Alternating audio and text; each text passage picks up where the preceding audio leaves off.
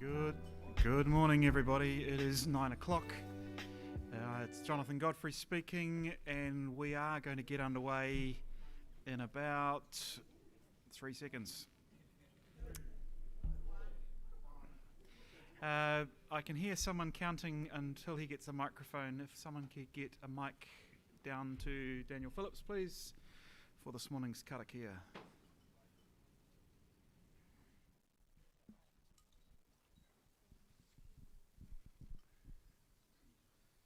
Good morning, people. Everybody close their eyes and think they're joining Doug while I say the prayer. You might get some feeling through it. Inoi tātou. E pā manaki e mai mātou I tēnei rā tūrua tēnei nā mātou.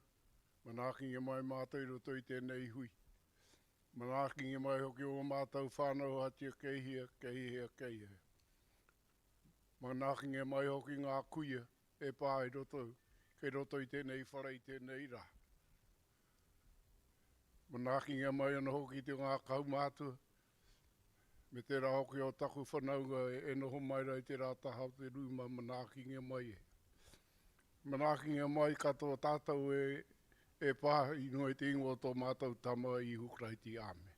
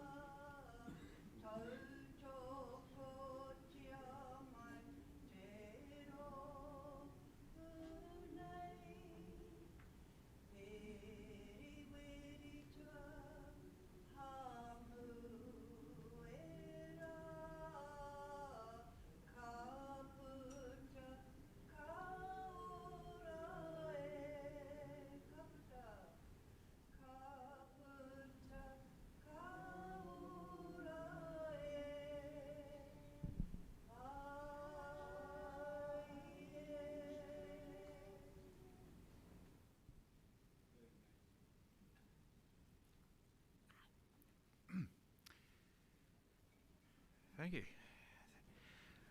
So it seems a few people are in good voice this morning, and I hope the rest of you are just waiting for your moment. We will start with our roll call, and just to throw a curveball, we might start with the people on Zoom to see if they're awake, because I know we're all in the room are nice and awake. So, how are we going to do the Zoom people today? Right, we're going to start With Lena Coleman. Lena Coleman, if you could introduce yourself, please.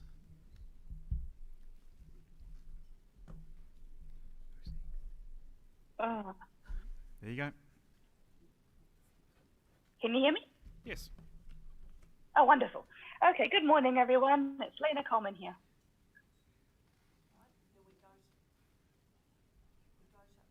Who was it? We go to RJ.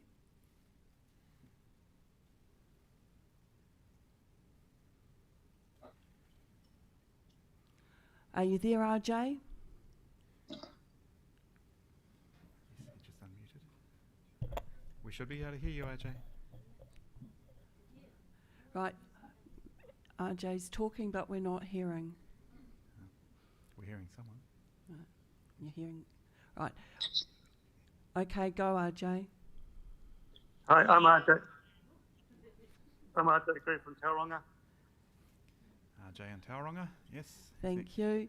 Right, now we will go to Vaughan Dodd.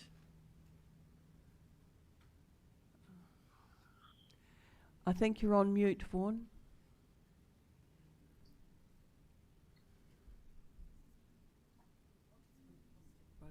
Sometimes seem to disguise the button. So good morning, everybody. Vaughan from Auckland. Thanks, Okay. Vaughan. Hang on, we're just waiting to get everybody back up on Oh, screen. Thanks, guys. All right, Alan Little.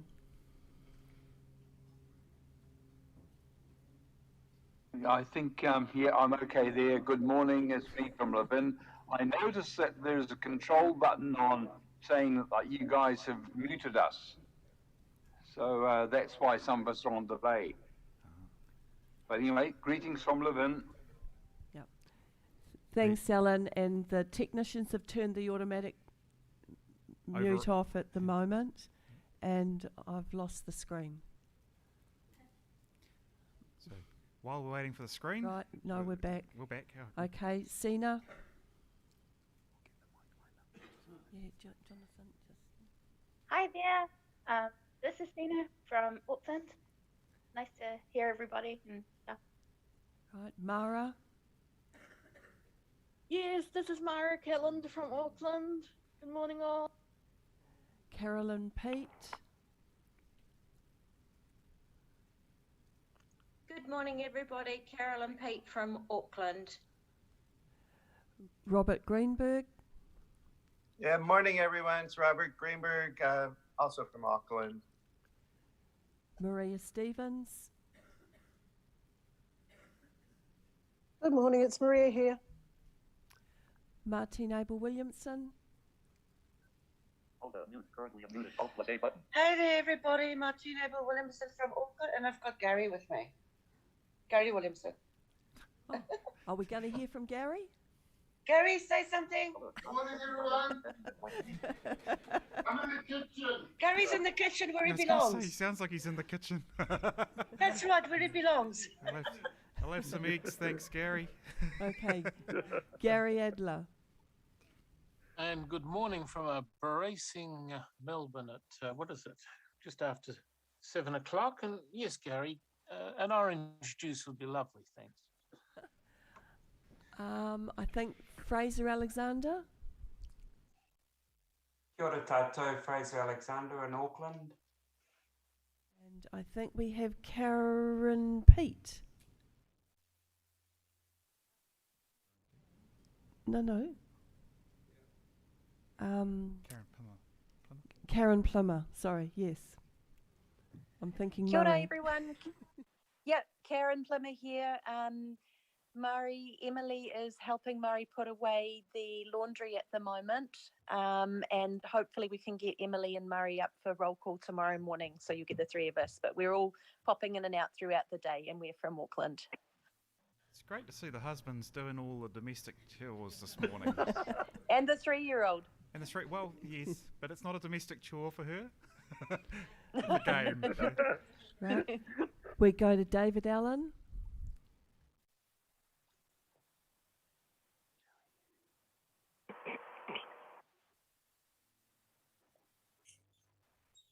Are you there, Dave?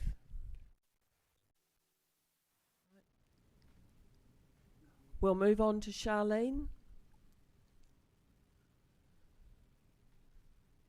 Charlene Tongalia from Auckland. Okay. Bill Hamlin. Yeah, good morning, everyone. From Wellington. Clive Lansink. Kia ora, everybody. Clive from Auckland, and hope we're all feeling good for today's work. Cheers. Catherine Stevenson. Hi everyone, it's Catherine here, also from Auckland. And by the way, some of the Zoom people, there's a huge echo which makes it really difficult to hear. Just letting you know. Oh, come on.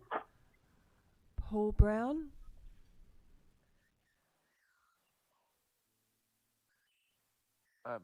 Can you hear me? No? Yes. Yes, Oh, we yes. can hear you, Paul. Oh, kia ora. Good morning, Paul Brown here, bright and breezy. Actually, much more breezy than I would normally be on a Saturday morning because I wasn't up drinking late with Martine Abel-Williamson last night.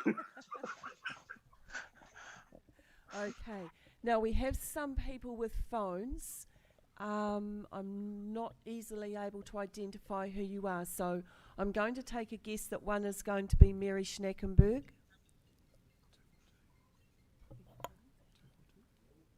Morena, everyone. Mary from Auckland.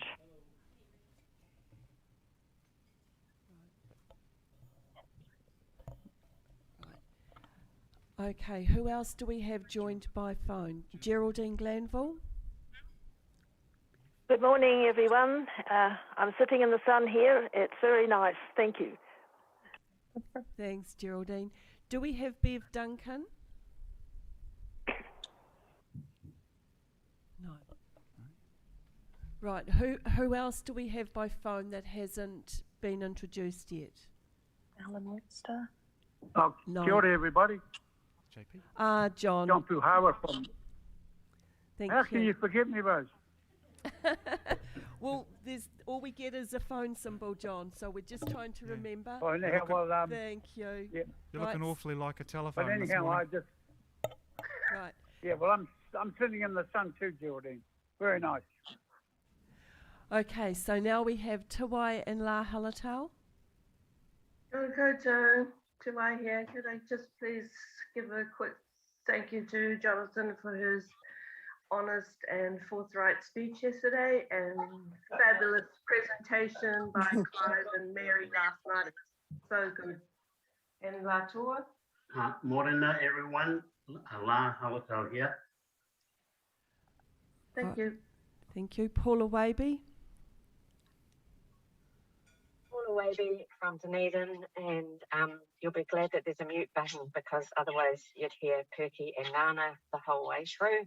And Dave is here, and he did try to answer on his owl braille, but it didn't seem to work. So, Dave, do you want to say hello? Good morning. Thank you, Dave. We Now- take it Perky and Nana are the chirpy birds? Yep, and the budgies. Right, thank you. They are Okay. coming through loud and clear. Don McKenzie.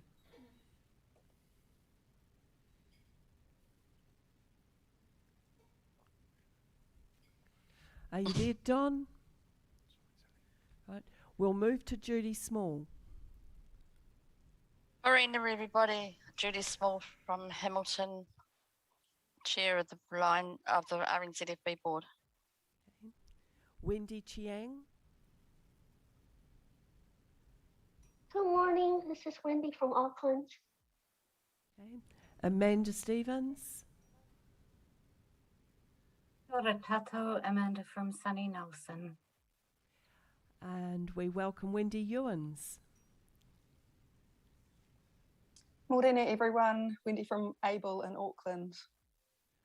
Right, who have we missed? Anyone online who's got a phone, if you can unmute yourself and just introduce yourself. Because we don't recognise your phone numbers by heart. I think we do have everybody, Jonathan. Okay.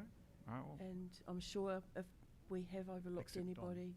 Yes, except Don, but John's disappeared off. Don's disappeared, right. So we'll get I'll Don let back you at know some point. when Don returns. We'll come to the room, please. Right. Microphone runners, do your stuff. Morena, Andrea Courtney from Southland. Morena, Kylie Maloney from Palmerston North. Good morning, everyone. George Taggart here from Wellington, sunny Wellington. Not in the room I'm sitting in. Alan Jones from Wellington. Kia ora, Carolyn Weston from Southland Branch. Tony Weston from Invercargill.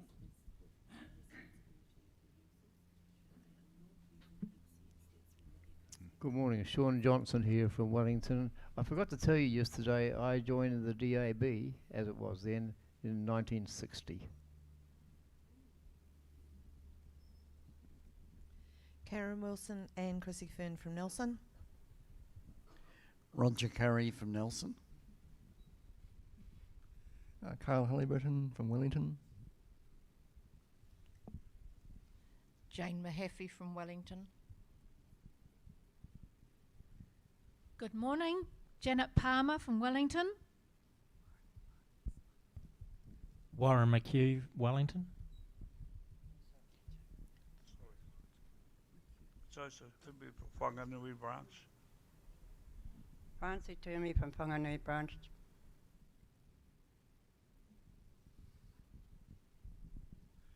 John Williams, Chair, Rotorua. Melanie Parker, also from Rotorua.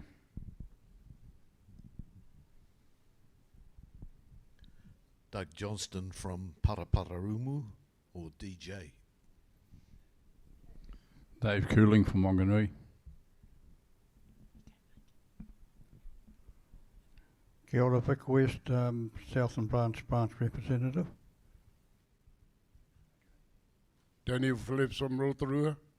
Morning, JP. Oh, morning, JP. Arate Phillips from Rotorua. Patrick Boyd from Wellington. Kia ora, Thomas Bryan from Wellington.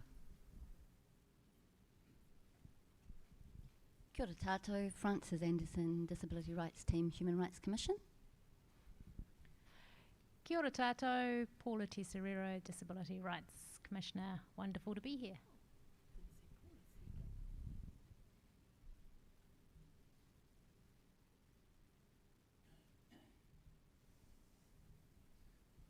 And Kevin Fisher with Vic West here from Christchurch. Georgia Osmond here from Masterton. Good morning, Putty here from Wellington National Office. Morena everyone, Rose Wilkinson, Blind Citizens New Zealand. Anyone else? I think that's it. Where's Peter? He will be brought in when we want to. He doesn't want to come in and wait. Oh, okay. Think we've got everyone. Does anyone feel left out? Okay. We have a video clip to play from the Minister, our Minister, Carmel Sepuloni, Minister for Disability Issues. Are we ready to do that? Oh, Don, before the Minister, would you like to get in before the Minister?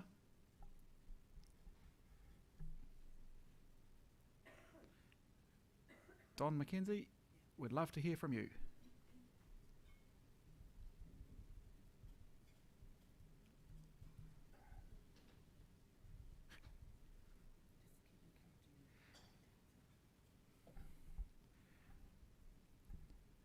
Don McKenzie, we have done everyone but you, and you're the only voice we would need to hear now, please.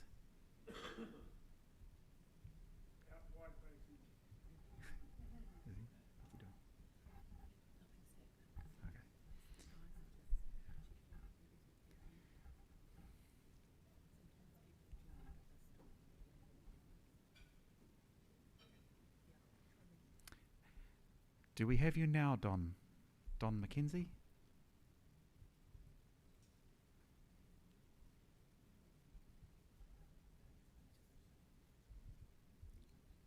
Perhaps he has a problem at his end. Yeah, we'll try and get Don after the Minister then. Let's roll the tape from the Minister then, please.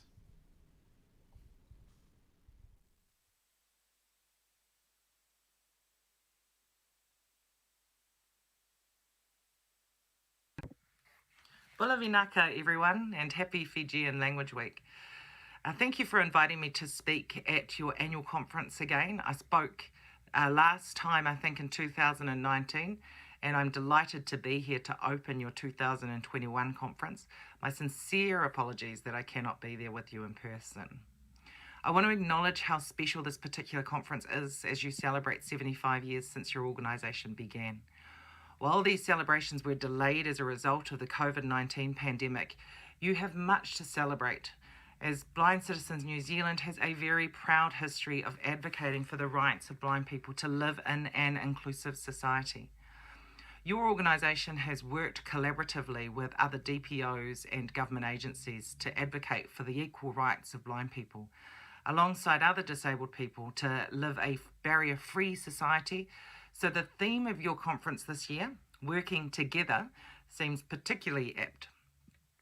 Blind Citizens New Zealand is one of, if not the oldest disabled persons organisation in Aotearoa, New Zealand.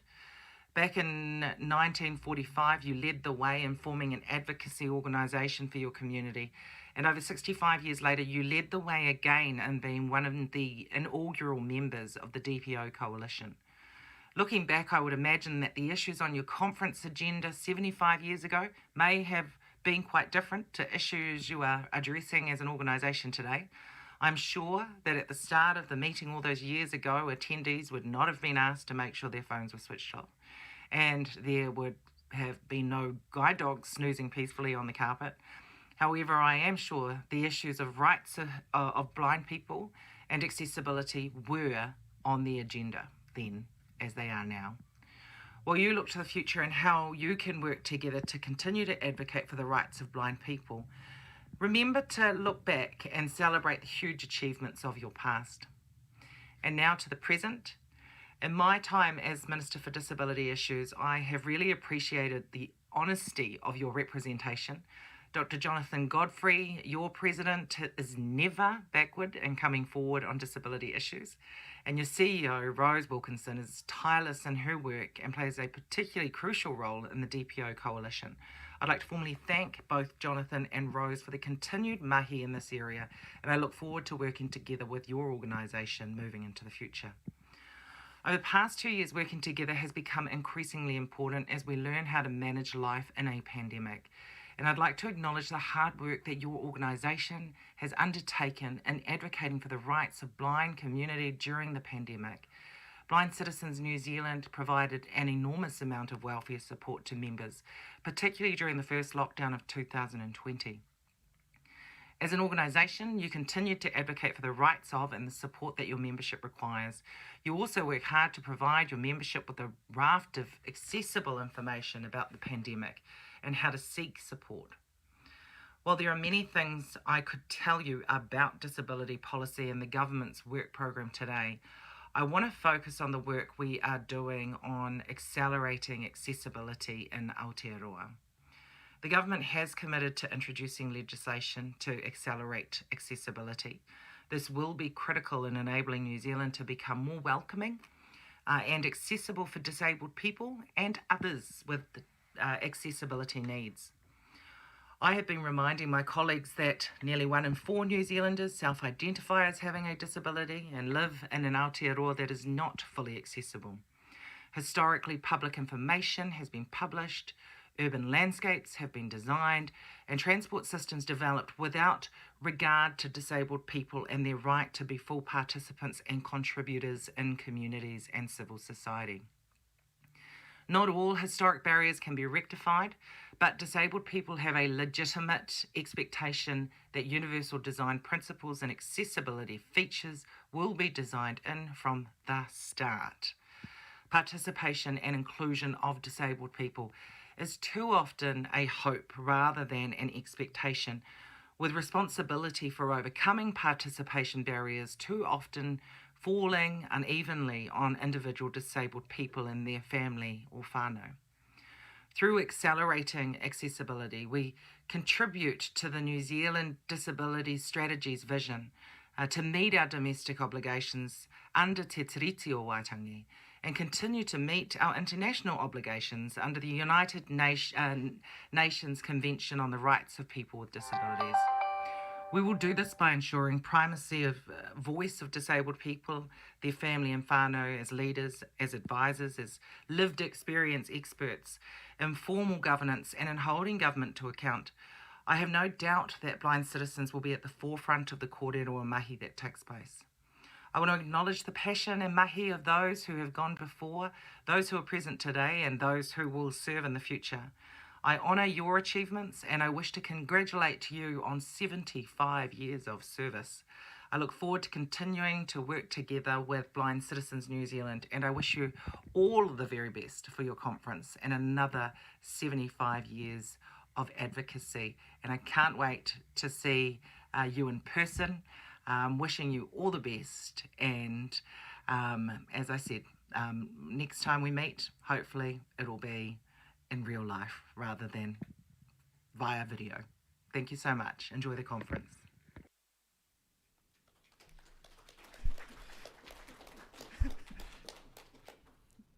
So I have to admit that while that was playing, I quickly checked it with Rose to see if she'd pulled a swift surprise on me, and she hadn't watched the video either. So yeah, some nice words in there. We have got some others that have missed the roll call that we might try and get hold of now. We believe we've got Don McKenzie lined up. Go, Don. Hello. Yes, we've got you, Don. Hallelujah. Hi. Yes, good morning and kia ora tātou. Welcome, good people. Do you want me to speak now with respect to the Minister's address? Go on then. It was hard enough to get you on. I want to take advantage. That's right. While I'm here. Minister, thank you very much for an extraordinarily well-crafted address. You're quite right. The Association of the Blind began in 1945, although the work for the blind began 130 years ago. So you're quite right. We're one of the oldest organisations working in the field of disability with a proud heritage. I have to say that we are also an innovative organisation, and we welcome the picture that is presented by the forthcoming access legislation to which we look forward with great interest. It looks very innovative. The approach to the access laws look very innovative, and we look forward to being able to achieve equal partnership, not only with the society in general, but also an equal partnership within the organisations that are there for our benefit, so that we are seen as ones who can contribute as much to society as anyone else. We thank you for giving your time and your interest to the whole cause of the well-being of people with disabilities, and we wish you well in your continuing role as Minister of Social Development. Thank you. Thank you, Don. We have two people in the room, I believe, to introduce, and has that got to them? Go ahead when you get the microphone, please. Kia ora, Pauline Mallam. Apologies for lateness. Good morning, Trevor Mallam. Late because of Pauline. Thanks. That's a bit rough. Does she not know the way around Wellington enough yet? There's one more on Zoom. Sophie? Kia ora koutou. Lovely to be here. Thank you so much for having me. I'm joining today from Able, and so we work to make media accessible. So yeah, honoured to be here. Thanks for having me. Thanks, Sophie. And we think that's it. Peter as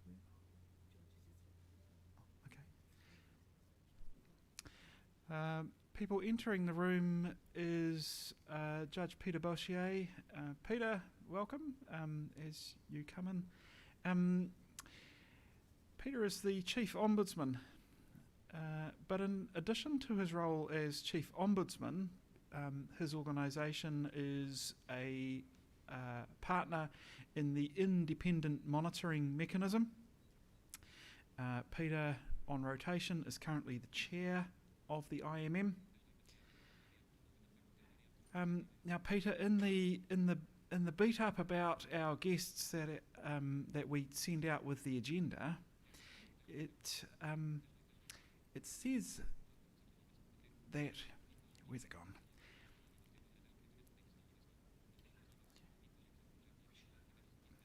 Peter epitomises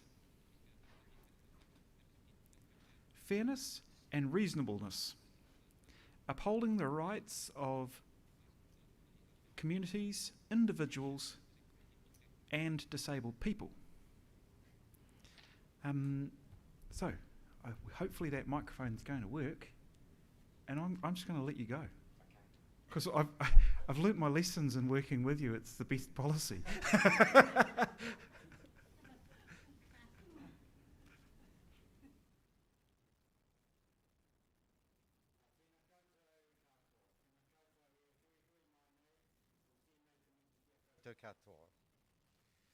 He pai kua tai mai nei ki konei mō tō tātou hui ki te mihi atu i te ata nei. Ka tuku nā mihi mahana no mātou no tari o te kaitiaki mana tangata ki Whanganui Atara. So a very warm welcome to you, and I bring you greetings from my Office of the Ombudsman in Wellington. What a beautiful day to be asked to speak to you at your conference. You may not believe this, but I've come here with my senior communications advisor, and we each rode our Vespa motorcycles, and we've been round the bays in the sunshine. Lucy says I must be the only ombudsman in the world that gets to work on a Vespa.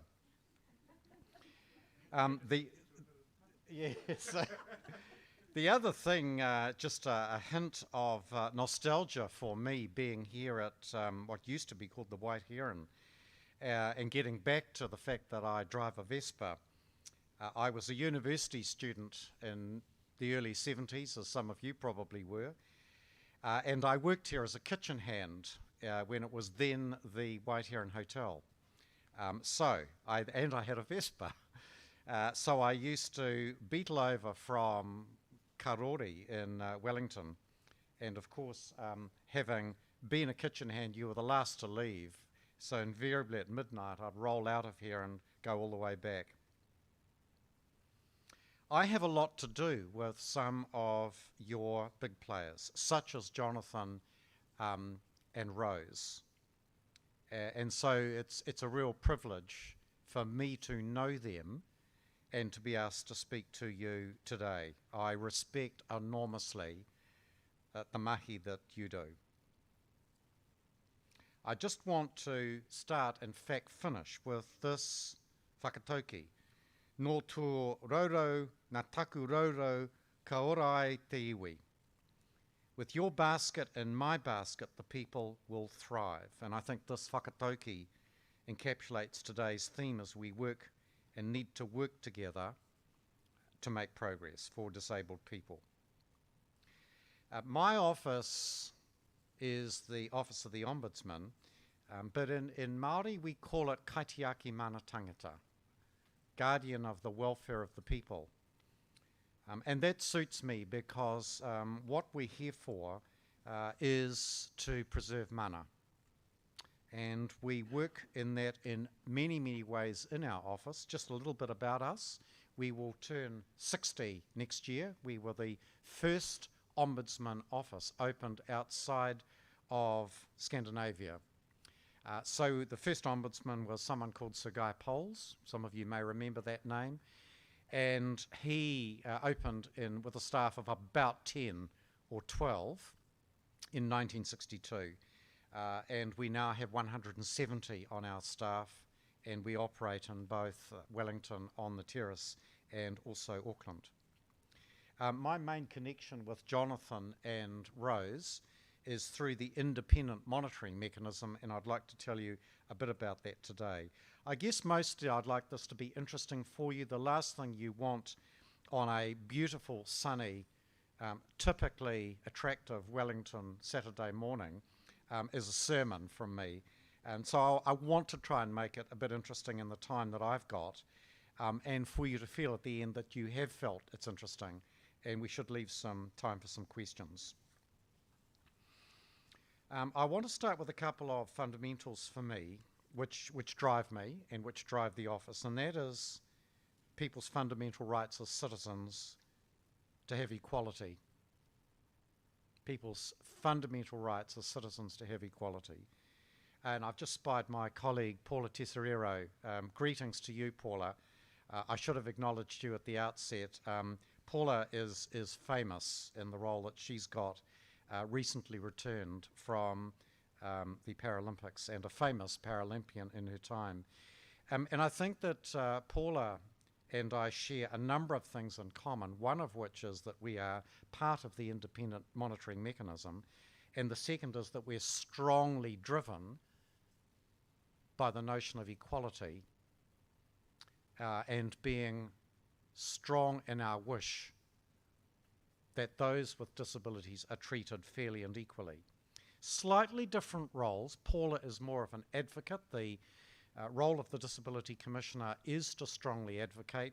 As an Ombudsman, I'm an Officer of Parliament, and I'm required to be neutral in just about everything, but you can get very close to expressing strong views if you can put it within a mandate. It's a really interesting job, the Ombudsman. I'm just interested to know, for those of you who'd be good enough, if you could put up your hand if you know something about the Ombudsman. Could I just get an indication how many of you know about the Ombudsman?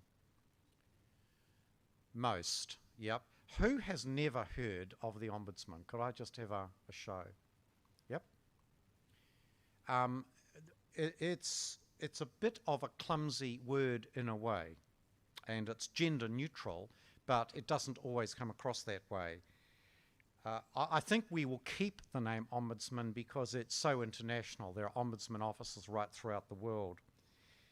What's happened over the years is that the successive parliaments have said to us, we'd like you to keep taking on more work. So we now have a huge, broad jurisdiction. What is that? Well, first of all, the Ombudsman Act, I do complaints and inquiries into agencies, government agencies. The Official Information Act is something some of you may have heard of. It's pretty popular, often used by journalists, but all sorts of people, to find out what the state's up to. Then something with a very long title, the Local Government Official Information and Meetings Act, LGOIMA we call it, and that's local government. Again, really popular. Sometimes local governments do things which really irritate people. And it could be just a neighbourly development that's going on in your neighbourhood, or it could be the local government failing to do something itself in the area of disabilities. More recently, we've taken on big monitoring and inspection roles in, first of all, aged care. So historically, we've been asked to monitor places of detention, and that is prisons and mental health units. So we've done those for a long, long time. The Human Rights Commission, and that's what Paula is part of, and us, had some research done and felt that those who had dementia and who were detained in aged care facilities also needed to be looked after, because they had no right to leave where they were and often no ready ability to talk to anyone. So we monitor now aged care facilities, just the part of aged care facilities which are the dementia units. More recently, we've been asked to monitor and inspect the MIQ facilities for quarantine and isolation.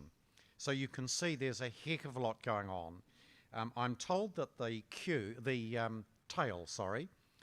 tail for the need for managed isolation and quarantine facilities will be about 5 years. So even with vaccination, we can expect the need for MIQ facilities to be with us for a long time.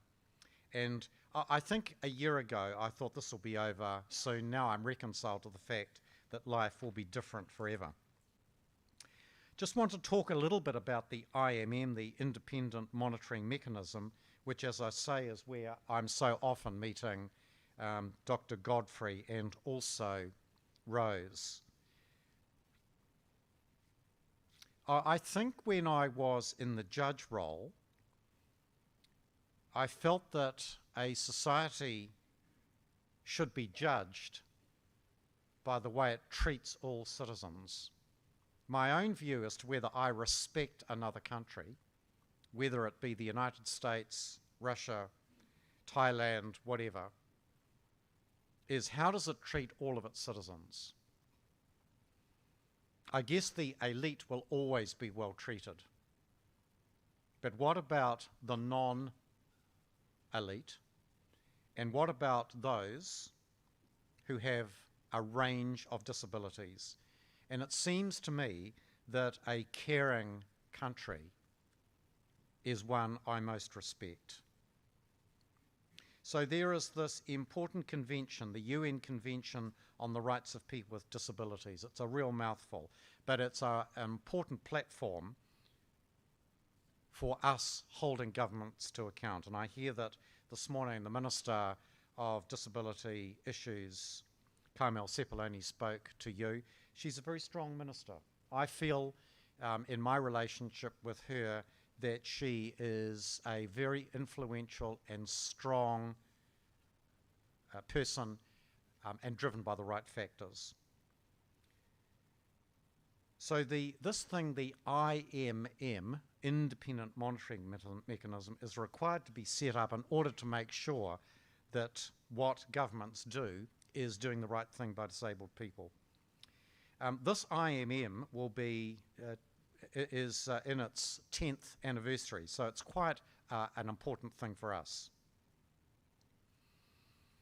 I think it's because of the IMM that my own insights have been changed hugely on the needs and rights of people with disabilities. I have to say, as a judge in the family court, I never had the exposure and the sensitivity that I should have had, on hindsight, to those with disabilities.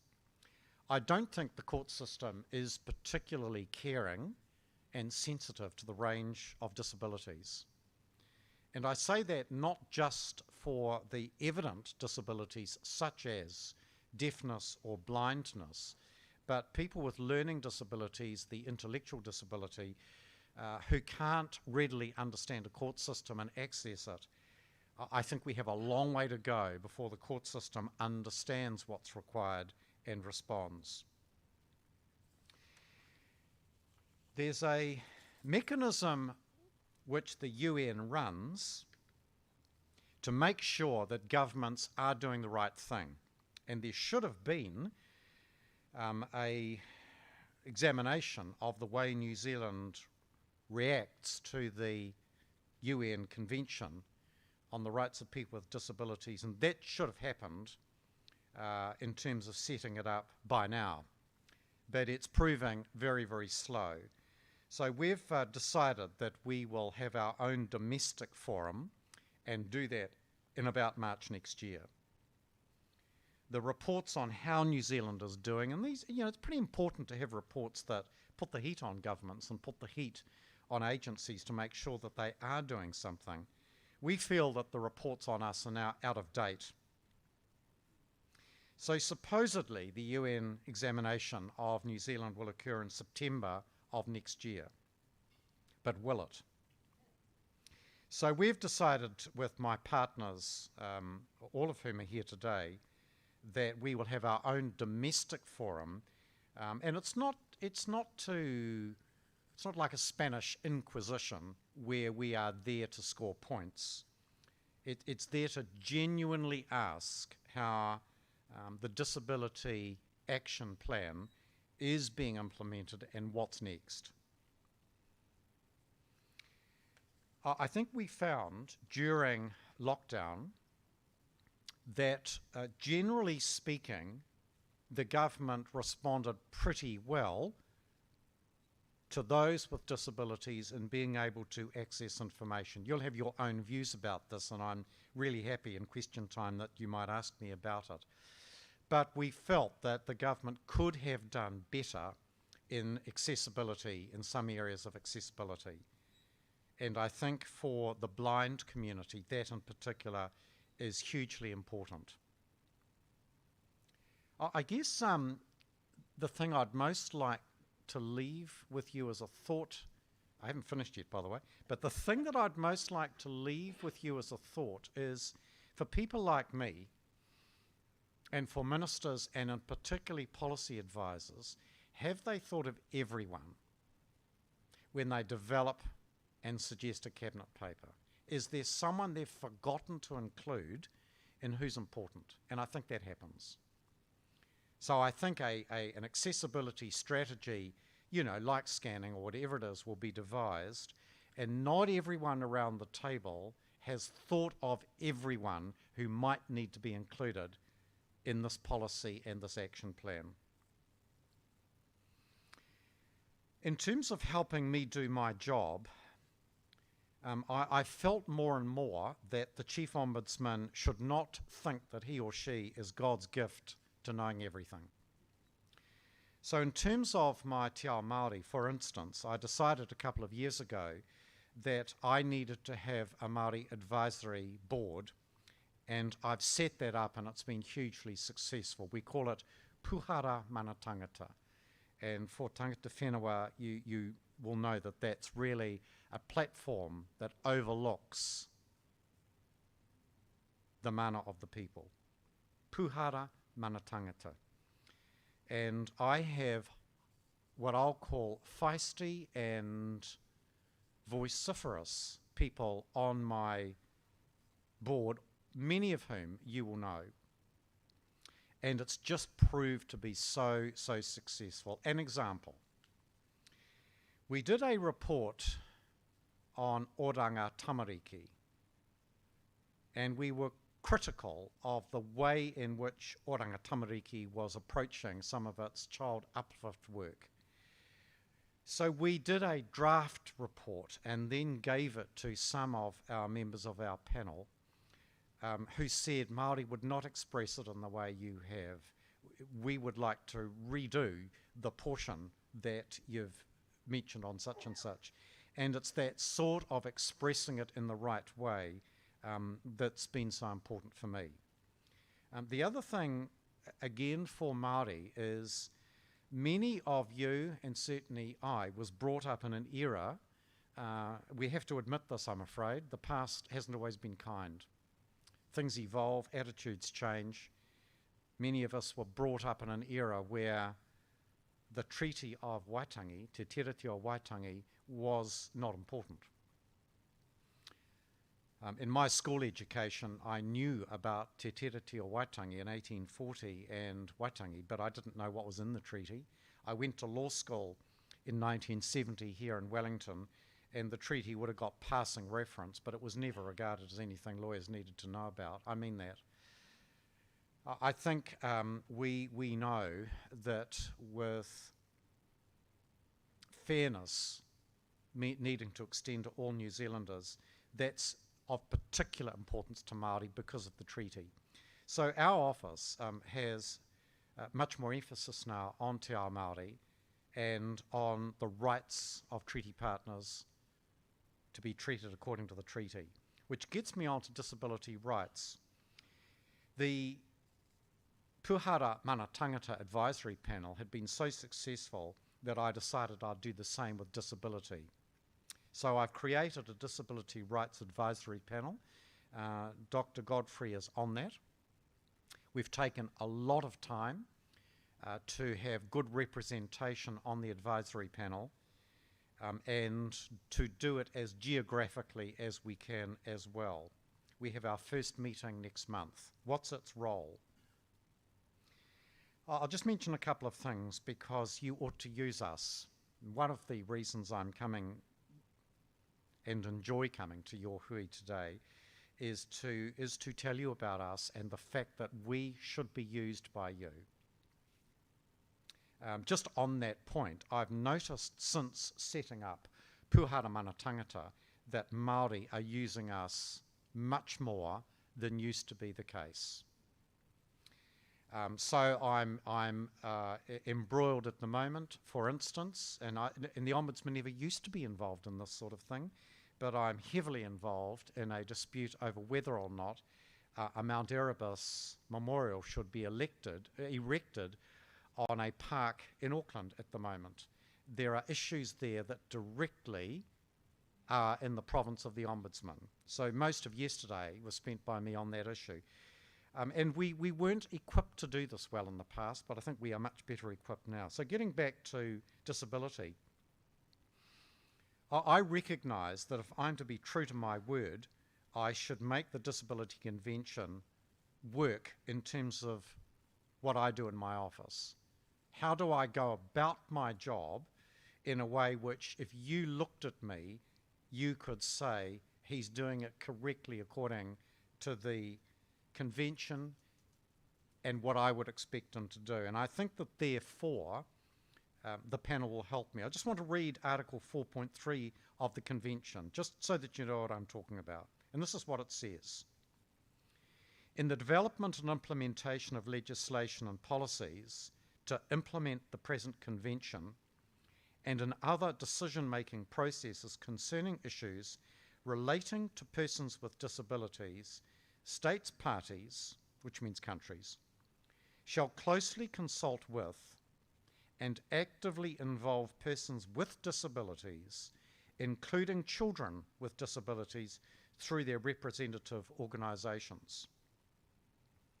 And I think that means me, in as much as I should require government agencies developing policy to make sure that they're true to their word.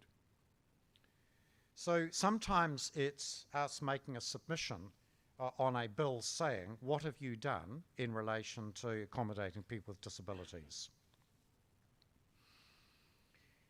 I look forward to the advisory panel having its first meeting, and at your next hui, I'll let you know how it's going. In terms of my own office, I've got to be true to my word. We have an office accessibility strategy and action plan.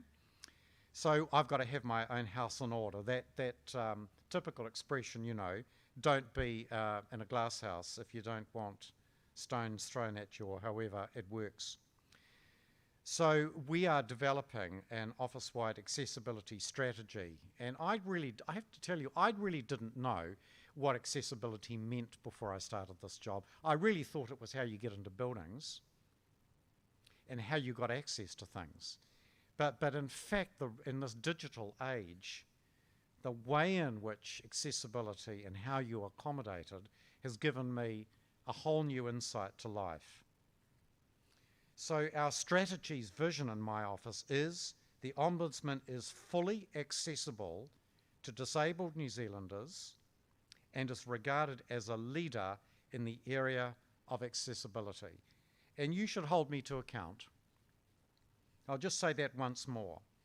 The Ombudsman is fully accessible to disabled New Zealanders and is regarded as a leader in the area of accessibility. So this is just a plethora of things in the work stream, such as improving our accessibility in our online presence, checking and rechecking the website to see that it's accessible, making sure the office guides we do for people that want to use us and want to know about us are available in a range of alternate formats, including accessible Word documents, audio, Braille, easy read, large print, and New Zealand Sign Language. I think we will get good information from the Disability Advisory Panel on work we do and in which it's said we haven't quite got there. And I think we'll be told that and we'll be better off for it. The work we do often involves investigations. And I just want to let you know a little bit about that. I could talk at length, but I won't do that. A lot of my job is me deciding that an area of New Zealand practice isn't working properly. And so I can initiate my own investigation into an area of New Zealand practice. It doesn't just need one of you to complain to me. I'm able to say myself, from what I'm seeing going on in the office, something's not right. I have another team that's my intelligence team. There's about 4 of them. Every day they are monitoring what's going on, including media complaints. And if, for instance, there are an increasing number of complaints about one agency, they tell me that. I will then begin discussing that with the chief executive of that agency, and if I'm still not getting the traction I want, I will investigate why it is that an agency isn't responding correctly. And the Ministry of Education is a good example where sometimes we find their accessibility is not up to scratch. Lately, we've concentrated a lot on New Zealanders with an intellectual disability. Sometimes the expression learning disability is a better one to use, but I needed to use the term intellectual disability to distinguish it from mental health disability. There's a huge difference in those two terms as used by the Mental Health Act. And we've investigated in 2 reports how the Ministry of Health has looked after people with intellectual disabilities. Really not well. I don't think the Ministry of Health has been a good steward for people with intellectual disabilities, some of whom have severe disabilities and have been through the court system. So just very, very briefly, in 2018, I knew of serious concerns about deaths occurring in relation to people with intellectual disabilities. And it was a bit like out of sight, out of mind. People in slightly curious living situations had died, and I didn't know that the Ministry of Health was even aware that some people had died who were in their oversight. So we produced a report in June 2020 called Off the Record, and we looked at the deaths of 108 people over a 2.5-year period, and we found that the Ministry of Health's record and knowing what was going on was, one word, woeful. So we've been critical of the Ministry of Health, and we have been critical, and the Director General knows this. I realise they're busy. We know that. But I just return to what I started off saying to you, and that is that the Ministry of Health is responsible for all New Zealanders, not just those who are interested in MIQ. That's part of their responsibility, and I acknowledge the burden, but that doesn't mean it can overlook those who it's also responsible for. Now, the second report I did is called Oversight, and that's a play on words because this was to do with facilities that exist, particularly for those, and there are about 220 New Zealanders at any given time, with disabilities of an intellectual nature so severe that they need to be accommodated.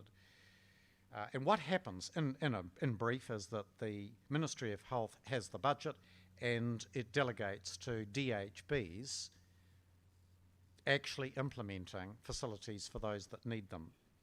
Well, it hasn't worked terribly well. A lot of facilities we looked at weren't doing a good job. The Ministry of Health wasn't checking and not auditing. They really just decided that the game could play according to its own rules. So again, we said you've got to get a grip. You are a steward, not just of the taxpayers' money, but of how people with intellectual disabilities are being cared for.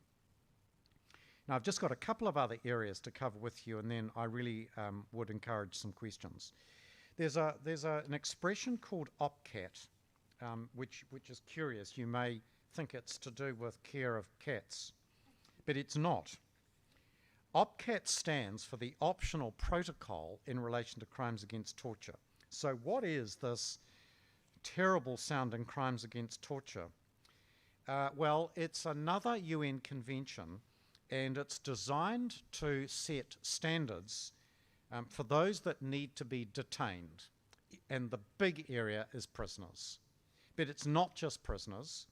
It's, as I said to you at the outset, also those who, in respect of whom mental health orders are made, and more recently those being held often 14 days or more in MIQ facilities and aged care.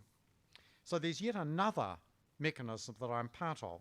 It's called the National Preventative Mechanism. National Preventative Mechanism, the NPM.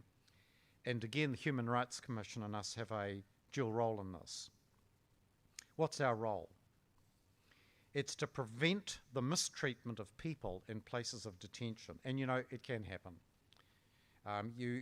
Those of you that follow media might have seen a terrible case in Auckland Women's Prison of pregnant women prisoners being handcuffed while they were giving birth. How did that happen? How does this happen in New Zealand in 2020? Another case where there was a person with a severe, am I doing for time okay? There's a person with a severe disability, and this person was self-harming, and it happens. Prisons have people with high needs. There's no question of that, and often quite violent. That's why they're there. This person was self-harming, scratching, and then I won't get into gory detail, but they were infecting their wounds. So they had to be looked after. And what prisons did is use tie-down beds so that the person couldn't self-harm. So at about 4 o'clock each day, with the change of shift, when one roster of prison officers was replaced by the next, and I saw the video, so what I'm saying to you is not just secondhand, I actually saw it. The prisoner with no clothes was bundled into a room by 6 burly prison officers, placed on a bed, a blanket put over the person, and then restraints put over the person's ankles, thighs, abdomen and hands.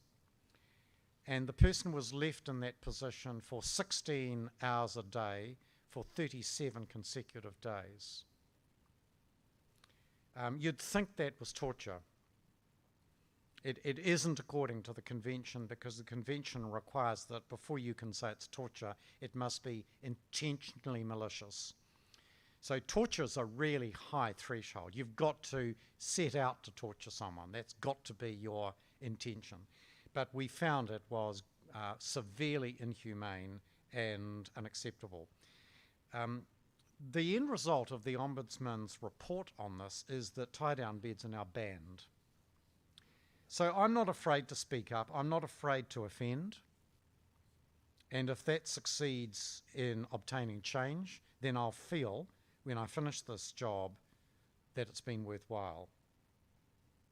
So we found last year during lockdown, we were really challenged. Should we insist on going into prisons? Should we insist on going into aged care facilities? What if we took COVID-19 in? What if we brought it out? How much would I be criticised? What if we didn't do it at all and we simply said, can't do it? We'll leave you to it. Again, I didn't feel that would work. How could I leave prisoners with no oversight whatsoever for as long as it was going to take? And we found in aged care facilities, a lot of families were really upset that they did not really know what was going on with loved ones in aged care facilities. So we got there after a lot of debate, negotiation. We were given essential status, and we were able to go into prisons with full PPE gear and so on. And I feel that was important and well worthwhile. Why? It's just good, I think, that agencies know that we are there and we are holding a mirror up and shining a light when they might not necessarily expect us to. I want to just move towards a conclusion and talk about what I'll call an ever-changing landscape. In all areas of our work, the landscape's rapidly changing. Technologically, socially, sociologically, there is change occurring at pace.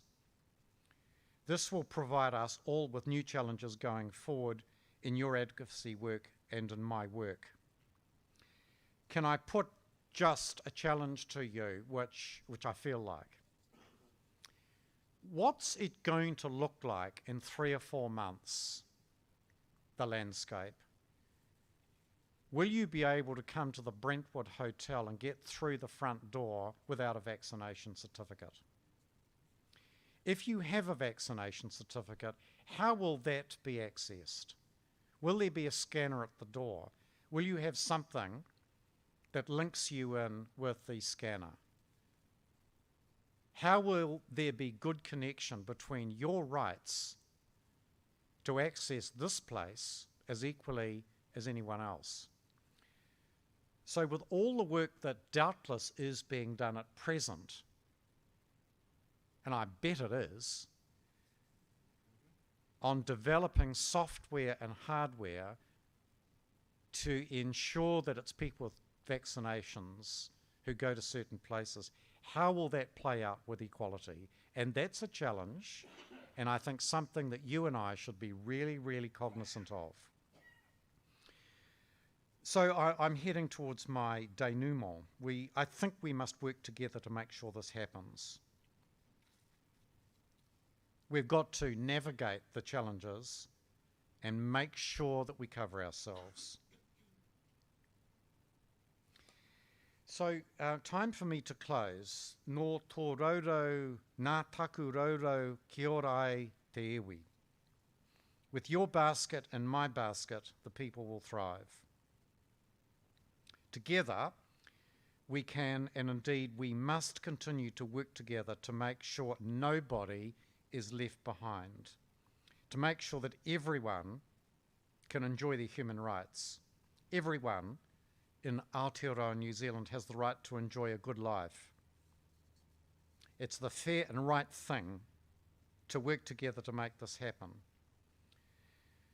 So we have a good working relationship with government, but do not misread me. We need to hold government and ministers to account to make sure they're implementing the Disability Convention and to make rights real for disabled New Zealanders. We need to ensure your voices are heard. I want us to not just be critical. We are achieving, I think, a lot. When I look back, we've achieved so much in the 6 years that I've been the Chief Ombudsman. So, Rose, Jonathan, and all of your colleagues here today, I look forward to the relationship continuing. I look forward to it developing. I look forward to the Disability Advisory Panel becoming real and helping me do my job better.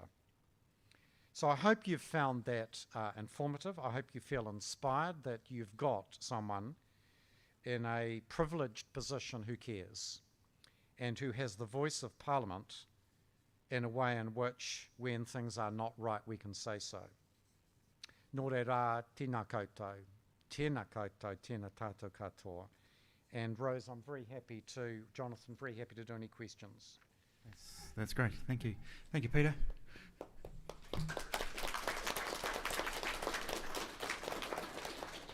So if people in the room can raise your hands, and on Zoom likewise.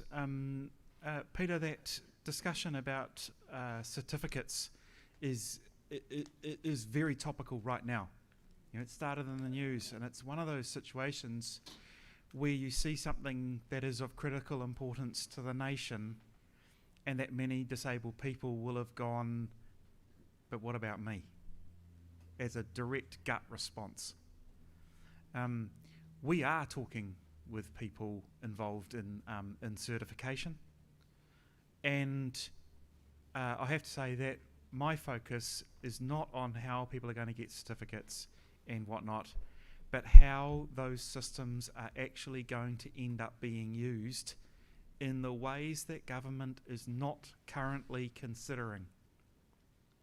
Like, will the Brentwood be in a position at some point down the track to say, no vax, no stay? Will Bunnings, no vax, no custom? Your supermarket, don't you come super spreading in here, and so on and so on.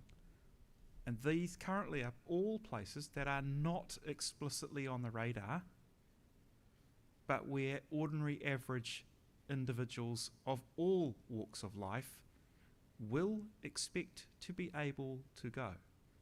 Not just the big rock concerts in December next year where you've got to have a certificate to buy your ticket. I mean, not everyone wants to go to Guns N' Roses. Not everyone wants to go to the All Blacks or could afford it. But everyone will expect to be able to go to the supermarket. Everyone will expect, well, if they want to go to Bunnings, to go to Bunnings. There are enough hands come up, we think. Really? Ready for a start? Yeah? Well, So who we got? I'll just respond to Jonathan briefly and happily take questions. I agree with you, Jonathan, and it won't surprise you to know that as the Chief Ombudsman and as an employer of 170 people, we're in the thick ourselves of working out our own policy and how it will work. Thanks, Lucy. So these are big issues, and I do think that, thank you very much, I do think with the greater ability we've got now to connect, and e.g. through Zoom and other methods, I do think we can have discussions on these issues in a way that didn't always happen before. So I think you've hit the nail on the head. These are going to be one of the most interesting and important times of our life. Now, I'm happy to do questions. We've got a speaking order. Right, While you've okay. done that, I know who's in the speaking order. Okay, you're very clever. Well, we've done this before. Yeah, you're very... So we're going to go to Doug first, and then we're coming to you, Vaughan, second. Thank you very much indeed for your address. If I have been to my local MP, and I've been to the Director General of Health, and I've been to the Minister of Health, and I've been to the DHB, where do you fit in line? Are you one of last resort, or do I have to make a formal complaint to the DHB? Good question, Doug. Often we ask people to have made their concern clear to the agency first. So generally speaking, now let's first of all say that all of the agencies that you've covered are under my jurisdiction apart from a minister. So the Ombudsman has no power over a member of the executive, but the Ombudsman has power, or to use the legal word jurisdiction, over a DHB and also a government agency. If someone is unhappy about an action of that agency, we expect them to have tried to raise it and resolve it with the agency first, then a complaint's made to us. At the risk of going on, what we've tried to do is make accessing us easier. Possibly not quite there yet, but the easy answer to your question is, if you came to us, we triage it, we look to see whether it's something we can deal with, we look to see what's happened, we then decide whether we're in a position to straight away start work on it, or whether there's a further step to be undertaken first. Does that answer your question, Doug? Thank you. We're going to Vaughan online. Thank you. Just to declare to everyone that I work in the Office for Disability Issues, so I'm pretty sure Brian is there. And hi, Pauline. Thank you, Peter, for the conversation this morning. I've observed a divide in the policy system, and perhaps it's my naivety, but I wish I knew how to solve it. And the divide is that there are people with very good intentions, and so professionally, in government speak, I am asking the question, well, hey, what about me? What about us? Because often the documents that are prepared for cabinet and other parts of the government system don't adequately reflect a disability perspective in their population impact statements. And when you draw that out to people, it's rare that there is defensiveness, or it is rare that there is blatant hostility.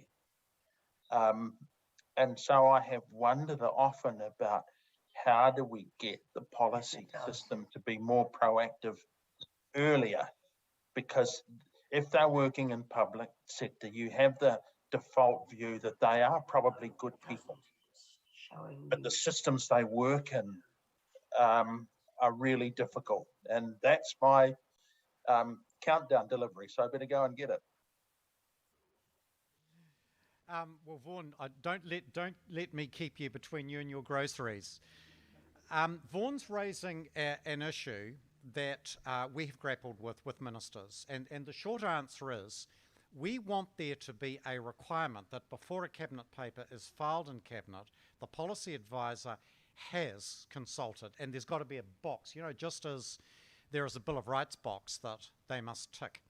We want there to be an explanation of what's occurred to discuss the issue of effect on the disability community and what the outcome of that is. So the brief answer to Vaughan's point, is I accept his point that there is sometimes good intention, but it slips through. And I think that you try and deal with that by having a requirement that it cannot go to cabinet and cannot be tabled until that aspect of the policy and cabinet paper has been addressed. So that's my short answer, but it's actually a really important point. We have George next, and then we're coming to Carolyn. And while George is speaking, if you can raise your hands if you want to be added to the list, please. Yeah, I really enjoyed your address, and I think I'm about the oldest person in the room here, and so I've got a long memory, and what Vaughan was saying reminded me of that old saying about the road to hell is paved with good intentions. And I wonder whether the certificate of vaccination is the beginnings of a kind of an identity card.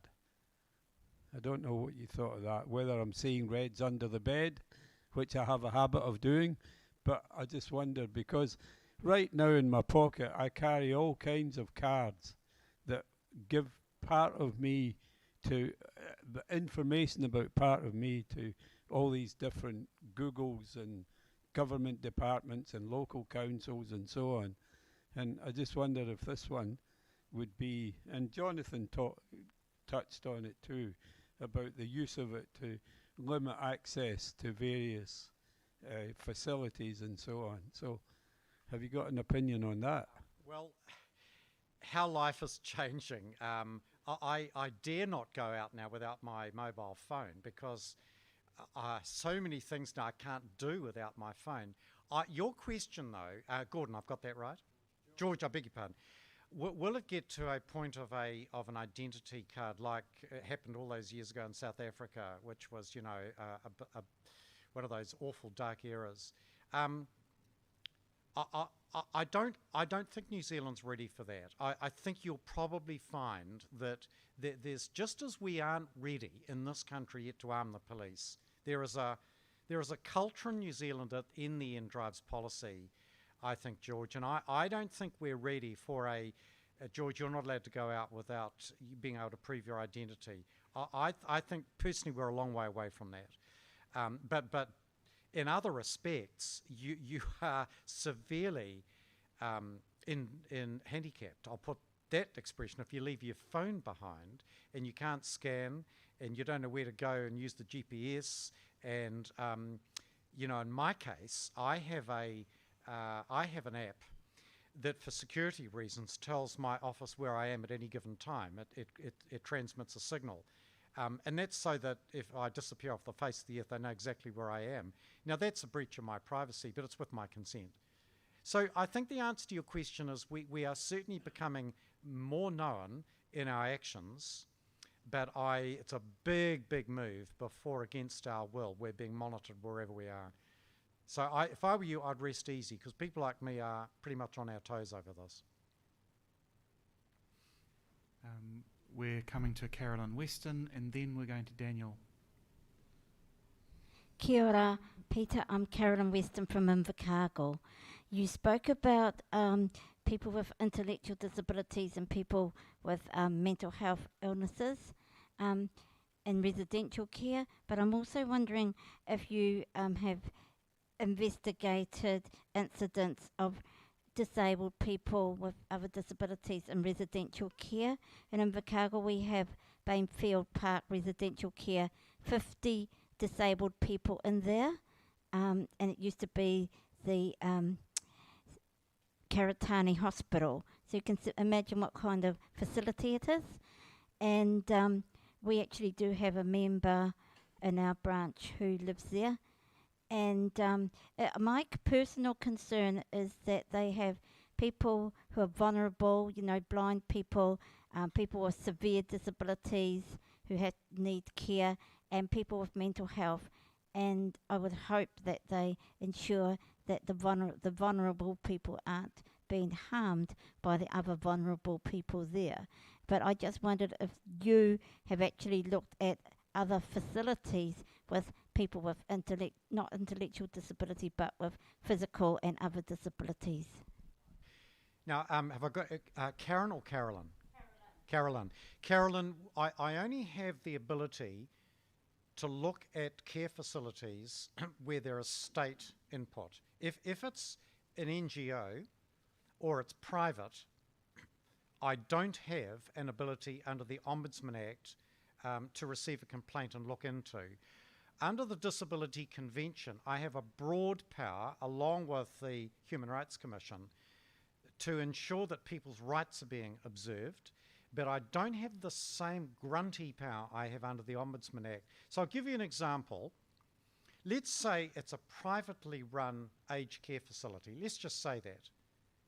Like Bupa or Somerset. I have no jurisdiction.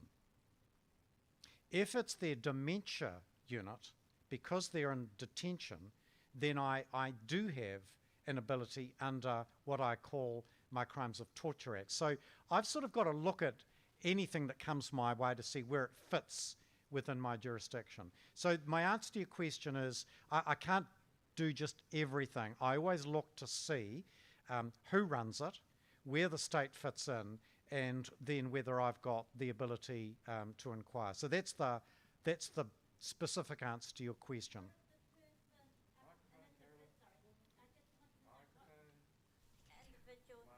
Yeah, sorry. What if the individual has had the family's got a court order for that individual to be in residential care? It is still depends on who's running the residential care. I you mentioned the court order thing. I used to make those court orders in my past life, for better or for worse. But it depends who the recipient is of the court order, and if it's a privately run facility, I don't have jurisdiction. So I'm not saying whether I should or I shouldn't. I'm just being honest with you, and that's where it ends up. Yeah. We're going to Daniel, who is the last speaker, and then the microphone needs to come to Sean, please. So Daniel. Good morning, sir. It's not working yet, Daniel. Thank you. I have a specific question. I was born with retinitis pigmentosa, and a disease that robs you of sight slowly. If you last 90 years, you'll have it for 90 years. And when I was in the world, I did all sorts of things. I didn't know I had a disability till I joined the Foundation of the Blind. And when I got there, and when I left the office, they say, "Welcome to the world of the disabled." And you see, I've heard a lot about disabilities, disabled people today, but I haven't heard much talk about specifically blind needs. I've got a nap too. She's sitting here, she's got 2 eyes, 2 ears, but I can't download her, you see, and I can't replace her. Well, I can, but I don't want to. And every time we go to the supermarket, they say to me, "You have to sign in, sir." And I said, "Oh, yeah." And I'm standing there with my blind indicator. And I'm standing there and I'm lost. how about I talk about specifically blind needs rather than disabled needs? I brought up a daughter of mine that was born placenta preview, and she had serious disabilities. And there was nothing for her, but I learned how to fight for me, doing it for her. She was born in 1974 and died in 1997. Thank you. Daniel, I would want to start off by saying that most of my interaction is probably with the blind community. Most of the work I've done is probably working in accessibility to ensure that it's the blind community that has better access to us and better access to information. So in my talk today, I probably talked generally about our work with disabilities, but if you were to analyse where most of my time goes, it's probably with the blind community. Secondly, what you've described in the supermarket is a breach of the convention.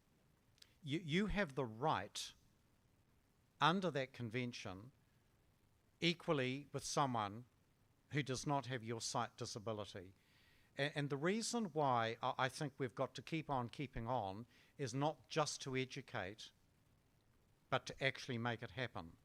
So I don't have ombudsmen to get onto this business of jurisdiction. I can't go to the supermarket as chief ombudsman as I can to a government agency and require, but I can, along with my independent monitoring mechanism colleagues, raise issues with the community in that way and would do so. And I think it's by you articulating this that we're better informed and we actually do something. So please have some trust and some optimism that it's not just words, but it can be action. Thank you. Sean, I believe you're ready.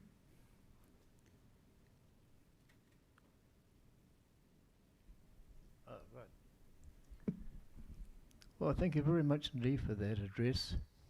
You reminded me of a few things you had the last time you spoke here. You had a short history of your business within this hotel, and you reminded me that my student days also, which go back to 1962, my partner rode around on a Vespa and was very good to take me with her too. It's a very good, and it was a strange thing. I could hear that Vespa all over Auckland. It was peculiar. The sound was peculiar to her. So it was a great machine. Anyway, you have done so much and achieved so much with a crew where when Sir Guy Poles had the job as ombudsman when it started in '62, I remember that very well, and we wondered what an ombudsman was going to do. He had to deal with the stroppy government of those times, but and now you have a huge office. And you seem to be, to me, observing everything in a great understanding way, and to be able to communicate what you see to other people who need to be seen and understood. And I think you've given us your office, and you have given us so much more confidence in just what you do. And I'd like to thank you very much, and just to thank you for coming to speak to us and helping us to understand more about things.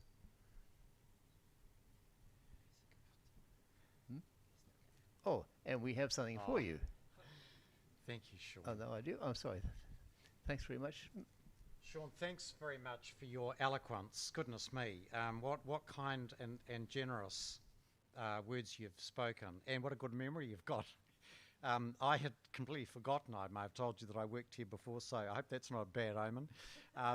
But Sean, thank you very much, and I've thoroughly enjoyed being here. Thank you for noticing what we do and saying so. That does mean a lot, and I hope that we can continue to do it even better and better. So thanks very much for hosting me. Thank you for your questions. It's been lovely to be here, and all the very best for the rest of your conference.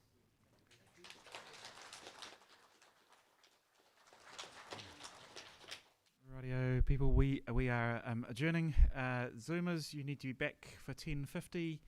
People in the room, you don't get to go anywhere except maybe where you need to go, as it were. Tea will come to you. Thank you.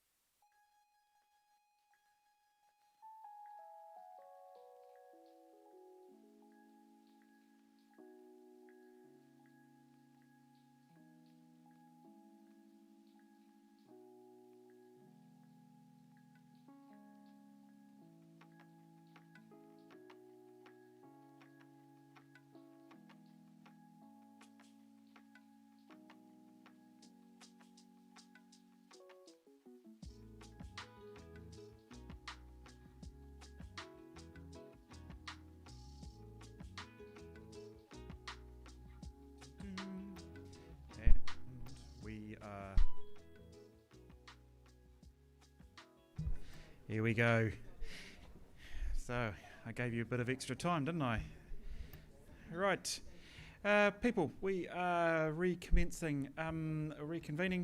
A couple of people online I need to check in with. Ending in 127 we think is John Puhara. JP, your hand was up and we're not sure if you wanted to ask or say something. Can you come and tell us, please?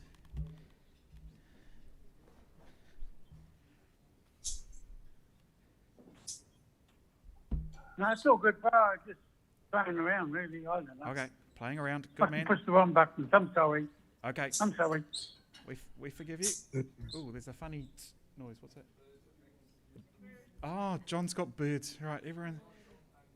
Someone's got birds that are coming through. Without naming anyone individual, it might be a chocolate bar, good for small children. Right. Geraldine, you're on a, I was going to say a lifeline, a landline. Can you check in with us, please? There's still a budgie. In fact, the budgies are louder now than me? I can. Geraldine, you have a rather elephantine memory, is how some people think of you. And there are lots of elements in this organisation's history that you have been a part of, and you wrote a book, and you get recognised by Greg Newbold in Equity and Governance. Is there a moment that you, and I'm putting you on the spot, I understand, is there a moment that you would like to share with us as sort of your favourite moment from the last 25 years?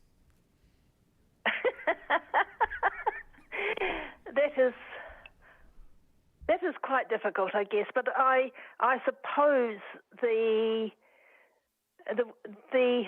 work I was involved with, both on the Foundation's board and with blind citizens at the same time, those sort of 7 years were the highlight of what I've done anyway in the last 25 years.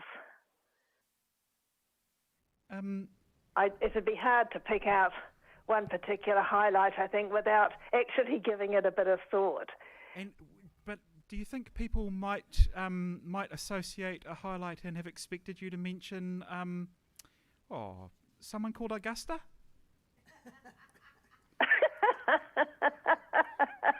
Well, I think that, I don't know, that was a highlight. I think it was probably a low light, but yes, I did. I was responsible, I think, for actually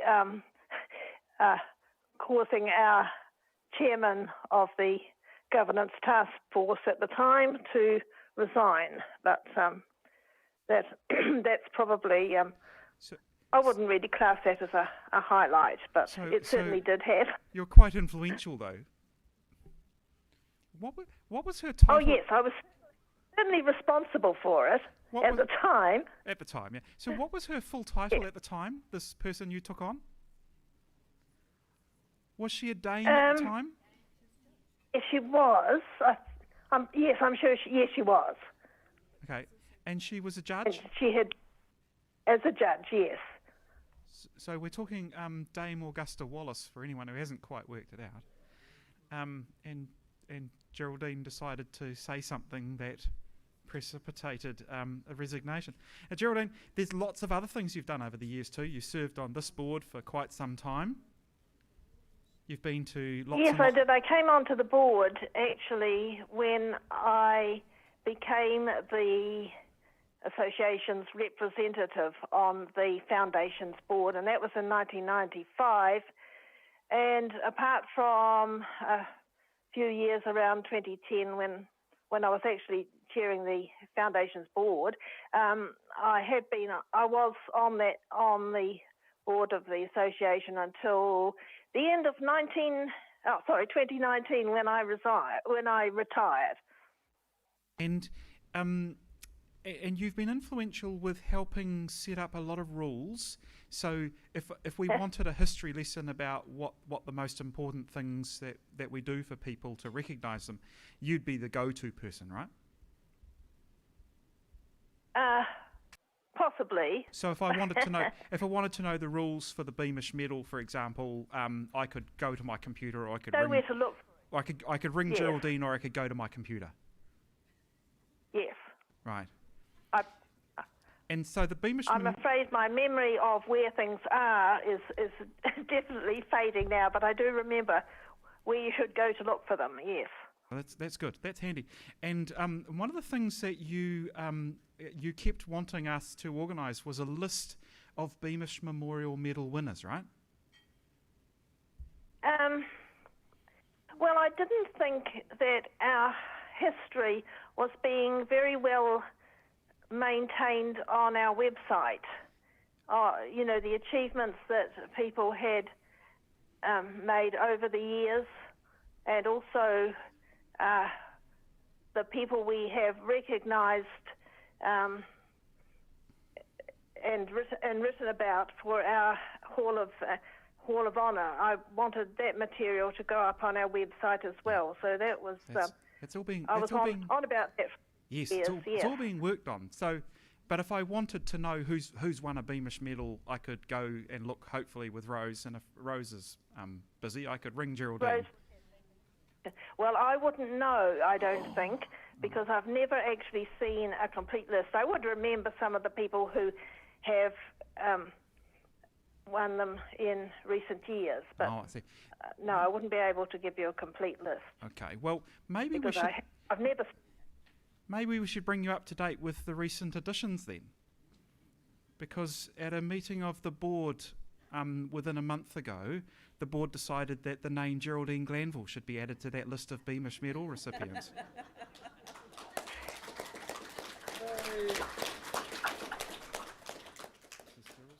Well, thank you very much. I certainly didn't expect that. I wish I could have been down there, perhaps, to receive it, but never mind. This is certainly, a wonderful honour. Thank you. Thank you, Geraldine. Now, I have to say, people, we don't actually have Geraldine's medal, but in my hand, I've got Cyril White's medal. This has been hanging in our office for 37 years.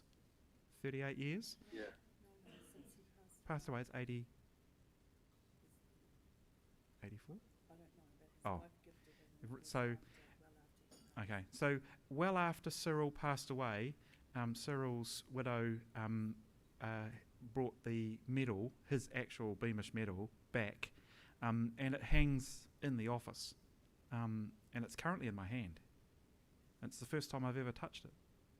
It's pretty cool. I should sanitize. I've been told to wash my hands. I'm not washing the Cyril White dirt off my hands. I'm keeping the Cyril White medal special. Thank you, Geraldine. We are going to move now to our next presenter. Paula Tesserero, you are where? Paula's just coming up. So, Paula, you've already been given heaps of introductions by... I have to tell you, Peter's not in the room anymore, is he? No. So, one of the things that happens is that every time Peter and I end up in the room together and one of us starts talking and gets in first, the other one has to madly adapt their speech because we steal things off each other. And he's done it again. All right, so does everyone remember what Peter said about Paula? Because it's all true, and I had it all written down. Paralympian Disability Rights Commissioner, advocate, HRC, part of the IMM.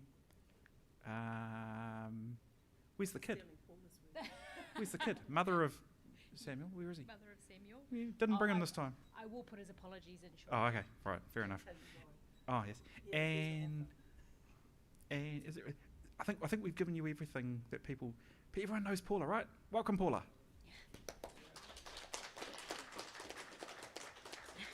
Thanks, Jonathan. E ngā mana, e ngā rei rau rangatira mā, tēnā koutou katoa, ko Paula Tesserero, tōku ingoa. As you know, I'm the Disability Rights Commissioner, and it's wonderful to be here at, gosh, I think this is probably the fourth one of your annual hui's I think I've been at. And as Jonathan sort of alluded to, you might recall that often my now 9-year-old son has usually accompanied me to these Saturday meetings. But this year he had a difficult choice. It was come to a meeting for a few hours with mum or go mountain biking and do paintball with dad. So it was a difficult choice for the little guy, but so he sends his apologies. So he's got the choices of listening to mum or shooting dad. That's right. Later, mum. In all seriousness, thank you for the opportunity to be back here today, and I'm conscious that there are many online who are joining us, so thank you to everyone. I've specifically focused this morning, I hope, if this goes according to plan, on making a few key points in this speech and then allowing sufficient time for questions. It's really special to be part of your celebration of 75 years. Not only have you survived those 75 years, but in fact you're an organisation that's thrived, which is a real testament to the dedication of your staff and board, past and present. In my time, it's been Jonathan and Rose at the helm of the organisation, so I thank you both for your ongoing commitment to working together with my office, as part of the IMM, as part of the DPO coalition, within our broader disability community, and also with government agencies. Although he's not here anymore, I will obviously acknowledge Peter Boshier as one of our IMM partners, and can I also acknowledge, because I don't think she was here with the roll call earlier, Anne Hawker from MSD. Also just want to acknowledge Francis from my office, and also Martine, who I think is online. As you know, Martine joined the Human Rights Commission this year as one of our staff members, and it's just been wonderful to have her contribution to the work of the Commission. Adapting and evolving over time means your organisation remains connected to the constituency of people that you and I also serve, and you're still in touch with the issues faced by the blind and low vision and deaf-blind community. There will be thousands upon thousands of people's lives Blind Citizens New Zealand has supported and enriched over those 75 years. So you should be incredibly proud, as I am, of your mahi and what it's achieved for all those for whom we aspire to lead a great life. I think many organisations, such as yours, face a multitude of challenges in our increasingly complex and fast-changing world. Aotearoa has experienced a particularly tumultuous and difficult decade, from the Canterbury earthquakes, the Christchurch mosque attacks, COVID-19, and now the Delta variant. Lives have been turned upside down. Many of us have struggled. It's been tough on most of us, but more so for Māori, Pacific, and disabled people. This clearly puts strains on organisations like yours, and I'm not sure we often acknowledge that. So I want to do that now and pay my respect and thanks for all the work that you do as a DPO to remain connected to the issues and support advocacy at the highest levels within government. This audience will know that under relatively normal circumstances, our ableist world can be taxing.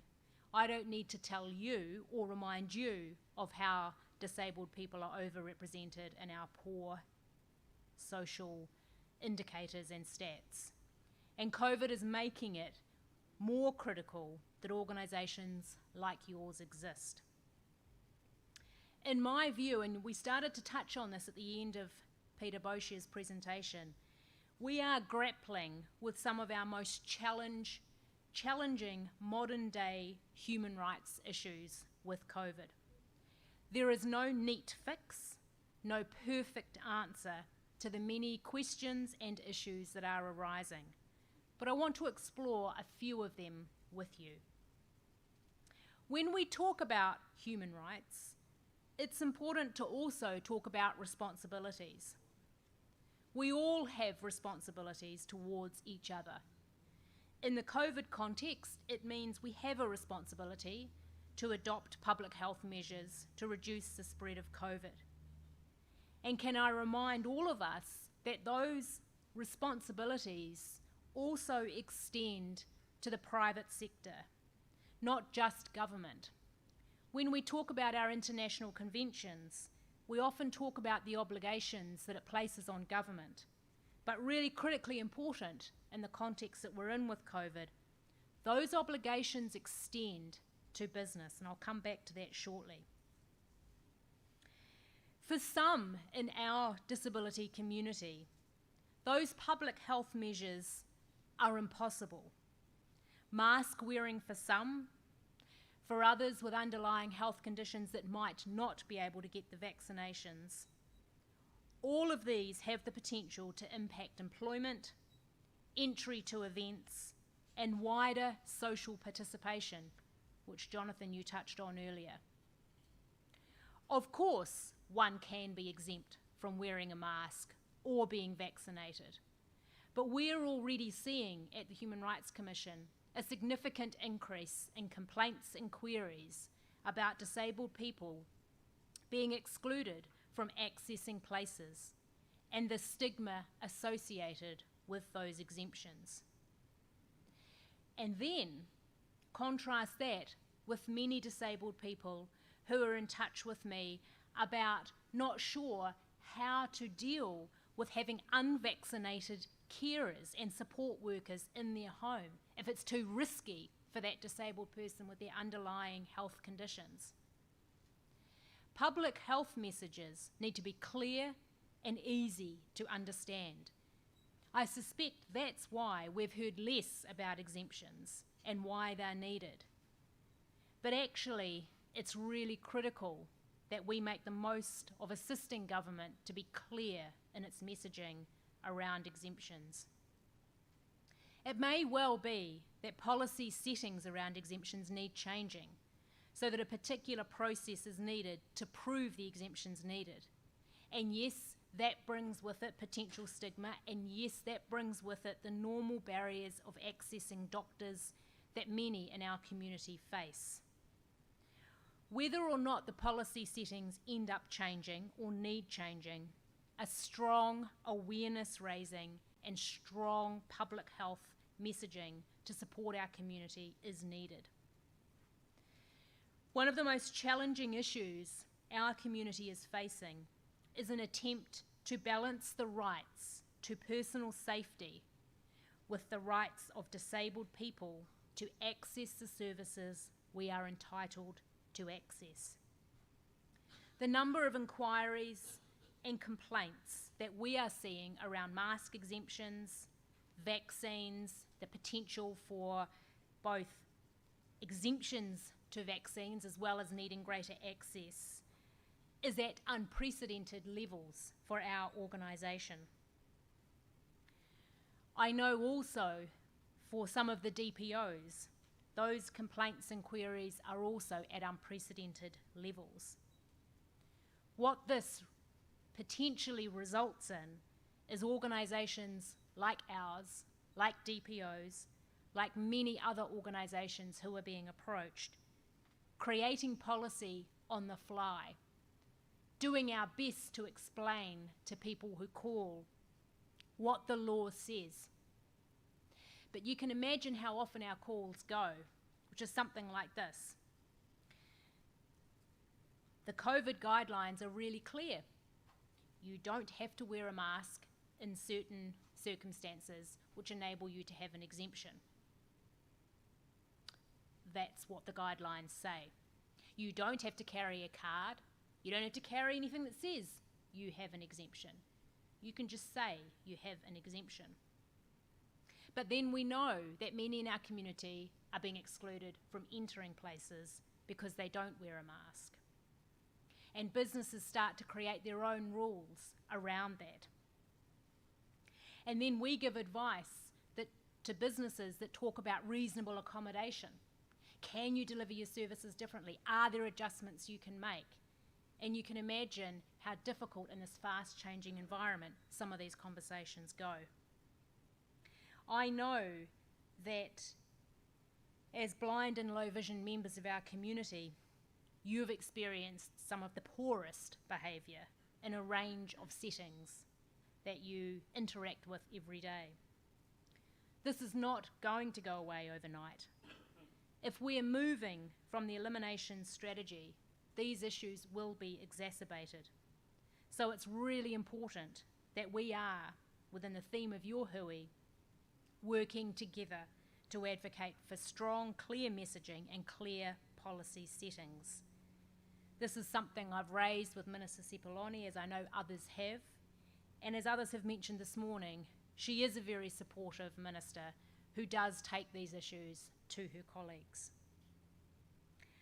I don't want to make a particular stance on whether we should stick to the elimination strategy or not, but what I do want to be clear on is that it is more important than ever that as restrictions are lifted, we understand the potential impact on disabled people who already experience barriers to the health system, for whom the initial rollout of the vaccine didn't appropriately prioritise.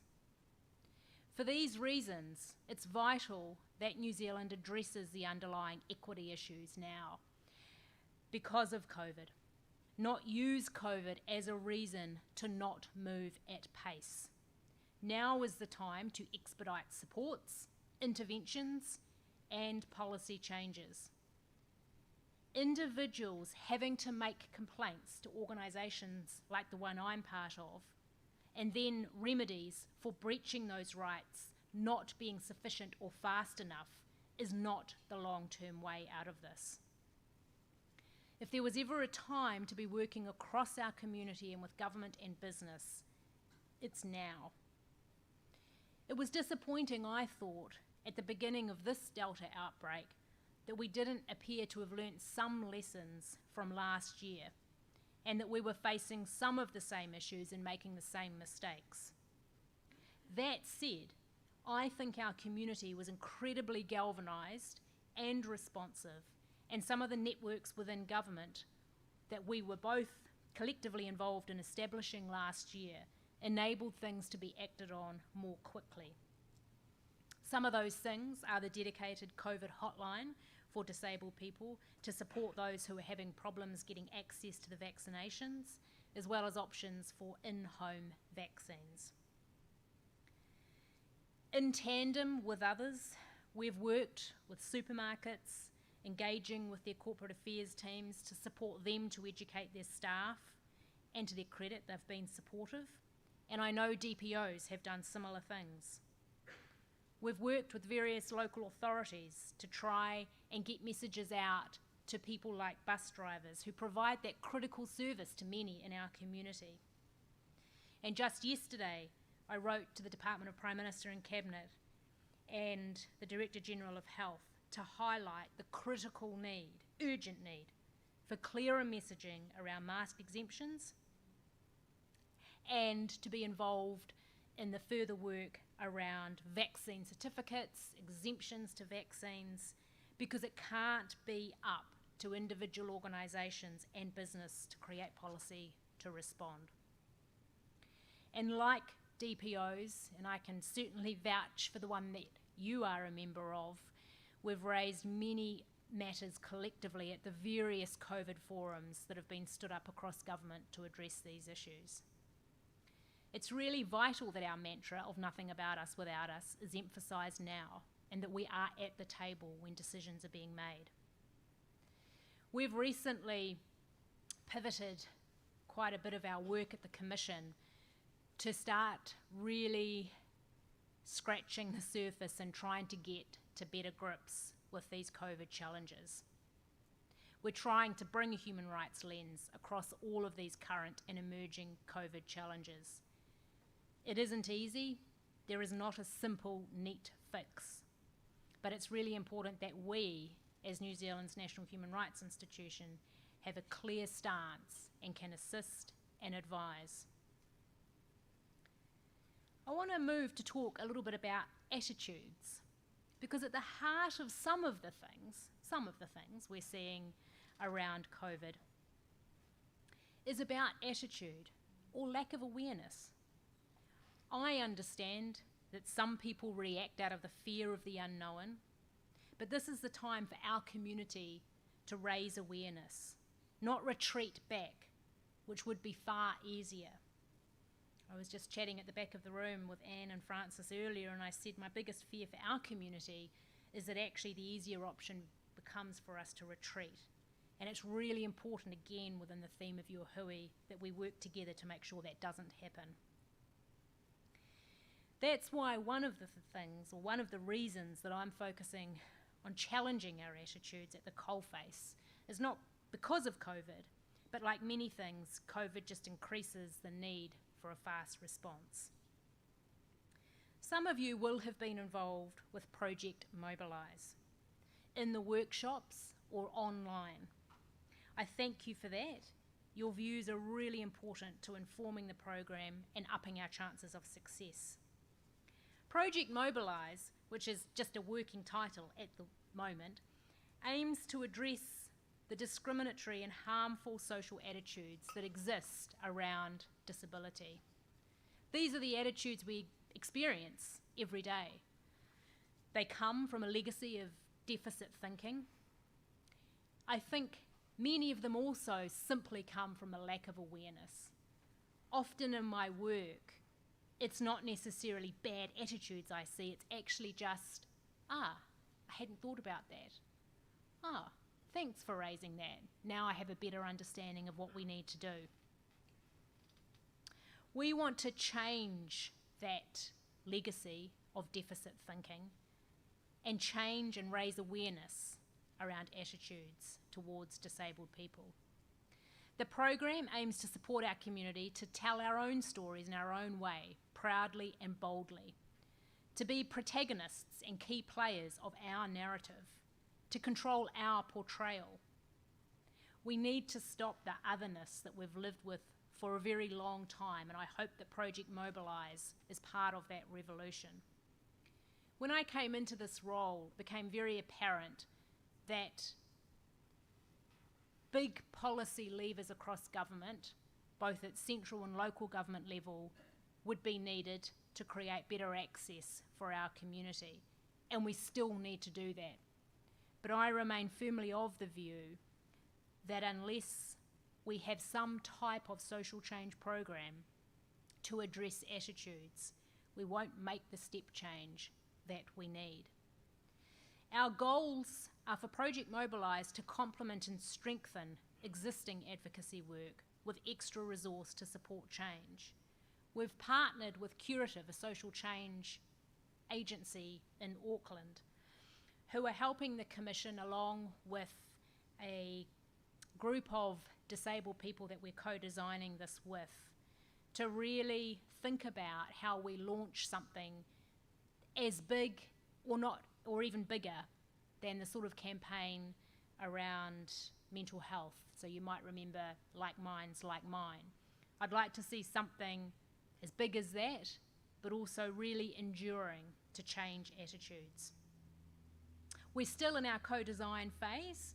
That will be completed at the end of this year, and then providing we're successful in finding the several million that we need to find to implement this campaign, then we should see the beginnings of that next year. Project Mobilise and responding to the current needs of COVID are two of my top priorities.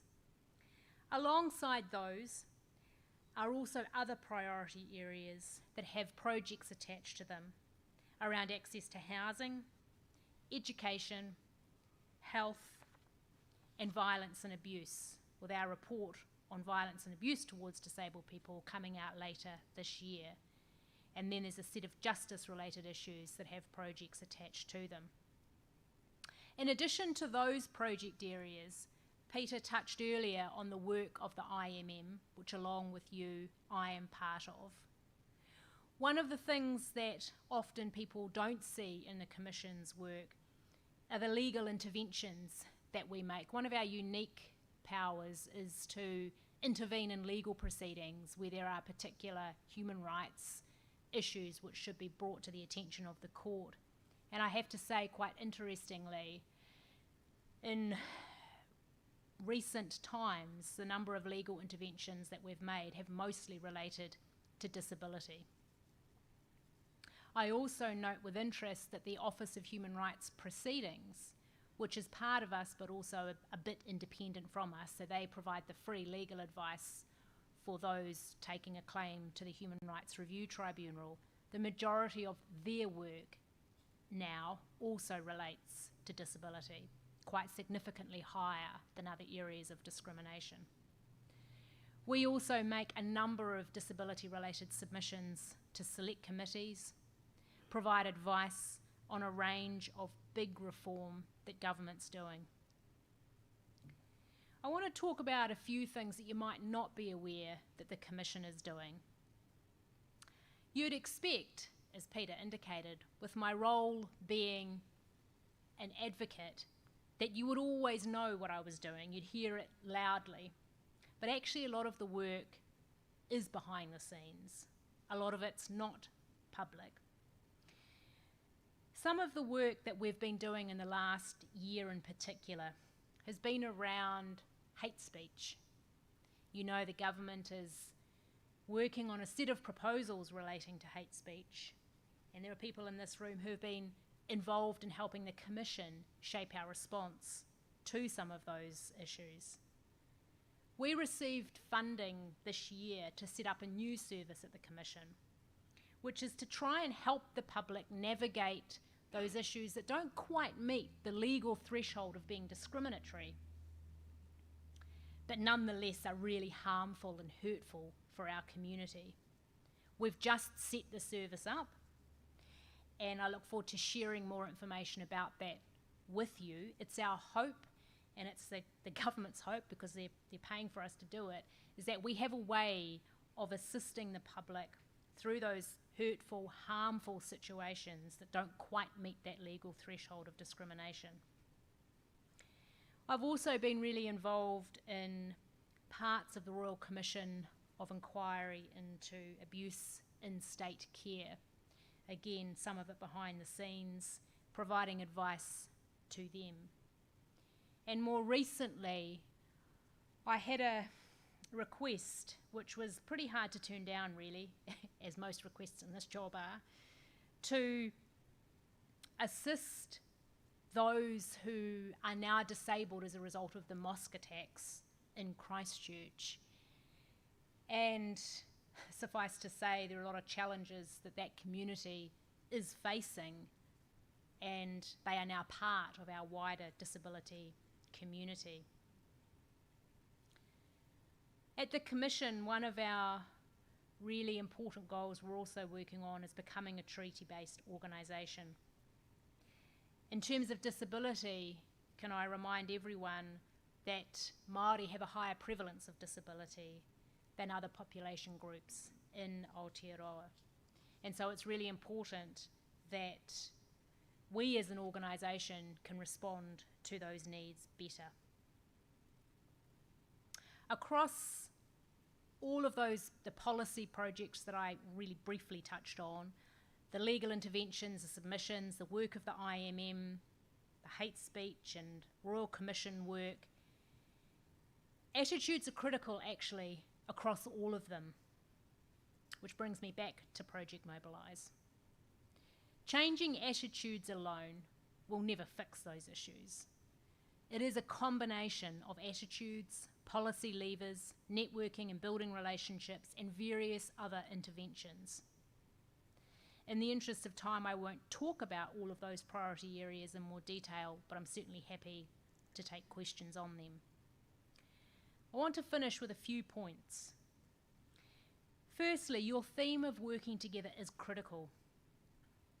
One of the criticisms that people always raise with me is a perception that our disability sector is divided and hard to work with. Now, I spent the first couple of years in this role refuting that. But actually, I wonder, we can refute it or we can accept it as a perception and work to change it.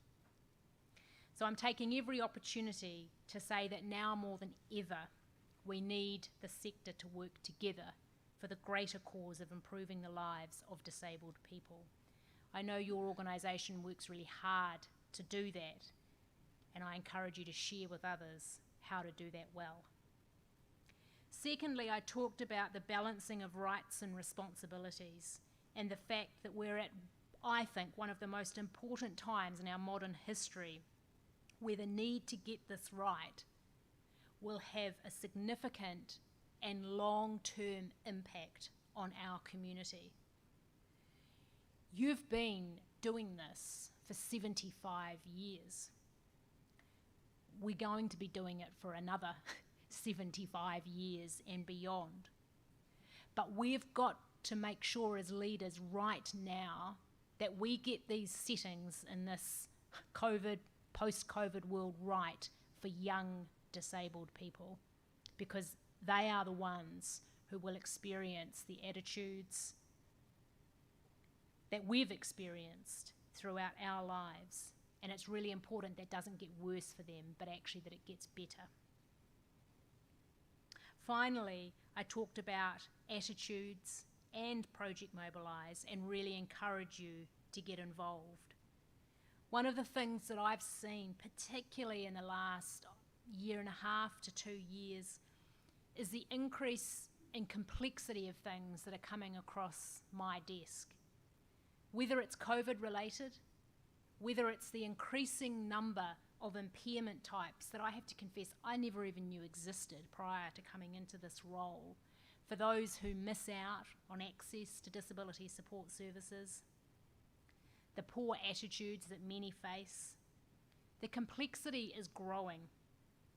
And so I really commend you for the theme of your hui about working together. It's now more important than ever that we get this right.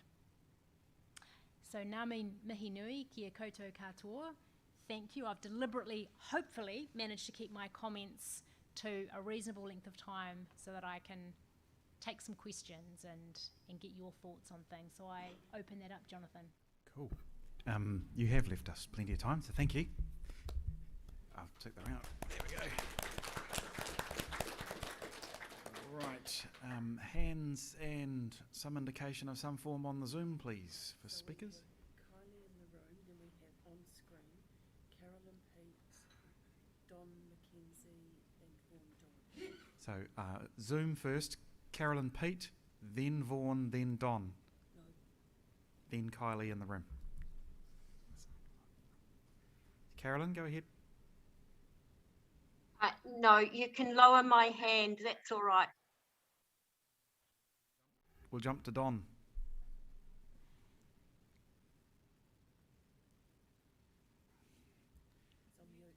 Unmute yourself, please, Don.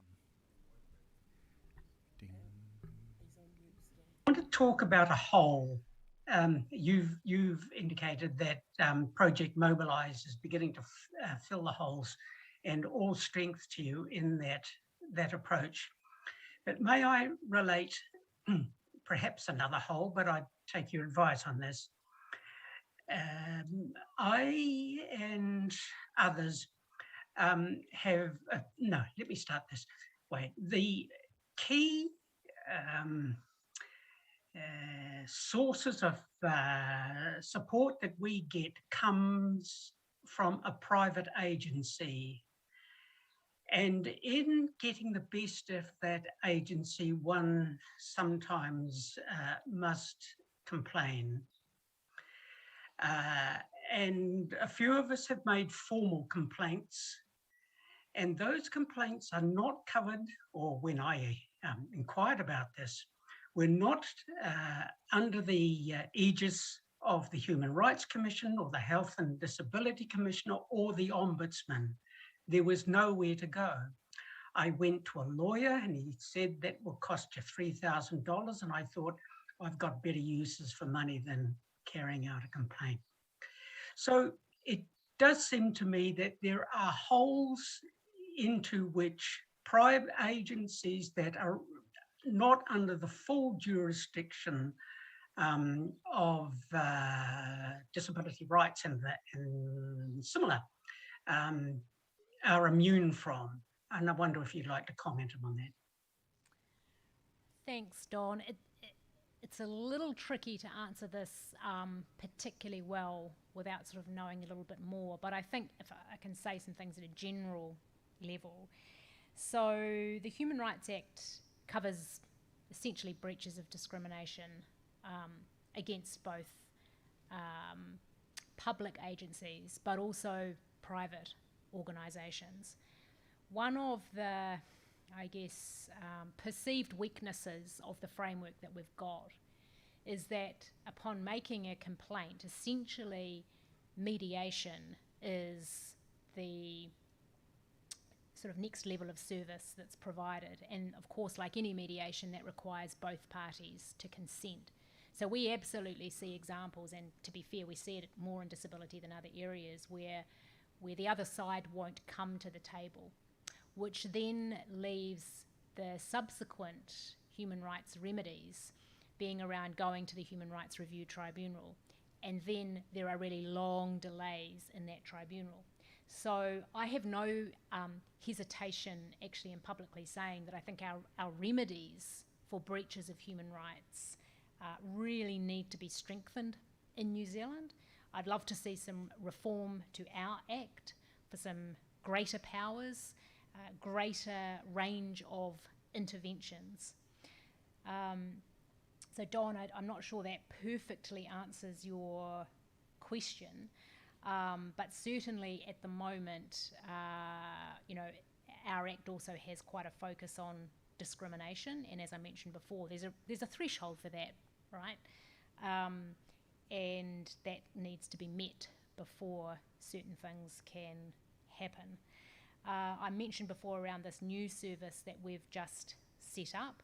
It is to try and sort of bolster and support, I guess, inevitable changes to hate speech laws to try and sort of help the public there.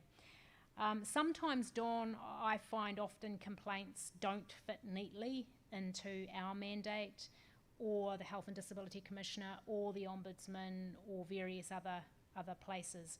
But actually, we do work quite collaboratively across those offices, and sometimes we find that when things come up, we do actually have an opportunity to put our heads together and think of an innovative way through. Now, if I can just add a final piece to that answer, which is the work of our organisation is sort of split into two. One, those inquiries and complaints, which follow that very sort of individual complaint process. But then there's the work of commissioners, so my work, which is at that systemic level. And so where I see things coming through our complaints that signal a systemic issue, then I pick those up at a different level. So sorry, Dawn, probably not a perfect answer, but a few thoughts in response. So you do acknowledge that there is an issue? Then? Oh, yes. Thank you. Coming to Vaughan online, and then Kylie. Thank you. I am in one of my other functions as president of Deafblind Association Charitable Trust, and we have observed, certainly since COVID, and which coincides with my involvement, that people with dual sensory impairment have clearly been forgotten in terms of the system, and it's a simple example that we're exploring at the moment is hearing aid servicing, which is not seen as essential within the formal COVID response system. And we're collecting data from our clients about the individuals on our database as to what that really means, how widespread a problem it is. But I have to say as an individual that I'm getting a little bit tired of saying, well, what about me? Why should I have to? And it's clear to me that the system doesn't have a a sophisticated enough way of evaluating at policy levels the impact of dual sensory impairment influenced isolation from individuals, services, information, healthcare, and even basic dignity, because some of the population we take an interest in have to violate social distancing just for tactile communications. And so I think that all power to you, Paula, and the Commission as a whole, because internationally this is becoming a high-profile issue, and New Zealand is actually well placed to start doing things about it if it actually wants to. Thank you, Vaughan. I really appreciate those comments and raising awareness again of those issues. It's been quite interesting actually, the people that have talked to me about difficulty.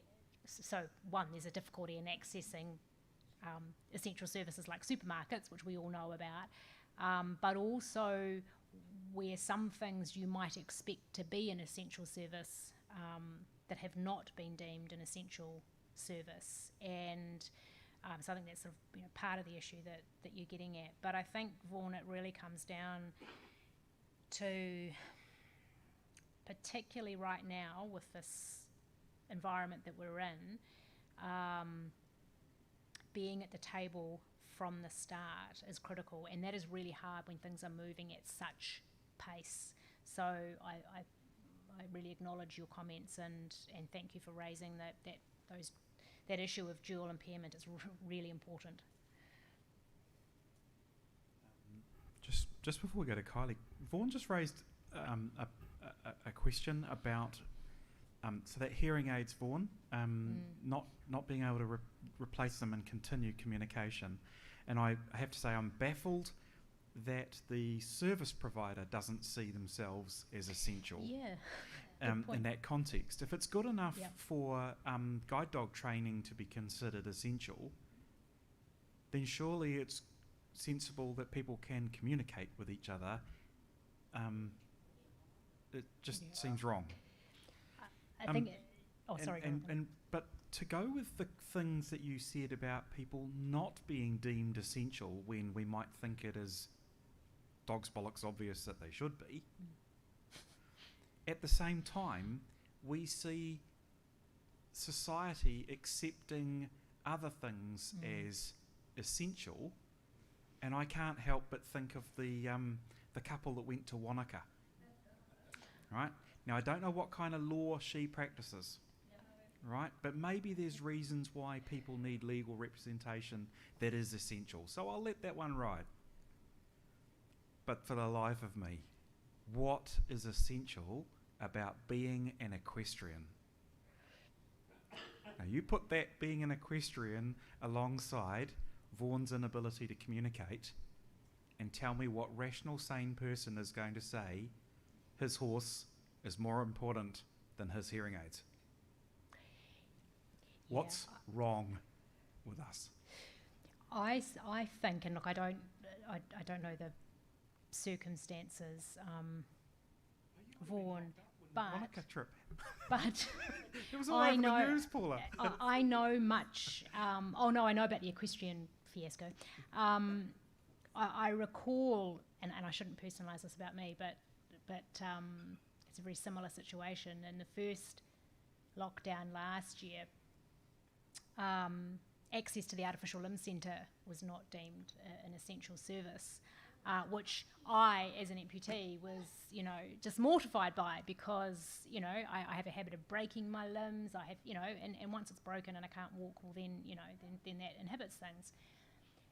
But in that circumstance, it was more about lack of awareness and processes not happening quickly enough, more than it was actually a contest about whether or not it was an essential service. And so I'm not suggesting, Vaughan, that you haven't done all the things that need to happen, but I do think some of what we're seeing is that by the time consideration of whether something happens is an essential service can be delayed. I think sometimes the right information is not getting to the right people. And those are some of the things I think we've got to smooth out, because I would hope, Vaughan, that the example that you used was just so blatantly obvious that that's an essential service that it would be very hard to argue with. And if it is being argued about whether that's an essential service, then I'd invite you to absolutely make a complaint about that. I guess my point is that the people who are processing the essential status applications have got the wrong mindset. Yep.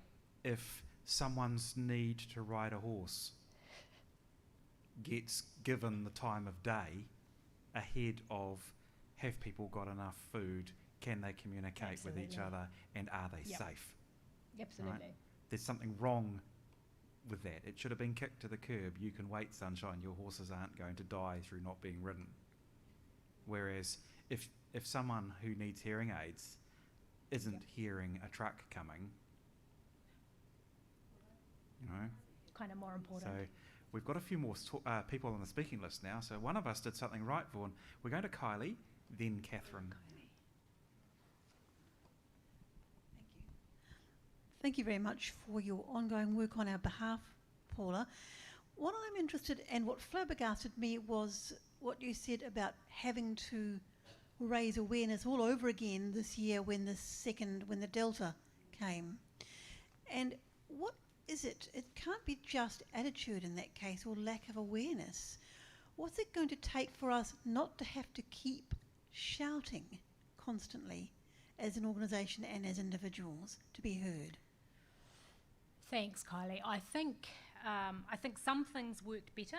I think, we had I think the accessible formats is a really great example of, there were some bumps and things which many in this room know about sort of in the first lockdown. I think that's an area where, this time around,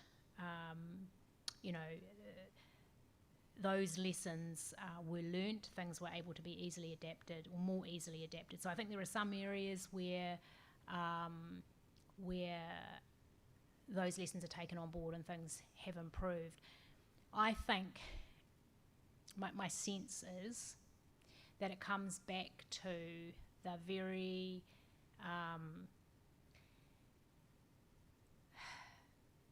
I'm going to use an example here which is not actually completely related to COVID, but I think it highlights a point that I continue to be very angry about. So recently, the government announced appointments to the new Māori Health Authority and Health New Zealand. These are two boards which will steer the establishment of the new health reforms. There is not a disabled person on either of those boards. Now, of course I've stamped my feet and done those things that you would expect me to do.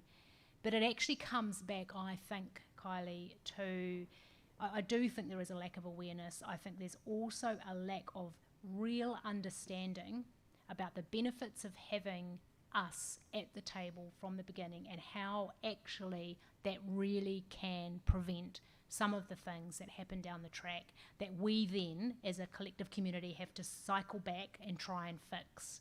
So there is something there around the lack of awareness. There's also, I think, and I use that particular health example to highlight, that I still think we need a stronger commitment from government, not from individual ministers. Minister Sepuloni, I think, does her best in her role to raise that awareness, but collectively across government, around the cabinet table, I think a much stronger commitment to honouring those obligations under the CRPD of our full involvement at the beginning.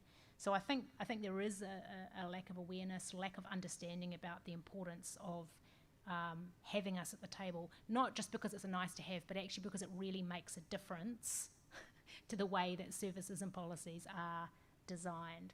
So I think there is a bit of that. I think also there is just an inevitable pace at which some of this is moving. And, who would have thought that, we would be staring down the barrel of restrictions loosening, what that means for our community, who has access to vaccines, mask exemptions, all of these things. And I think things have been moving at such a pace that those issues that I touched on around lack of awareness and lack of understanding almost just get exacerbated. So what's the solution? I think that some of the networks that were stood up since last year, so some which Blind Citizens New Zealand is part of across government, helps. But I also think we've got to just be stronger about having some sort of established mechanism, which, you know, in my view could easily be the IMM, it could be the DPO coalition along with some others who are at that decision-making table right at the beginning. So, yeah, not a perfect answer, sorry Kylie, but... We're going online to Catherine. Point of order, please, Donald. Yeah, I just want to echo what Vaughan was talking about in terms of dual sensory loss. I've got quite a lot of vision and quite a lot of hearing, but I do have hearing aids and glasses. And I've been, each now and then I have to change the wax guards on my hearing aids, but I haven't done it because last time one of my hearing aids is a slightly broken piece, and if I change it, I may not be able to get it back in again. So I haven't done it, and I won't be able to until this lockdown's finished and I can get back to see my audiologist. So we're talking, you know, 3 months maybe.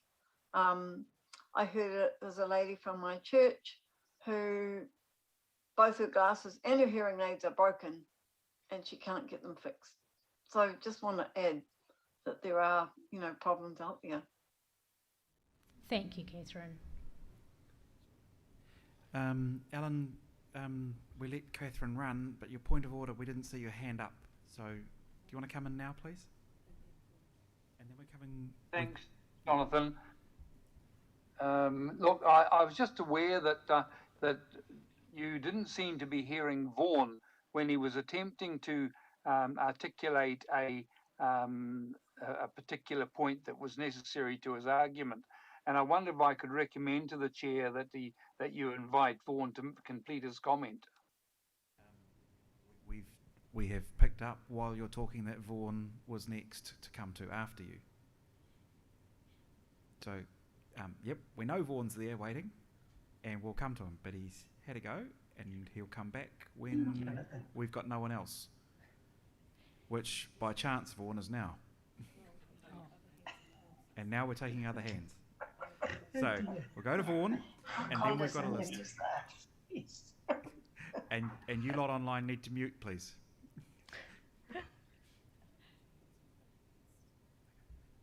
Vaughan, you're coming back for your comment, and then I've got Alan in the room and Vic in the room. I'm losing my mute. You're coming and going. Try again, Vaughan. There you go. Good man. Try that? Yes. I just wanted to clarify that and I sent a note to Rose, which in case we couldn't end this morning from my point of view, essentially my specific circumstance was solved informally, but along the way individuals broke their employers' guidelines, and the best that I've got from Ministry of Health is the issue's been escalated. So my story's not the most powerful one in this sort of discussion, but I think the issue is still live. Thanks, Vaughan. I will follow up on the general issue around levels of, I'll call it disability awareness for now, around who is making those decisions around essential services. So I have noted the issue, Vaughan, and I'll certainly look at it from that sort of broader systemic level as well. So thank you for raising it. And as I said, I sort of experienced it myself last year through access to the artificial limb service, and I thought some of those issues had more broadly been resolved, but clearly not. So thank you for raising it again this morning. Alan in the room. Thank you, Paula, and thanks for your words. I want to raise the issue of distancing, because after the first lockdown, we took it reasonably seriously, but we thought, well, this is all over and go back to normal. Now, I think keeping distance in various situations is going to be a very, very important issue for us. And I'm not sure if we've discussed it enough as a group of blind people. I don't think we need legislation. I think we need our own ways of coping with this. I also had a hearing aid problem at the beginning of last week. I first was given an appointment for the end of the month, but luckily the office has got two offices in Wellington. I went to the office of Bay Audio in town and said, look, this is a bit of a safety issue. I don't feel safe with just one hearing aid walking along the street. And luckily I was able to get an appointment the next day. So yes, sometimes a bit of self-advocacy does help to solve these problems. Thank you for that, for those comments, and really conscious too of both the need for social distancing and the challenges that many in the blind and low vision community have shared with me around how challenging in reality that is as well. Moving to Vic West. Vic. I made the conscious decision that I wouldn't seek an exemption if I could find a solution of putting the mask on around the back of my neck, and so I eventually found one, and I'm quite comfortable wearing that mask now. I don't think I'd like to be sort of going round into the shop and saying I've got an exemption and somebody challenging me, you know, why I'm not wearing it. So I want to sort of be part of those people in there with mask wearing. But I know that from last year when the guy on the bus said, oh, here's a mask, but I said, sorry, I'm not putting that on. I said, my hearing aids own my ears, they are compromised. So from, it's now that it got a little bit more serious since the 17th of August. So that's when I really have really made the conscious, always got it in my pocket. But I don't wear it when I go out around the neighbourhood, and I think people are quite conscious of the distancing and give me a bit of a wide berth, I guess, but they just say hello and carry on. So everything's working well in that department, and also when I go in the supermarket. But no, that's all I had to say. Thank you. Thanks, Vic. And actually, I think often when we think about mask exemptions, we think about sort of, you know, compromised breathing and things. But actually, you've raised a really good point there about just the physicality of hearing aids, you know, creating an issue for mask wearing too. So thanks for sharing that. That just, you know, is another example. I think that helps everyone's understanding actually of why masks are really, you know, can be problematic. Thank you. While we are looking for hands for the speaking order, so now's a good time to indicate you want to be added. Alan makes a good point that we as a community might not have been discussing some of these issues and helping each other solve our collective problems. And I think it's these meetings that have historically offered that chance. And branch meetings and network meetings, etc. But Alan, I can assure you that that the issues about wearing masks and the issues around the impracticalities of social distancing are felt by practically everyone in this community. I have to say that as someone who speaks on behalf of this community, I don't need to go and ask you how hard you're finding it to social distance, because I'm wearing it too. You know, I'm not walking around the streets. I am not afraid of someone coming up and coughing COVID on me, as compared to the interactions with dickheads who don't understand my needs. You know, and it's the dickheads who don't understand me and my inability to social distance that is stopping me from physically coming to meetings and choosing to join online. You know, I'm not avoiding coming to Wellington because I'm worried about Delta. So these issues are really, really easy for us to talk about at the DPO Coalition, when we are talking with the Ministry of Health officials, when we are talking about these things at the IMM. But the point that Alan makes about us not talking to each other and coming up with solutions is well made. Speaking order?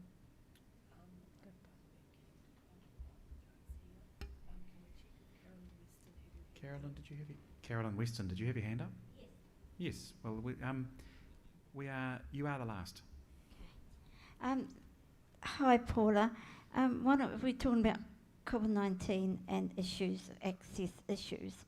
One of the things I found quite early in lockdown last year, and I'm still struggling with, is a number of businesses and banks and supermarkets, they put arrows on the floor to keep people from social distancing.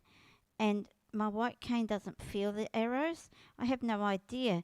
And like in the bank, in SBS, my husband Tony says, you're not allowed to go that way, you've got to go this way. And then sometimes in a pharmacy, when we're taking Love Your Eyes posters to the pharmacy, he led me around this very narrow way, and I'm having to use a walking frame.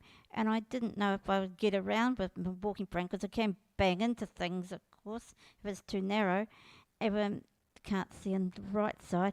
And I just wondered, I said to the supermarket last year, why don't you put some tactile indicators there on the floor so our white canes can feel where these arrows are? Because I have no idea. I got told off because I went too close to this checkout, because I have no idea, and none of you would have known those arrows were there. So I just feel like we're being discriminated against because no one considers our needs, that we need some tactile indicators to let us know where the social distancing is. Yeah, gosh, points really well made. I mean, obviously not everyone uses a cane who has low vision, but I would have thought the presence of a cane might indicate to people that some other way of signalling is needed, and also that signalling is not about grabbing people, right? Because some in the blind and low vision community have talked to me about that being a really inappropriate solution, which of course it is. So tactile ways of indicating where to go is really important. And actually I saw that at the Paralympic Games. There were tactile ways I was in Tokyo, as the chef de mission for the Paralympic Games, and they did have some tactile arrows and tactile indicators of where to go. That said, it's Tokyo, but inside the village, there were only a small number of venues, so I guess people would also get familiar with those venues. But yeah, point really well made. I've been to Tokyo 6 times since 1988, and they have tactile markings to burn. Yeah, everywhere. You almost get sick of tactile markings. There are so many compared to what we have here. Yeah. I have to say, social distancing means I've been grabbed less. I've only just sort of, what do you mean grabbed? I haven't been grabbed by anyone for nearly 2 years. Very sad. I'm coming to Chrissy, who is going to close the session for us. Thank you, Jonathan. Paula, I'd like to say thank you for coming to talk to us today, and I think you're right. I've been coming to, this is my 5th conference, and I'm sure I've heard you at 4 of them and always really enjoy it, and I'm sure we all very much appreciate the outstanding work that you and your commission do in making sure that our rights are recognised and our needs are met as disabled people. And just on a slightly more personal note, but I think many others may share this sentiment, which is that I very much appreciate the courage you have to speak out, particularly on social media, on not only issues of a general nature, but also in quite an immediate time span on things that have happened that are not okay. And as in just recently we had a very sad story of one of our own, somebody that is part of our blindness community, that was brutally murdered, and you spoke out about that and how it wasn't okay, and how it linked into the attitudes towards disabled people, and so I thank you for the courage to do that, and we just have a little token of our appreciation. Oh, thank you so much. And I'll be around for the next, probably I'll be around over the lunch break to chat with people, so feel free to talk with me. Thank you for this. Thank you. Thanks, Jonathan.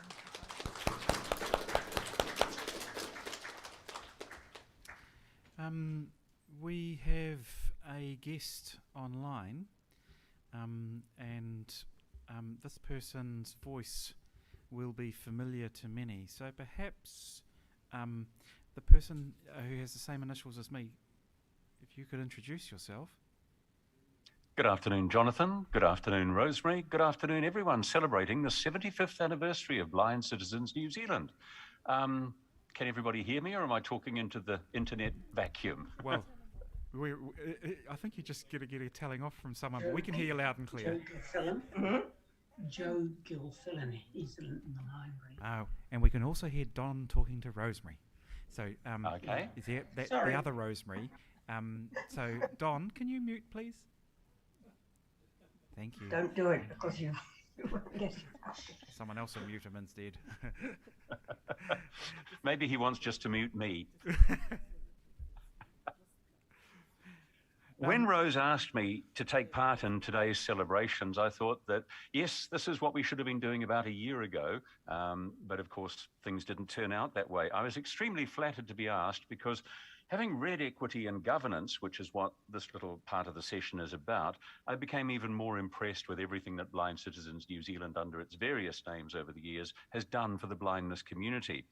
I was also flattered to be asked because Greg Newbold wrote this book, his second for the community, and it was in the early 80s when I first came to Auckland that I interviewed Greg about the time of his publication of The Big Huey, which I think is the first book that Greg actually wrote. And it's been really interesting following his extremely worthy career ever since. And I'm not sure if Greg's part of today's session, but my warm thanks to Greg for not only doing all the hard yards and the research that went into this book, but also writing it. Because as you'll hear from a couple of the pieces I've picked that I've been asked to read today, it's certainly very worthy to have this work captured. There are 3 pieces coming up. One is about the Blind Citizens New Zealand's constant campaign for your representation in so many different areas. The second piece I've chosen indicates a major step in terms of getting access to information, largely through the audio department, which I now work with at Blind Low Vision NZ. And the third piece, there's a list at the back of the book that Clive Lansing helped Greg put together, and I've picked out some of the achievements that you can thank Blind Citizens New Zealand for. And before I launch into this, I've just caught sight of myself. I might turn my video off because, yes, I have a fabulous lockdown hairdo. So, from Equity and Governance, beginning at page 66, and this section is called Governance and Parity, a Bitter and Protracted Saga. For 15 years after 1960, relations between the Foundation and the Association were relatively stable, and the energy that the NZABPB was able to put into issues like Braille Week is to some extent a reflection of that tranquility. However, from about the mid-1970s, the blind began to turn their attention once again to the issue of parity and become increasingly conscious of the power imbalances that occur from underrepresentation. Since the NZFB had been reconstituted in 1959, the DAB had only had 2 guaranteed places on the board. Most of the other 12 members were sighted and were not necessarily cognizant of, nor sympathetic toward, the objectives of the DAB. Moreover, the accession to the chair of the Conservative Bill Bryan in 1965 had shifted the balance of power in the direction of the Foundation. The DAB's 2 voices on the board were both formidable advocates of the rights of the blind. One was the highly respected Cyril White. The other was a young and talented blind physiotherapist named Don Mackenzie, who had joined the board in 1972. Intelligent and principled, Mackenzie was cut from the same cloth as his mentor.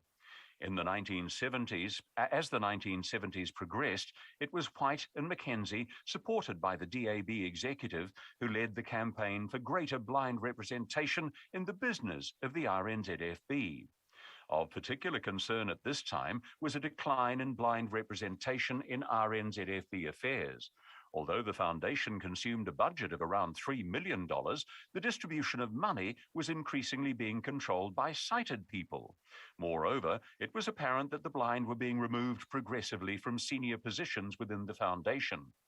Whereas in 1968, for example, 3 of the 4 NZFB branch managers had been blind, by 1974, all managers were sighted. By mid-1974, the Foundation employed only 1 blind person in the whole of the South Island. It was felt that the blind were being gradually pushed aside. The constitution of the Board of Trustees was another issue. 2 guaranteed votes out of 14 was seen to be not enough. There was, in fact, a 3rd blind person on the board, Rosie Pritchard, but her position was not guaranteed, and in any case, she was not a DAB supporter. On the other hand, board member Netta Short was sighted, and as wife of DAB activist Jack Short, she was a committed devotee of the DAB. Like Pritchard, however, her position was not guaranteed. At a meeting of the DAB National Council in Auckland in 1971, it was resolved to ask the government to draw 2 of its board appointments from the blind population, bringing the number of blind votes to 4. Next year, at the 1972 Nelson Conference, it was decided to shoot even higher and push for 50% board representation. Election year made progress difficult, but after Labour came to power in November 1972, it was hoped that Phil Amos, the new Minister of Education, would lend a sympathetic ear.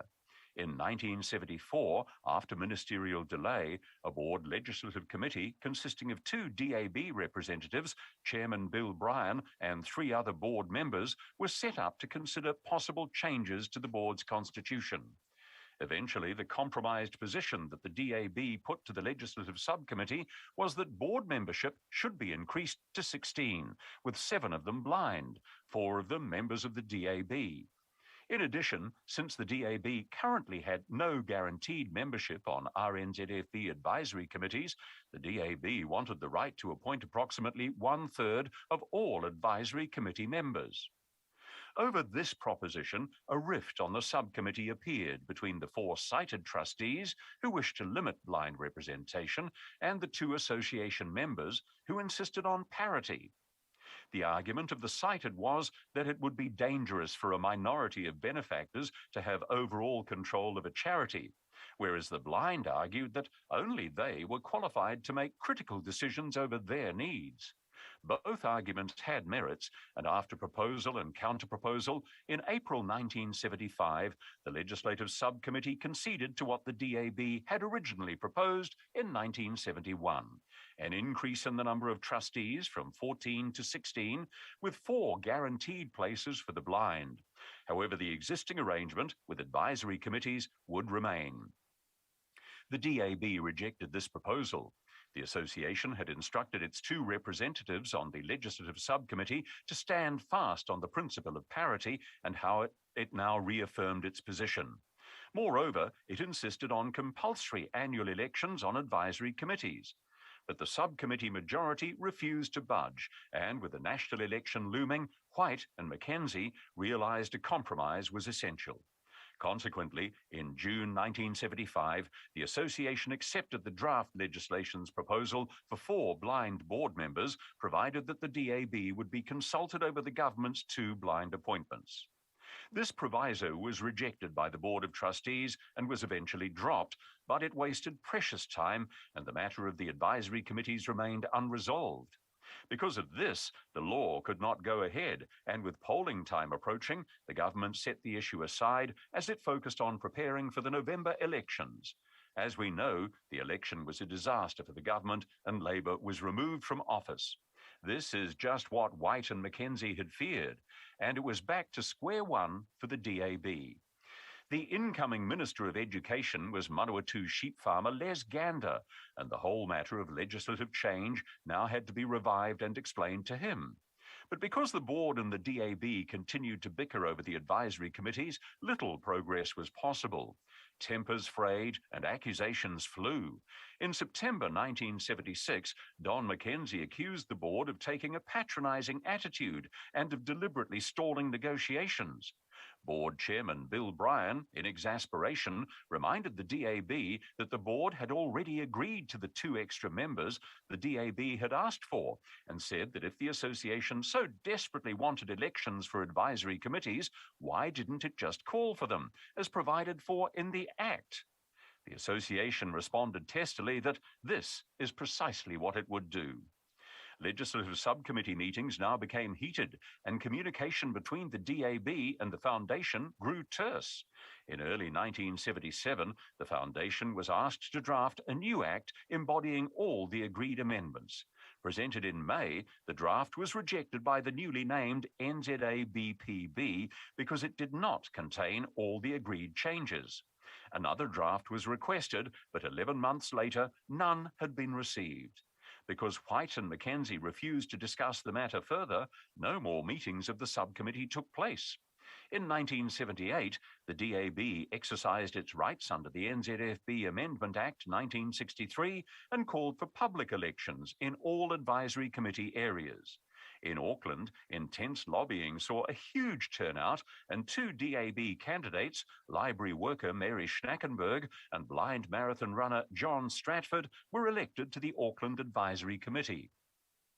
For the NZABPB, this was something of a Pyrrhic victory. It increased blind representation on the committee to 6 out of 10, but the blind chair of the committee was Rosie Pritchard, who was a supporter of Bill Bryan.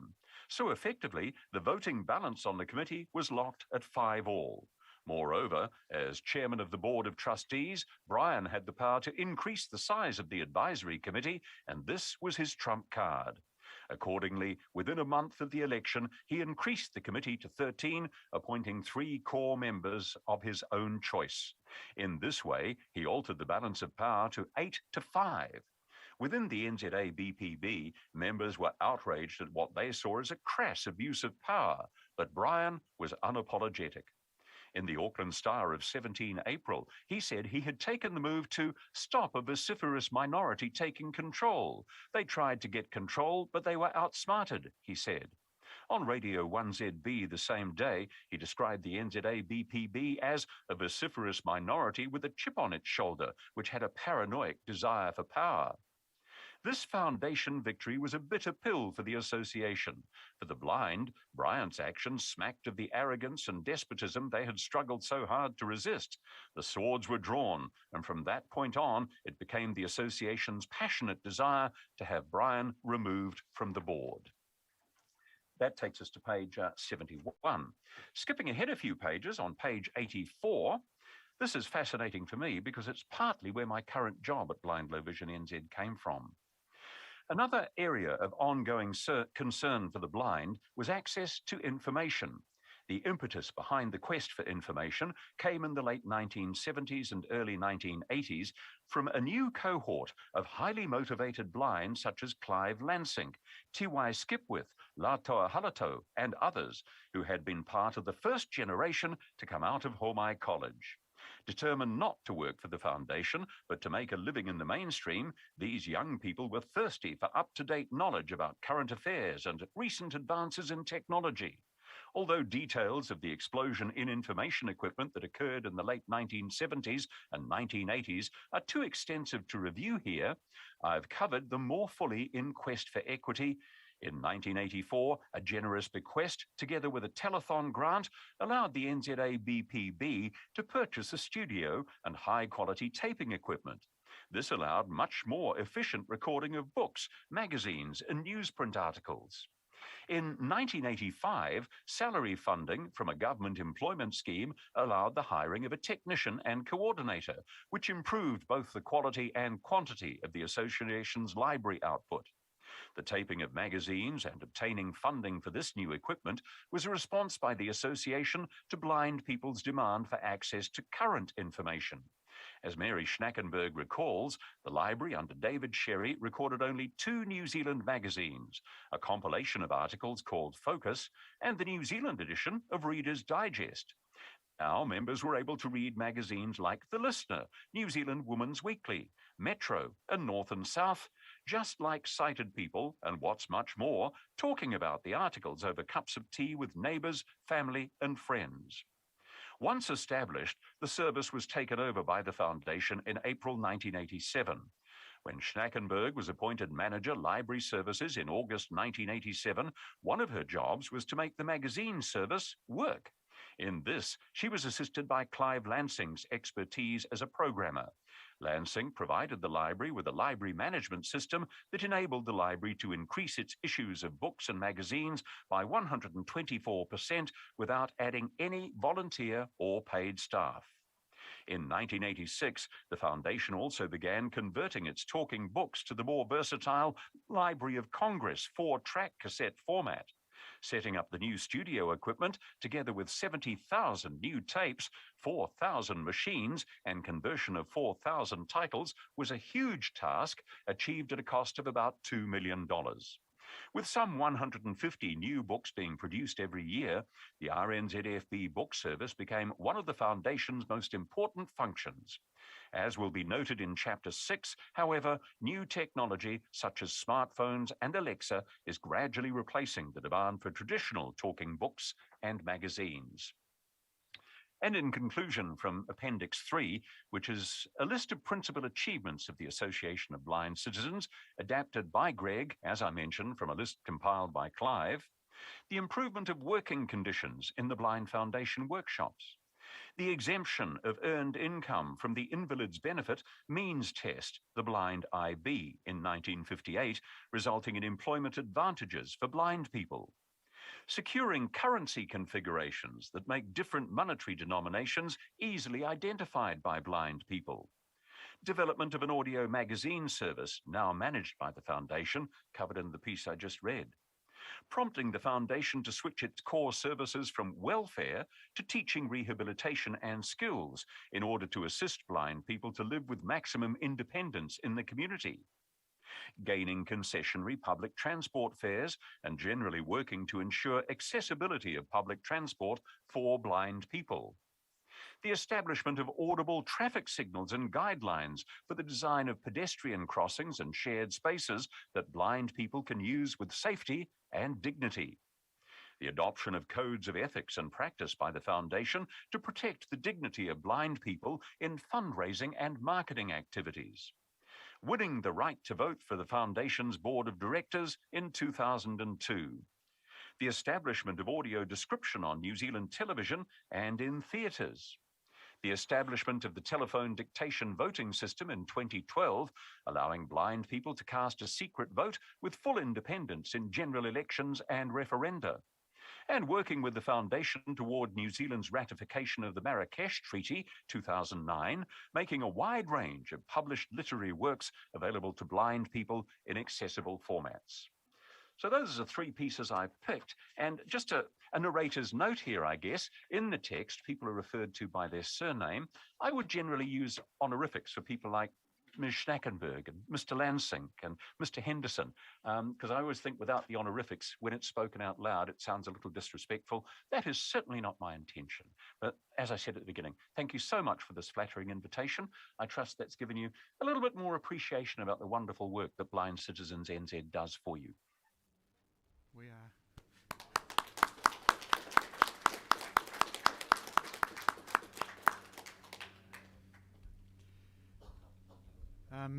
We have time for one or two comments, perhaps with Joe's forbearance. Sure. Thomas, did the arm come out of the socket as fast as that went up, Thomas? Yeah. A microphone to Thomas. We've got another one. Hello, Thomas. Hi, Joe. Waiting. Oh, sorry. Can we get the focus not so big on Joe, so we can see the Zoom, just in case someone of them wants to. Yep. Anyone? I'm sorry, Thomas. Yes, I did it. It was my fault. What was your fault? Okay, It usually is, whatever it is. Hi, Joe. Thank you so much for reading those sections to us, and hopefully that will encourage more people to read the book, including myself. But I want to clarify one point. The Mr. Bryan mentioned in the book is no relation. I want to be quite clear on it. Not even a close relation. But I must admit, hearing some of those items in the book today, we've seen lots of great changes, lots of improvements, but we still see some of the same issues. And that was highlighted in the audio and video that Clive presented last night, that so many of those issues are still facing us as blind people today. But thank you, Joe, for a great job in reading those to us this morning. Thank you. My pleasure, Thomas, and I can assure you in the recorded version, the stumbles are taken out. Yes. While we're waiting, there's room for one more speaker, unless you get me to do all the talking. Joe, I had cause to listen to my own focus columns that you've recorded of late, and oh dear, why would you put yourself through that? Well, actually, there's a couple of reasons. Stick with Braille.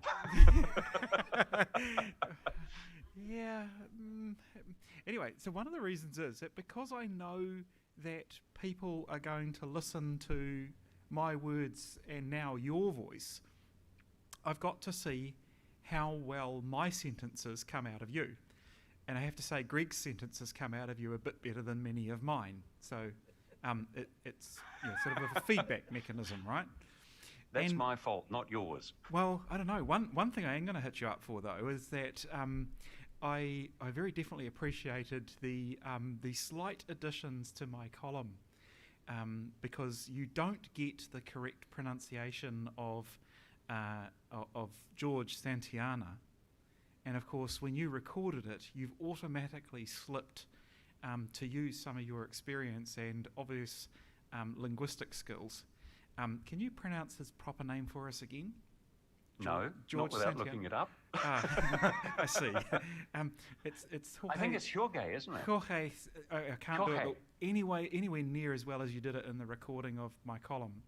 I can probably do it within 5 minutes of YouTube, but not any longer than that. Because my hair's greyer than yours. Right.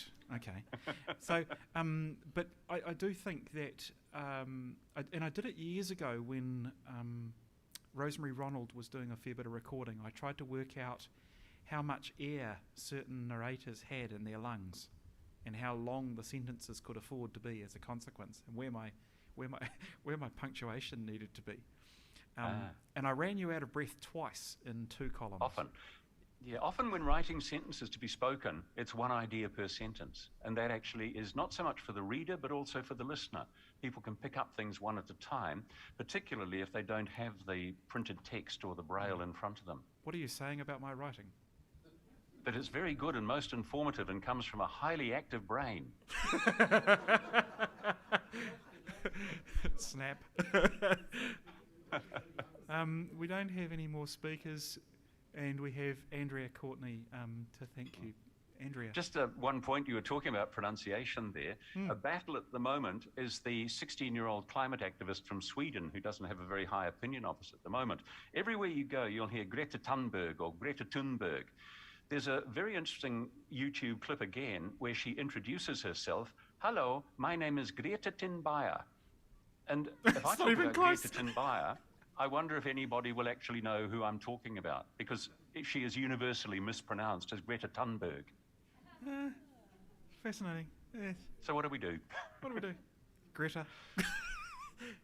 Andrea. Hi, Joe. Thank you so much for reading that. And I just want to say, as a vision impaired and hearing impaired person, how important it is for a great speaking voice for reading. I am very fortunate to have an iPhone which Bluetooths to my hearing aids, and even though I'm struggling with hearing on speakers, your voice came through loud and clear, and I was able to understand every single word of it. So thank you so much for what you do. And I'm assured that we have something coming your way in appreciation for your work today for us. Thank you. It's very kind of you, Andrea. Whatever the little gift is, why not raffle it off as a fundraiser for the association? And, well, really, my voice and clarity, that's my mother's fault. She was a stickler for things like that. But thank you for the invitation. It's been a real honour to be a part of this. Thanks, Joe. Have you considered a career in radio? I'm thinking about it, but I seem to only get part-time work at the moment. Oh, right. And Joe, it's Rose here, and I just want to thank you too for, we've been talking about this for a couple of months, and yes, so here we go. Thank you. Thanks, Rose. Thanks, everybody. Bye. Thank you.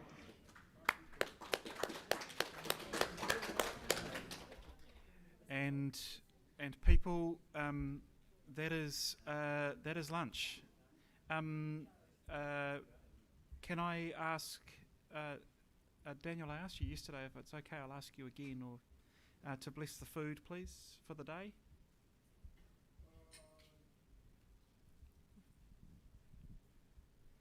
Is that a yes or a volunteer? It's coming. Good. Thank you.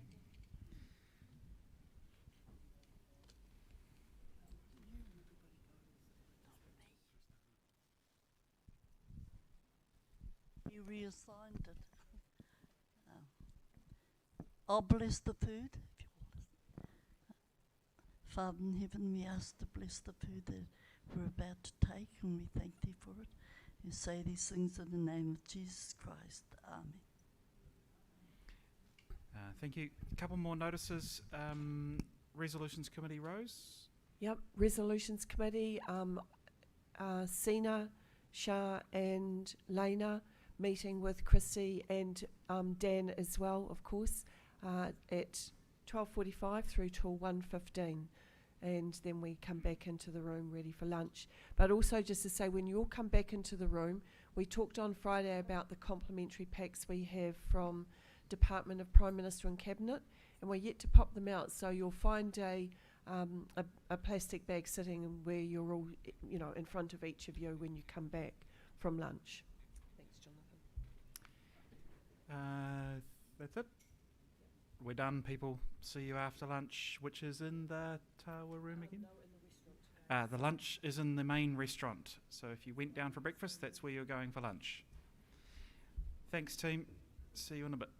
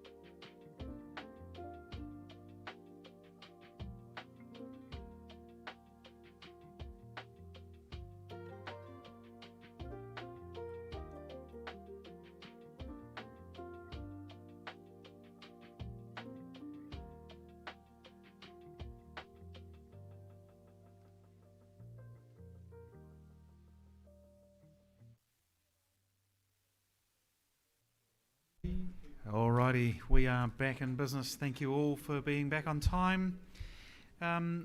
We've got a bit of a tight session. We've got two important people to hear from, and so I'm going to suggest that we invite Brian Coffey to make best use of his time, because it's Saturday afternoon, Brian, and you are the...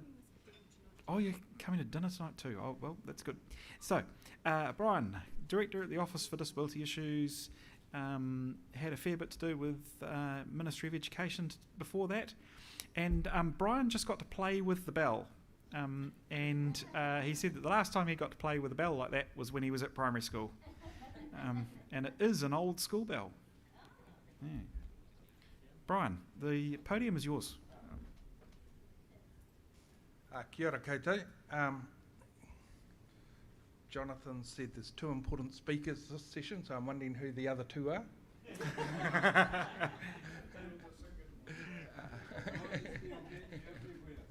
So ko waio, ko Brian Coffey taku ingoa, ko Aotea te waka, ko Taranaki te maunga, ko te yati awa ki whanganui a Tara taku iwi. So acknowledging my whakapapa back to Taranaki, and that my family, like many of the Te Ati Awa iwi in Taranaki, moved to Wellington, and so that's that recognition of Te Ati Awa ki whanganui a Tara in Wellington. So greetings all, thank you for the opportunity to be part of your conference, and I know you are recognising the 75th year of your organisation in the 76th year, but that's good. It's worthwhile acknowledging these important milestones and acknowledging who has gone before and what those that have gone before have contributed to what is now, and for those who are working within your organisation now, realising that you have a legacy to carry on. So it's a big mihi and out to the organisation, and in particular to Jonathan and Rose, who I work closely with in the Office for Disability Issues in terms of their role in the Disabled Persons Organisation Coalition. And I want to acknowledge the people that are online. I can see Vaughan there, along with others, and I want to acknowledge Pauline, who's also in the audience, who are team members of mine at the Office for Disability Issues, who have been told they can listen but not ask questions. But I'm not sure that that will make any difference anyway. But at least I eased my conscience and said that. Look, I acknowledge the theme of the conference, working together, mahi tahi. And there's a lovely whakatauki that has always been, has kind of driven the way that I've worked, which is ko o I tēnei, ko koe I tēnā kiwai o te keti. That says we hold both hands of the basket, and of course the basket is something that we harvest, is about harvesting. So the metaphor is together we work together. We don't hold the same hand, but we both have unique roles to play, and in playing those roles we actually harvest together and benefit together from the work that we do. And I guess I'm going to talk to you about the accessibility policy work and legislation. And I've said to Jonathan, I cannot overshare during this session because this is policy that is now under active consideration by government. And so we need to leave government to do that part and then make their announcements. But in the spirit of the conference, I will tell you as much as I can about the issues and the kinds of things that have needed to be considered within this policy without actually determining what the policy is and what the government might agree to. So under those conditions, I said to Rose that I would come and speak, and this is very difficult for me to not overshare. I think the other thing too, which is relevant to the conference, is that working together theme. Working together never means everyone agrees. working together doesn't mean we all do the same things.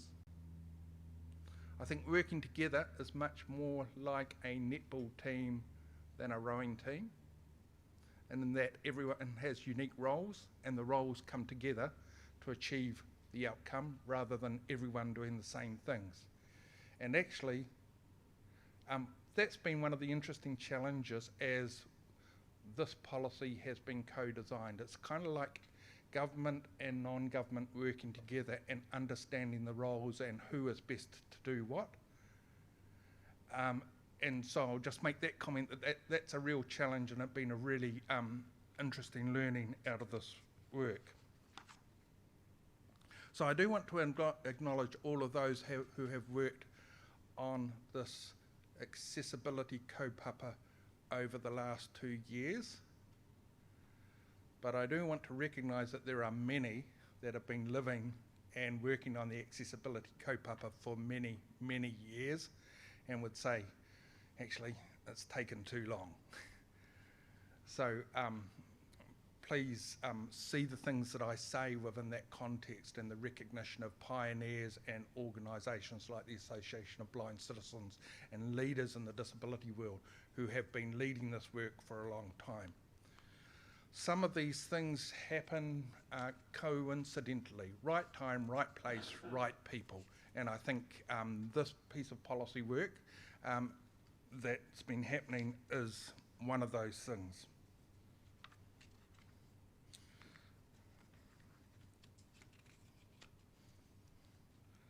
So what I'm going to talk about today is the work, a summary of the work that's been done so far, to talk about some of the issues that have had to be considered without actually telling you the answer to those things, because actually that lies with other decision makers.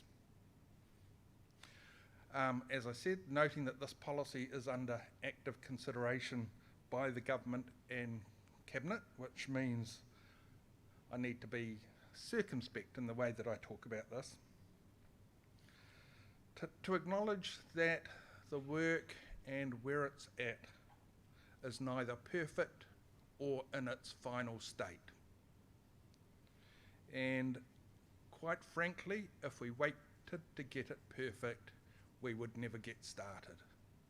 And I think, you know, in New Zealand, and I see Anne nodding at the back, in terms of when the UNCRPD was negotiated at the United Nations, I think New Zealand took a really important role there, Ambassador Mackay and disabled people, who at some stage needed to say, actually, perfection can be the enemy of the good.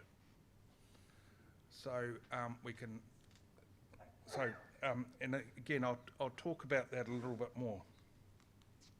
So there's more to be done. Cabinet decisions to be confirmed. If that is confirmation that there will be legislation, then of course it has to go to Parliament and introduced into Parliament as a bill. Then, if it's passed in Parliament at that stage, the first stage, it's called the first reading, I think. I'm not an expert on these things. Then it's referred to a select committee.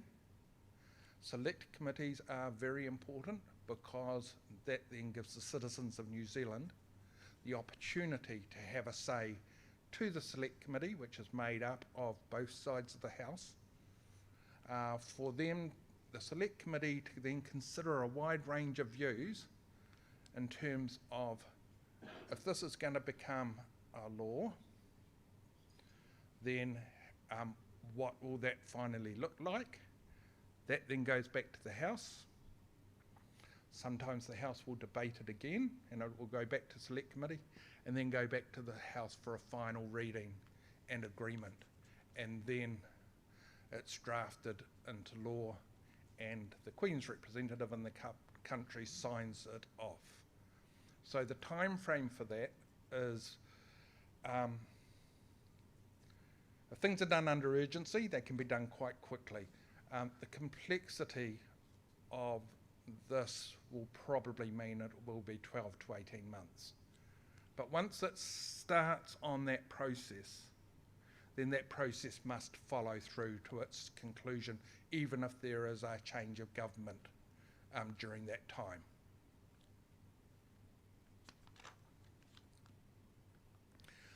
The next heading says, why are we doing this work? And it's kind of like, I don't think I need to tell this audience why this is really important work.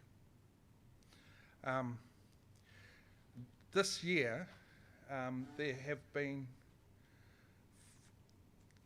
5 select committees that have considered petitions that are all related to accessibility. Vaughan and I went to the select committee hearing on the change to the debtors bill. You know, that bill that says magistrates can declare people as debtors and give approval to someone to go and uplift equipment and things from the house to the value of, as close as possible to the value of the debt. And a private member's bill introduced to the House and said, actually, you cannot do this and take everything that people have. And in particular, the amendment to the bill was around disabled people and the removal of devices and equipment that actually is vital to their accessibility and participation in the community. So if someone needs a mobility scooter, if someone has an adapted motor vehicle, if someone has a phone, one of the latest phones which can be worth quite a bit, or a computer that's vital to an important accommodation to enable some people to participate in the community as others, then actually you cannot remove those things. Otherwise you're creating an additional penalty on those people that rely on that. And it was an interesting discussion, Vaughan. You can nod.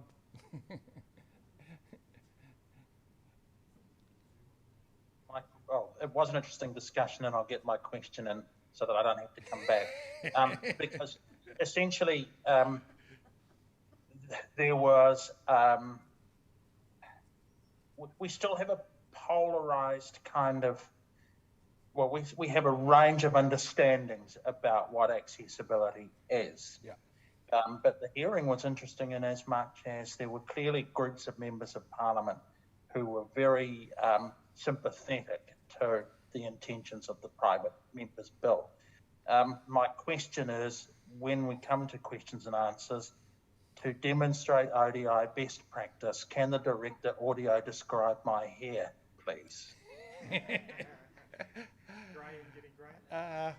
Vaughan, thank you. Thank you. I could describe your hair, but I'm here for another purpose. It's looking good, let me say. From my that'll do. From my view, from my perspective, it's looking good. It's looking that'll like be fine. It's looking like a lockdown haircut. So moving on. So again, I just talked a little bit in detail about that bill, but there are 3 or 4 petitions that are also under active consideration at the moment by the Petitions Select Committee. One is around immigration laws and access of disabled people through the immigration process to live in New Zealand. And at the moment, people with, they call it health needs, that are considered might be a burden on the country, are not eligible for citizenship through immigration, and even if it is a child of a family. So again, that's there's a petition around that. There's one around wakakotahi and freeing up the funding so that there is a less of a burden on users of the Total Mobility Scheme, and to have greater access to Total Mobility Scheme. Another bill requesting that it is in legislation that national events of importance like Waitangi Day, Anzac Day, those national events must be sign language interpreted, and in some instances trilingual interpreted. And I think there is one other that we're looking at. So again, I think I could tell you all the reasons, but actually just currently, in terms of what's being considered, these are all matters of citizens of New Zealand saying, actually, we need to improve accessibility.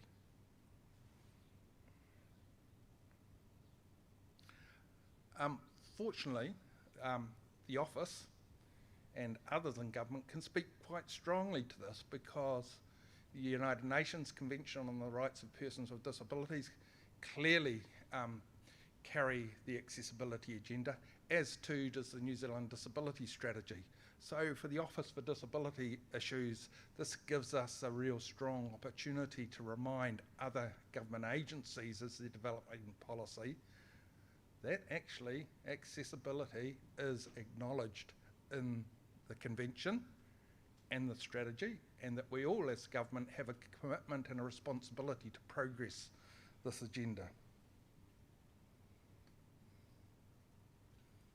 I think, again, and I won't labour it because I don't think I should at this conference, but clearly, you know, there's 8 outcomes in the disability strategy.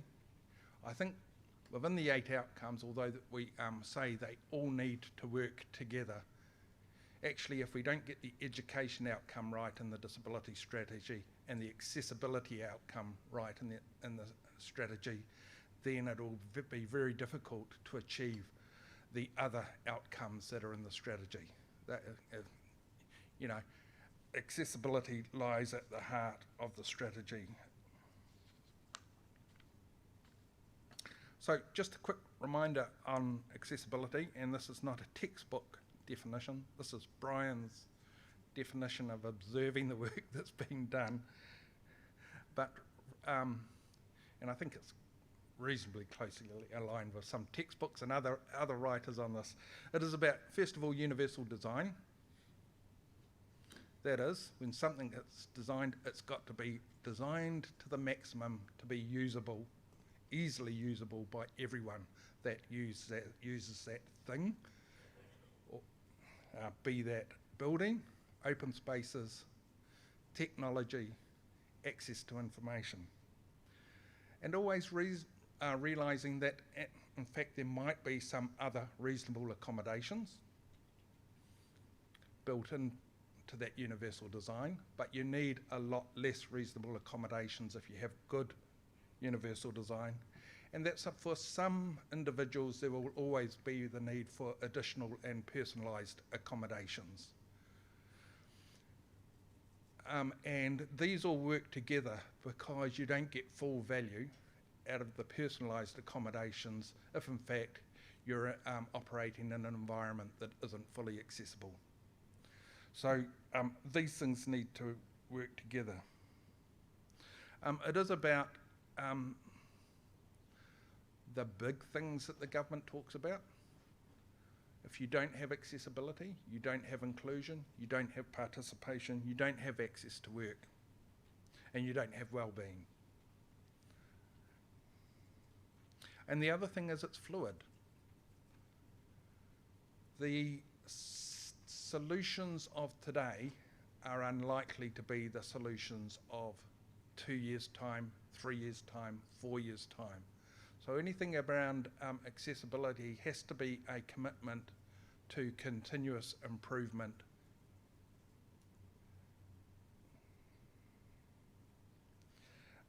And in the spirit of the working together,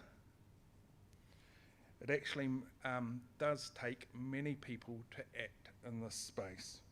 Central government, local government, new people that are in charge of new infrastructure investment, people who have responsibility for new housing investment, education reforms, the health system reforms, working alongside Māori. Individuals have a responsibility, individual citizens have a responsibility, private business has a responsibility, and civil society.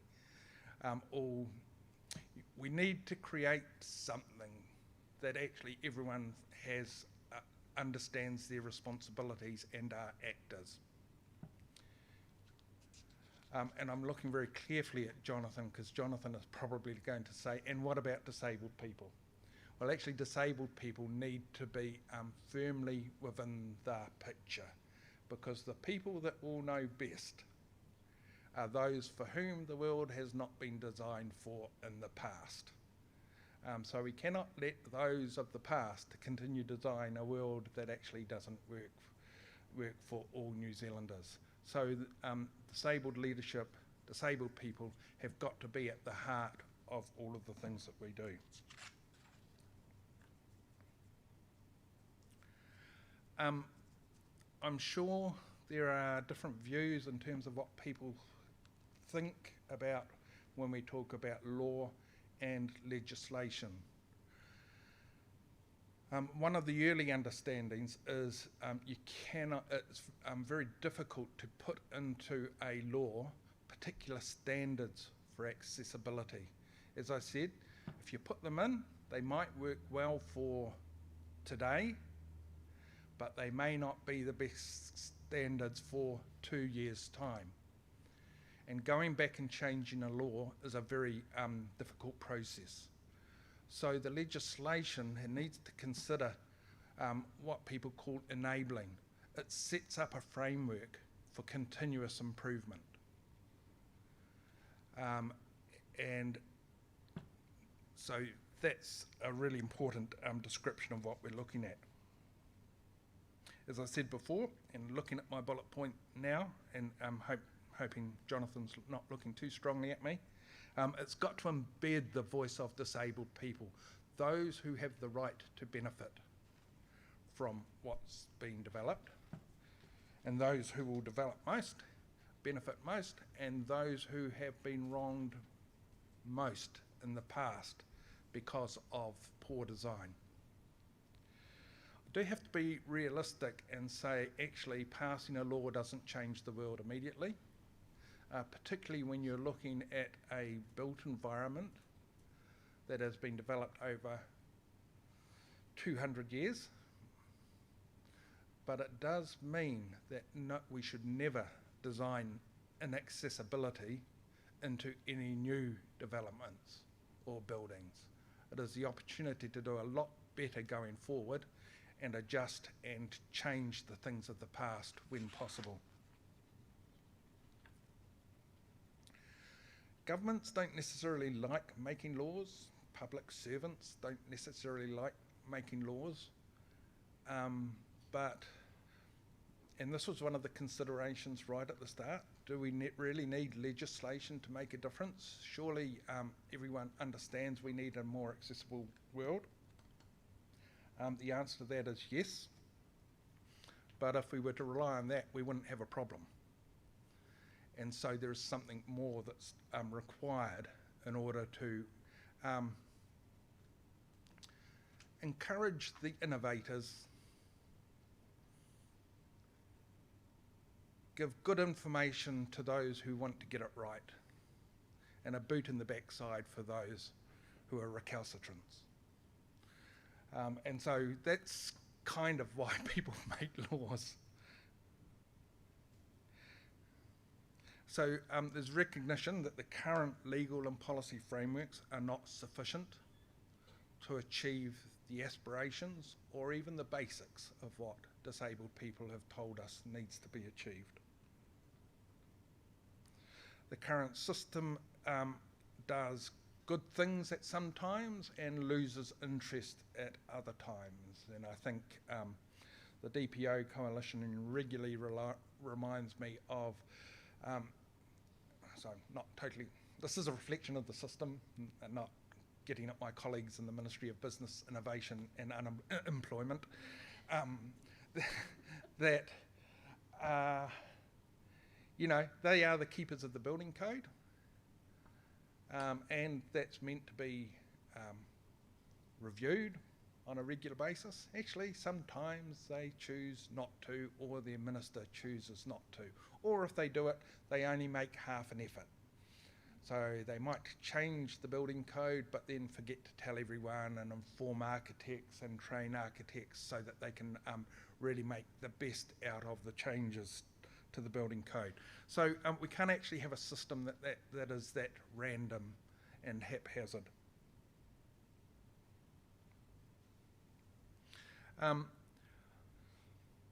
The Office for Disability Issues website has lots of guidance around accessibility. There are lots of guidelines around accessibility. The Accessibility Charter that Anne developed with disabled people and across government creates really strong guidance. Guidelines are really important, but if they were going to make the difference, they would have made a difference a long time ago.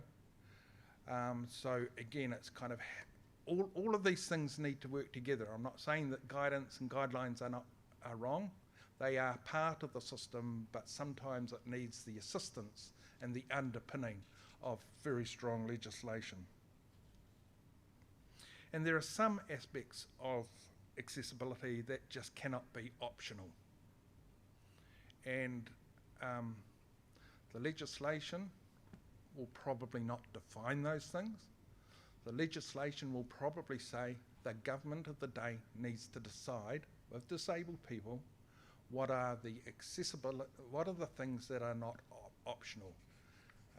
Emergency response, for example, is something that cannot be optional. Everyone needs access to the response of civil emergencies. So again, important work. I've talked about what kind of legislation. It will need to be enabling, and it will need to bring together a number of features. It will need to commit to ongoing evaluation and data. Like, you can't actually continue to improve if you're not getting feedback on how things are now and how things are once you've introduced things. I'll say it again, it's been very clear that it's got to include disabled people as leaders within this, and taking on unique roles in order to keep this working. And I'll give you a little bit more detail about what that might look like.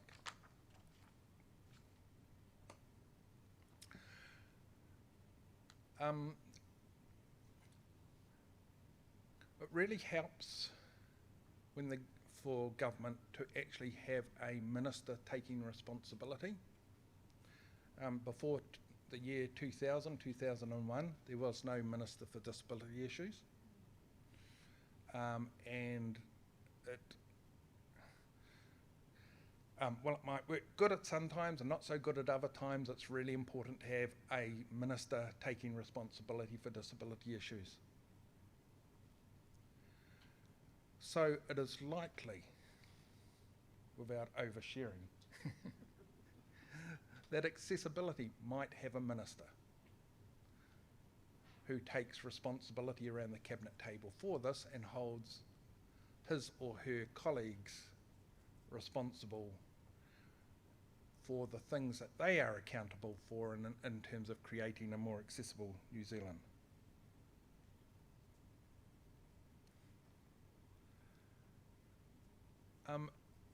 The voice of disabled people needs to actually be designed into this. And so the idea of a board,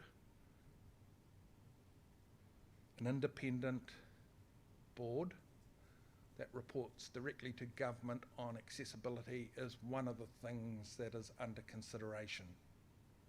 So that will sit alongside of officials, but actually give an independent and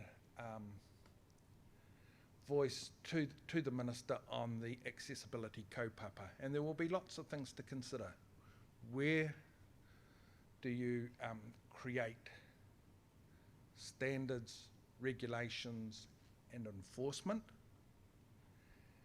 Where do you create the biggest change through education and information? Where do you create the biggest change through developing firm guidelines? And in many situations, all of those three things will need to work together.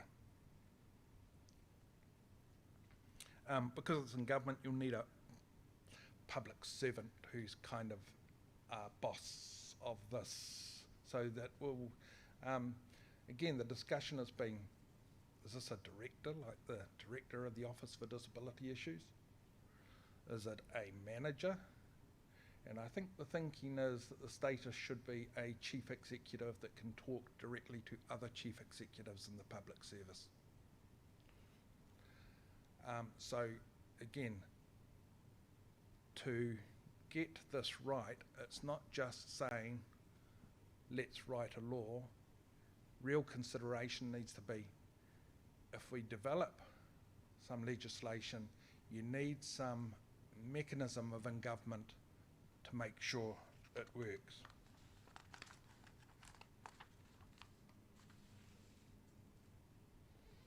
I think the other important thing is, just looking at this page in front of me, is the recognition that somehow we need to be a lot more proactive in this space.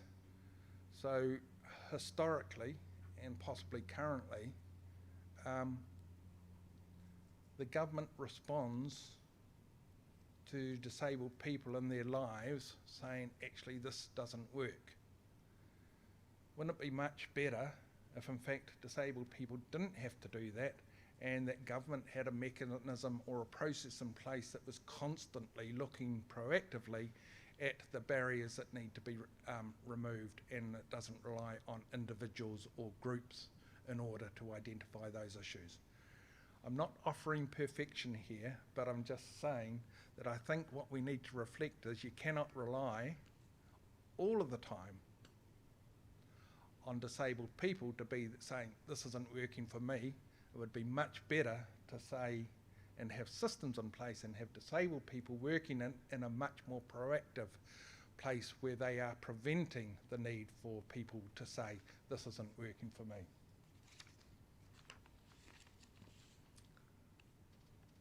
Just a quick look at the time. Let me say that this has not been easy work. When you work in true partnership on these things, as I said, and as I said at the outset, working together, it takes a little bit to work out who fulfills what role, that there are some things that are probably best done by officials, there are other things that are possibly better done by advocates, and there are better things that are actually done by disabled people who are advocates, and not just people that speak on their behalf. So this has been quite a learning curve in order to bring all of those dynamics together. So this is a comment on a matter of process that we need to reflect of and learn from. Sometimes the thought is, and everyone talks about it, co-design, and sometimes we don't talk about the co-design for what. And often the co-design doesn't mean that you're the decision makers. The co-design is that we work together to give information to those that make the decisions. And that's not always aware, and unless these things are learned and declared and committed to up front, you get difficulties. The Minister's very honest about this and has said, we may not have all of this right at this stage, but select committee is a good process to actually hear where we haven't got it right and to improve what's initially been considered. And even then, if we haven't got it right, this is sufficiently complex that we ought to build in a review process at some stage on whatever has been agreed.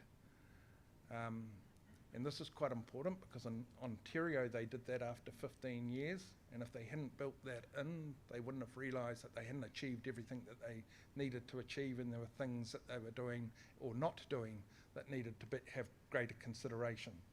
So the Minister, and she said this directly to others, I can't afford to wait on this. The government has made a commitment, it made a manifesto commitment, and I want to get this going, but humbly acknowledge that we will not get it absolutely right, so that the need for review needs to be there. The rubs, I guess some of the rubs in terms of what officials might say and what others might say is, do you develop this within government, or do you set up an agency outside of government to do this? One of the other rubs is, do you have set up within government one mega ministry that does it for all? So that Waka Kotahi, the transport agency, doesn't do the accessibility stuff in transport, that MB doesn't do the building access code stuff within MB, that it goes to something called a Ministry for Accessibility. I think the view is we need to hold those other agencies accountable for doing their work and ensuring accessibility is built into their work. The other issue is, how do you develop good accessibility and good regulations and good standards around accessibility? And it's very clear, and disabled people have said, you must include disabled people. So yes, you might have industry experts and you might have officials, but if disabled people are not at the table, then in fact you are less likely to get it right. The other rub is just getting that balance right between regulations, enforcement, information and communication. So some would like lots of regulation and lots of enforcement. Some would like a more balanced approach. As I said previously, enforcement and regulation might work very well in some domains of accessibility and not so well in other domains of accessibility. So you need a nuanced and flexible approach. And you need an approach that doesn't rely totally on compliance. And regulation does create compliance. Compliance is a very narrow human response to things. What you want is commitment to the kaupapa, which is a much wider human response to any sort of issue. So getting that balance right is really important.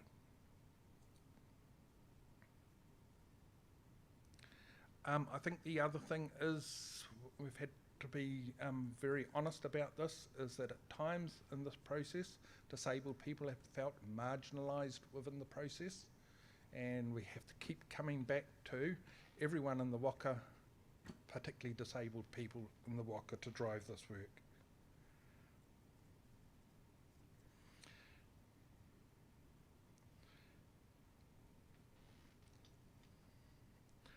And I think the other thing is, and as I said at the outset, partnership and working together doesn't actually mean total agreement, but you really need to document where there is agreement and document where there is where agreement hasn't been achieved, and be very open and honest about that, and being very cognizant of the fact that you are now passing over to other decision makers.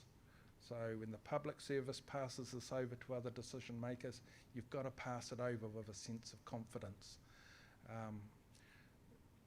And so, again, it's absolutely right to continue to have advocacy, but when you work together, you have to have a commitment to what you agree on, and leave the stuff that you don't agree on to actually working through, rather than that becoming a barrier to making progress. So I think that's all I wanted to say, Jonathan. I think I've left 15 minutes, no, 6 minutes for questions, and Vaughan has already had his question. Vaughan's question's null and void. Sorry, inadmissible. We're looking for hands, please. Any others? We have George and Catherine, and while George is talking is when we will look for other hands. Otherwise, we're probably pushing for time. George. I've got some advice for you. I don't have the kind of stereotypical superhero. Mine is a wee bit older than that, and it's a man called Don Quixote. and in the musical that portrayed a bit of Don Quixote's life, there's a song that says, "To dream the impossible dream." Yeah. I've got one other bit to tell you, and this came from a stroppy kind of teenager when she was teaching me how to be a parent. She said everything before "but" is bullshit. So you could think about, and I'm going to tell you now, like I did, from then onwards I've been tripping over butts. You know that thing about, that's wonderful, you've done so well, but you could have bloody done better. Yeah. So thank you, Brian. Thanks, It was George. really interesting. Yeah, I hope we're not tilting at windmills like Don Quixote. Well, I hope not too. Yeah. Looks like we're coming to Catherine.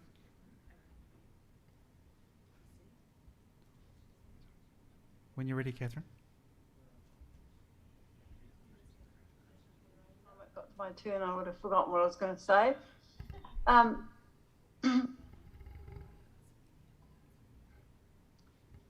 I had a few thoughts while you were talking, and we were talking about accommodations. And sometimes there's some really, really tiny ones. And you were talking about if you make something so that it can be accessible for everyone in the first place, or you have standards.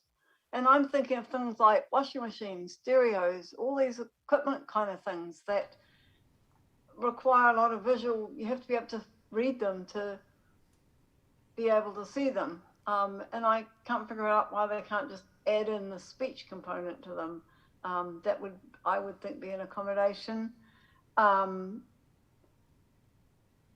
And I guess I've got questions about how do we do things about, like, for example, I bought a new computer. There's some accessibility issues, and I'm unable to contact Microsoft to find out how to sort them out. I've tried. And what else have I written? They say that, another example, examples like some train stations are really badly well lit. I've raised this with Auckland Transport, and for example, they said, but the colours have to match the Transport colour scheme. It doesn't have to be so you can see it. It just has to match our colour scheme. Kind of this kind of comes. I thought it was also the thought that crossed my mind. I remembered Jacinda was talking on TV one day, and she said she'd be quite happy to have, a Maori person on the board or committee or whatever she was talking. She's quite happy to have somebody, an island person, and she was very commenting on various groups of people. And she said, and someone who understands disability. So she didn't sound very keen on having a person who had a disability on the committee or board, but somebody who understands disability.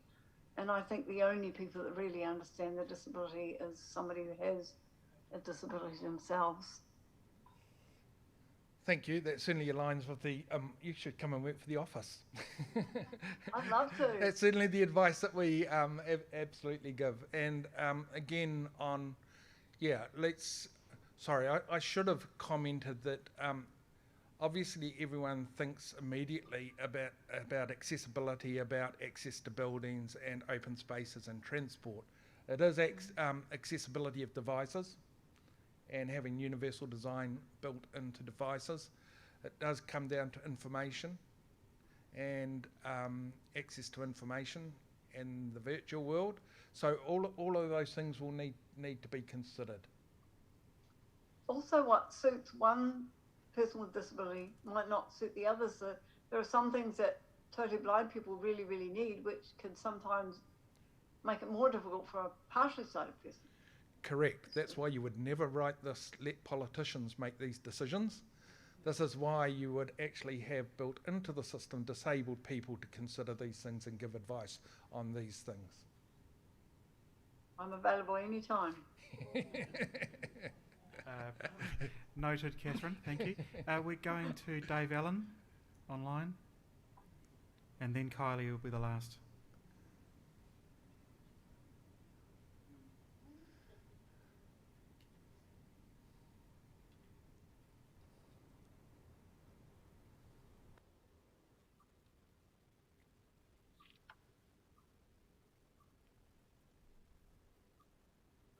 Dave, if you're not, we'll go to Kylie, and maybe we'll get to Dave, but we'll go to Kylie first. Okay, I think I've got it now. Wait, Kylie. Go, Dave. Okay, sorry about this. Very good afternoon, Brian. It's good to hear from you again. On the office's website, I can find several versions of the UN Convention, except Braille. And I wonder if you can tell me why it is that the Braille version is not there. Thank you. Obviously, it won't be on the website, but we can make a Braille version available. Thank you. We're going. I think you've muted me. Oh, there you go. We're going to Kylie. Thank you, Brian. Oops. Yep. Thank you, Brian. I am concerned that whatever legislation comes out of this, we're still going to have to get round all the myths and other bits and pieces surrounding what people think accessibility is or isn't, because even the big players like Google, in many ways, still put it in the special accommodations basket. They still haven't got their heads around the paradigm shift, which says, actually, no, it's about design practice first and foremost. How are we going to do that, do you think? So I think that's a very good point. I guess that's why you wouldn't just rely on laws and standards, that the legislation, if it goes through, has also got to be a commitment to education and information. You're absolutely right.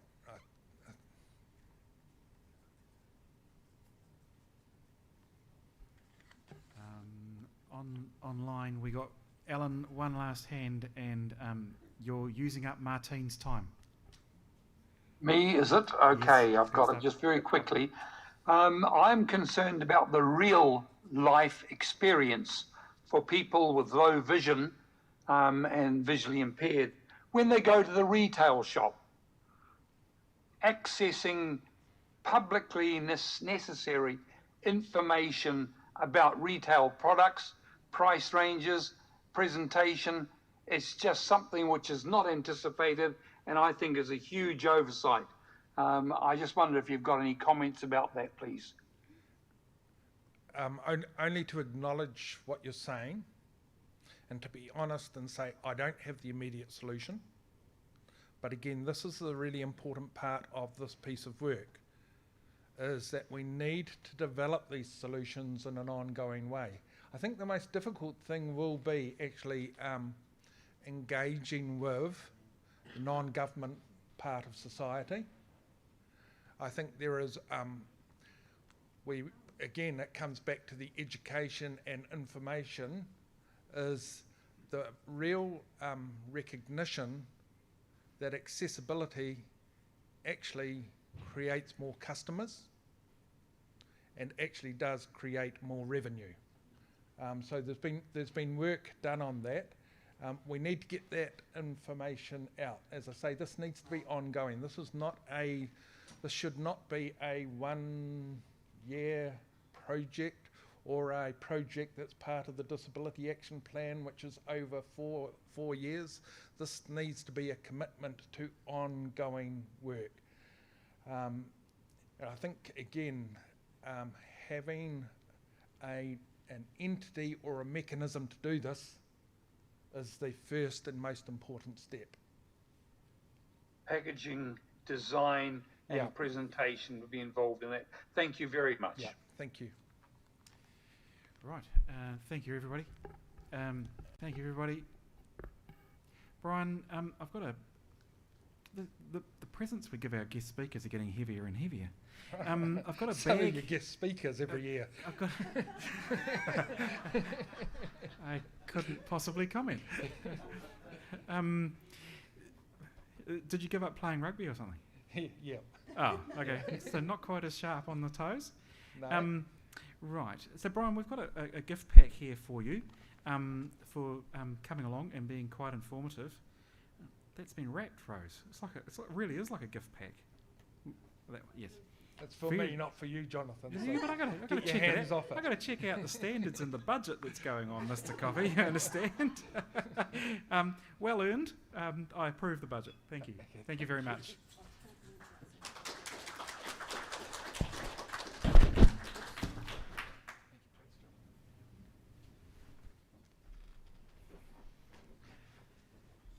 Right. Our next guest speaker. Notice the honorific, please. Our next guest speaker is someone who probably needs little introduction. She's been to more conferences than I have, apparently. 5 more, Martine. Alert, iPhone has left the meeting. Oh. Yes. And we're working on making sure you've still got your time, Martine. Okay? Now, Martine, I haven't heard your voice yet. Oh, yeah, can you hear me? Whoosh, yes. Oh, is it a bit loud? Let's just say I probably went up about 6 inches. Oh, okay, sorry. That's all right. Tech guys are onto it now. Is my video showing all right? I can't hear that. Rose is going to give You you can some tilt the advice screen about back a wee bit so we can see your eyes. There you go. What? Push the top of your screen away slightly. Like that? Yeah, that's good, Martin. That's good. Apparently, don't touch it again. I won't touch it again. Right, and keep your torso in rigid statue fashion, and your head will stay where it belongs. On screen. Oh, How's that? okay. We give you all the help. This is New Yeah. Zealand. We're very helpful. Martine, you've been virtually globetrotting. I have. You have. Unfortunately, at night time. Right, at night time. I really don't know where you want me to take that. So, we are not going to let it be said that Martine's up all night with men all over the world, right? Right, Martine. Much more words of me. Yeah, it's all right. Someone will beat on me later for my kindnesses. So, Martine, you've got the floor. You're going to tell us about something you're slightly involved in. Uses up a little bit of your time. Oh, well, look, sounds like we lost your audio. Please say no. No, I'm here. Oh, good. So, the floor is yours, Martine. Thank you, everybody, for inviting me. I want to apologise in advance. My computer keeps telling me my network bandwidth is low and my internet connection is unstable, and I want to tell me something that's new. So if I lose you now and then, Gary's listening in another room and he will come and tell me that I'm talking to no one. So now I became the president of the World Blind Union in June. So I'm not going to bore you with what I've done since, because it's really getting up at night and presenting at conferences, and that'll probably bore the proverbial out of you. So I thought to talk about lessons I've learned up to now, because I think whatever we go through, we've got to take something out of life of it. Otherwise, it's been a wasted opportunity if we can't learn from it.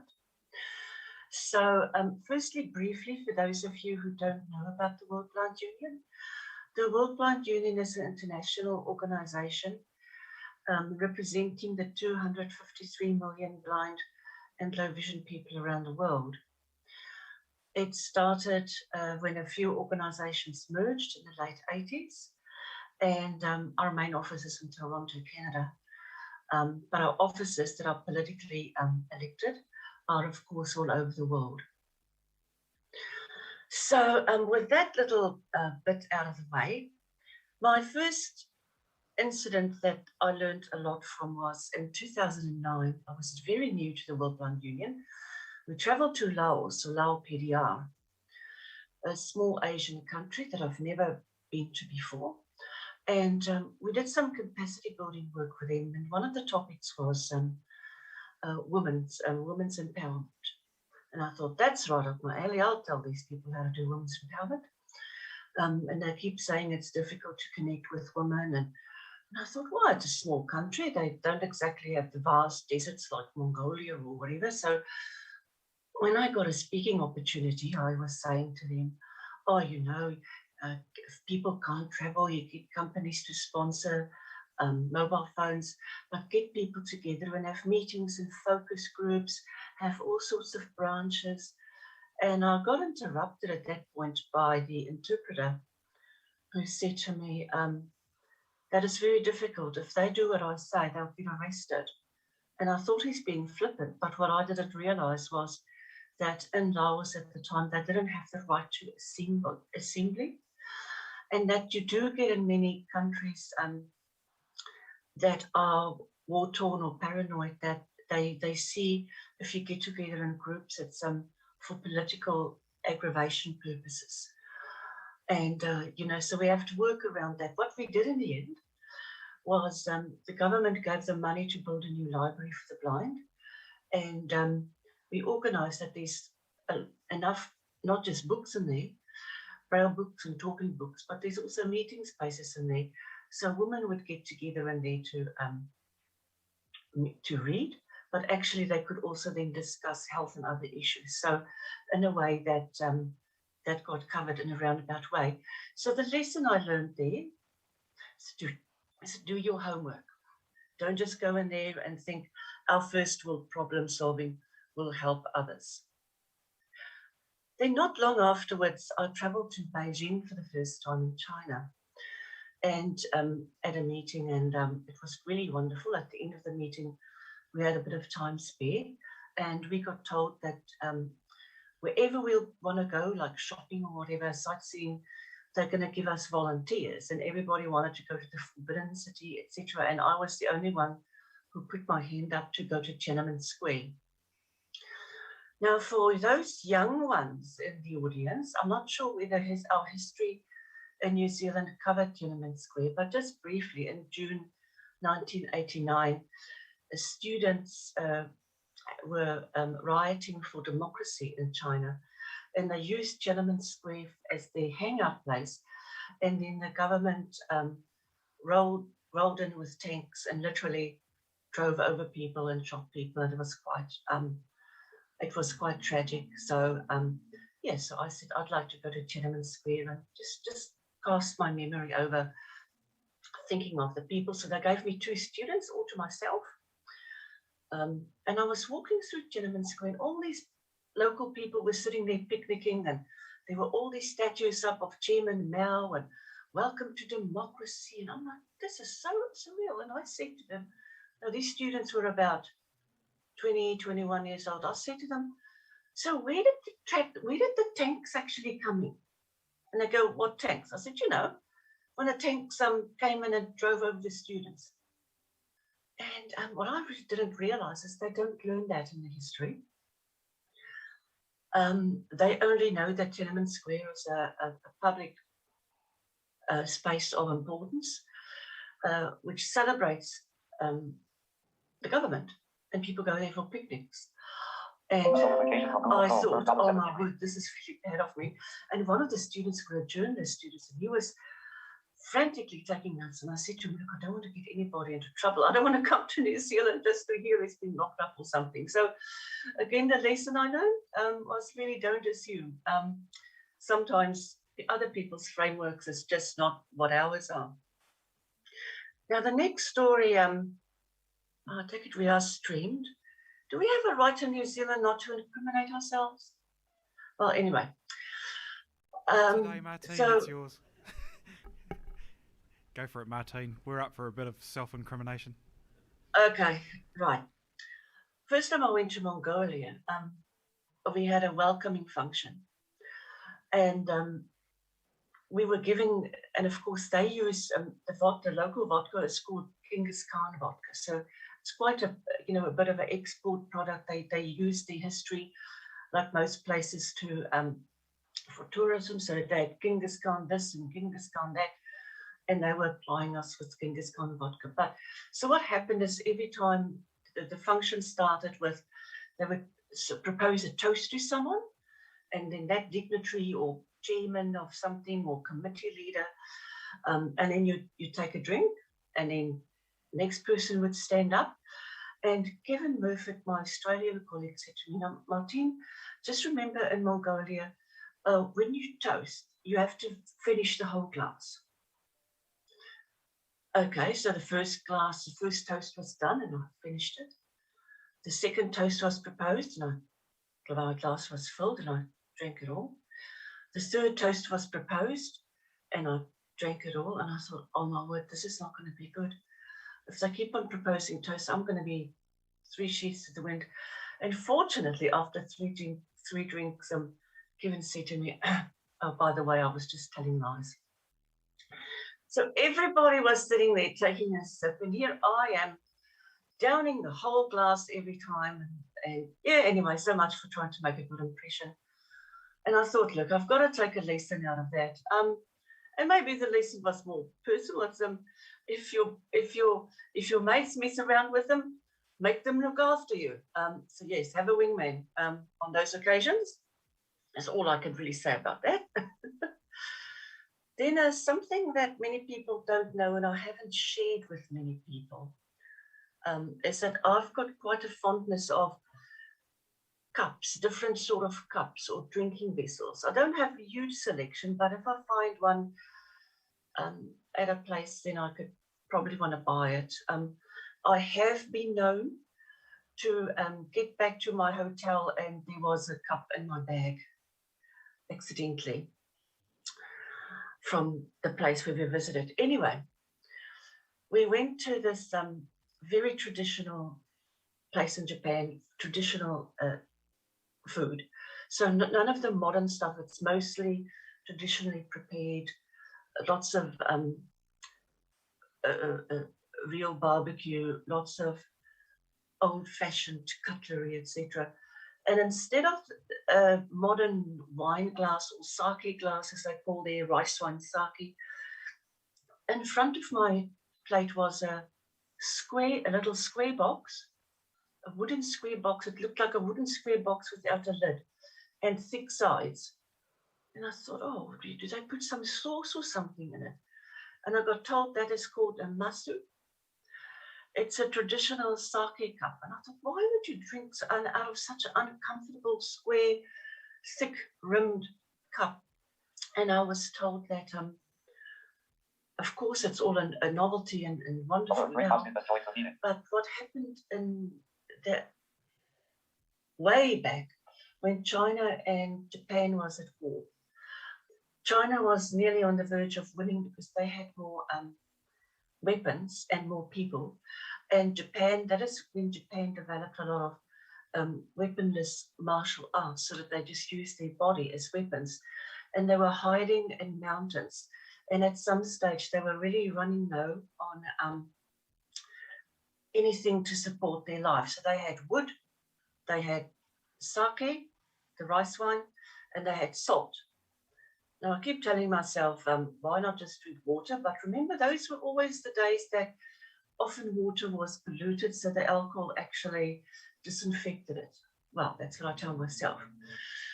And so what they would do is they would put sake in the cup, this square wooden cup, and they would put salt across the rim, and that is their meal, their meager meal. And I thought, wow. And I think what I took from that is really that, and really in today's COVID pandemic times, we really have to be resilient, and we have to deal with what we have, and we can't always choose with what we have. And it really gave me a reminder of resilience. So I have some not stolen, given masu here at home, and it's just great to think that that was part of their survival toolkit years ago. Another drinking vessel story. In Mongolia, they have these silver cups, it looks a bit like a beaker. And I was saying to them, now, why would you promote these to tourists? Just because you've got a silver mine, what is the importance of a silver cup? Why not just silver other cutlery, knives and forks or whatever. And they said, look, nowadays people just use it either ornamental or to drink from. But again, in the old days, especially the aristocracy, would drink from at huge functions from a silver cup. And if the drink was poisoned, the poison of the day, it would change color. The chemical reactor with the silver would change, and the poison would change color, and they would know that the drink is poisoned. I'm not really sure how true that was, or whether they just wanted to me to buy it, but I really, well, I ended up buying one. And Thomas Bryan is not allowed to tell people how desperate I was to get hold of one because he had to go and buy me one. Anyway, so again, to me, I thought, what does this tell me now? Clearly a silver cup nowadays. I mean, the irony is, even if I drink from it and it was poisoned, I wouldn't see the color change. So, and I thought, you know what, the silver cup reminds me of our inner voice, our gut feeling. When we travel, we're often on our own, and we can get in situations of unsafety. And I think we have to trust our gut feeling more. And it just told me that it's okay to say you don't want to be in a certain situation. So we have to use our inner silver cup to know, to gauge the environment around us, and to know when we feel unsafe, and to look after ourselves, because we're not always surrounded by other people. So that's my vessel stories.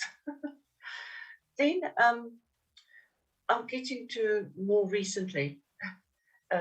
2 years ago, the International World Blood Union community started to promote me to stand for president. The first vice president at the time didn't want to step up and become president. He wanted to remain as first vice president, and others on the board resigned. So the president at the time, Fred Schroeder, said to me, look, you must seriously consider standing. And I said, well, I need the organization of two organizations.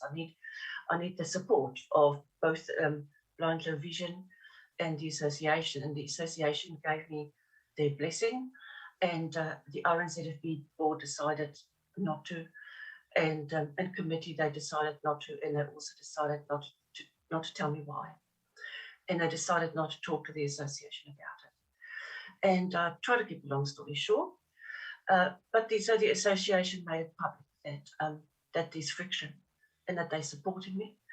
As a result, Mary Schneckenberg and Paul Brown started a petition signed by many of you and overseas people. And you know, people supported me at their peril. Blind RSVB staff signed that petition. Clive on the board spoke up for me at his peril. People I don't even know, have never met, told Mary they want to sign the petition, but they've never signed a petition in their life, and Mary helped them. And I thought, wow, this is just unbelievable. So the message, so you've got to take something, you know, so clearly things worked out because I'm president now, and I thought afterwards, I must take something good out of it, otherwise it has been a waste. Not that I want to do it again.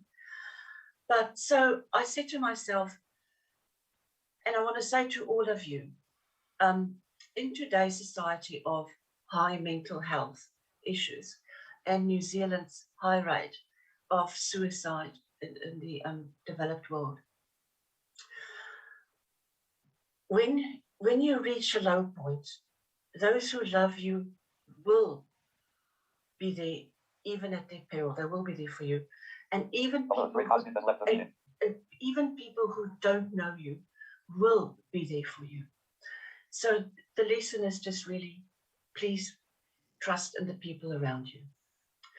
So I didn't mean to stop on a low note, because it's, you know, I now got to prove myself as president, etc., etc. So this is really lessons I've learned on my way.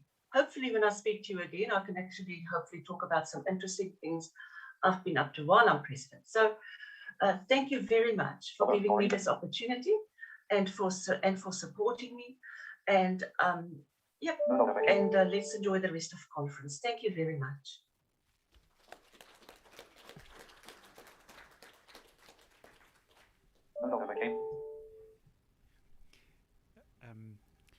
All the Zoom activities coming through your computer, Martine, for the rest of us to enjoy.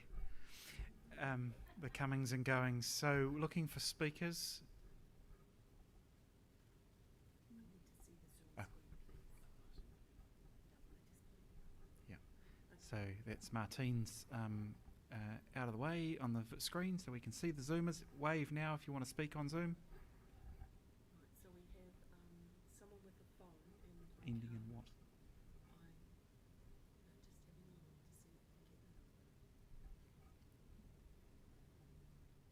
Can we hear who it is that's got their hand up and has a phone? We've no way of identifying. No.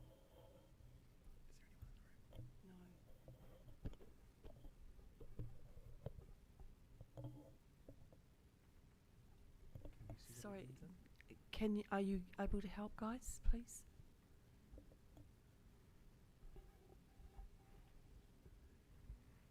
The phone number? She said, can whoever's got their hand up, can they identify themselves because they don't know them by the phone number? Thanks, Carolyn. It's Bev. Bev Duncan. Did you want to contribute, Bev? If so, go ahead, please. Thank you, Jonathan. And thank you, Martine, for your very entertaining but sober talk today. I guess my comment would be, or my question would be, so now that you're president of WBU, what difference can that make to all of us in the blindness field, both in developed and undeveloped countries? Alert audio going. How long do you have? Not long. Yes, look, firstly, I think New Zealand is more on the map. I think COVID has put us hugely on the map in our filming, but people have really I started to take notice of us. People notice what we're doing. So I think we can use our opportunities, such as our independent monitoring mechanism, something like our disability strategy, disability action plan, and we can tell other countries about it. So that's what we can probably provide in New Zealand.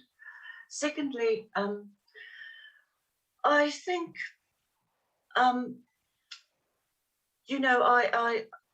I'm not a leader in a service provider that most of the presidents were so now.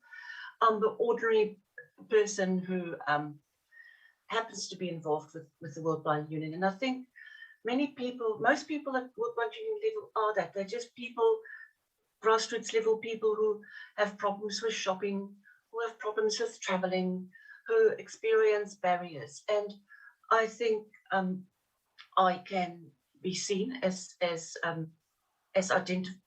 identifiable with.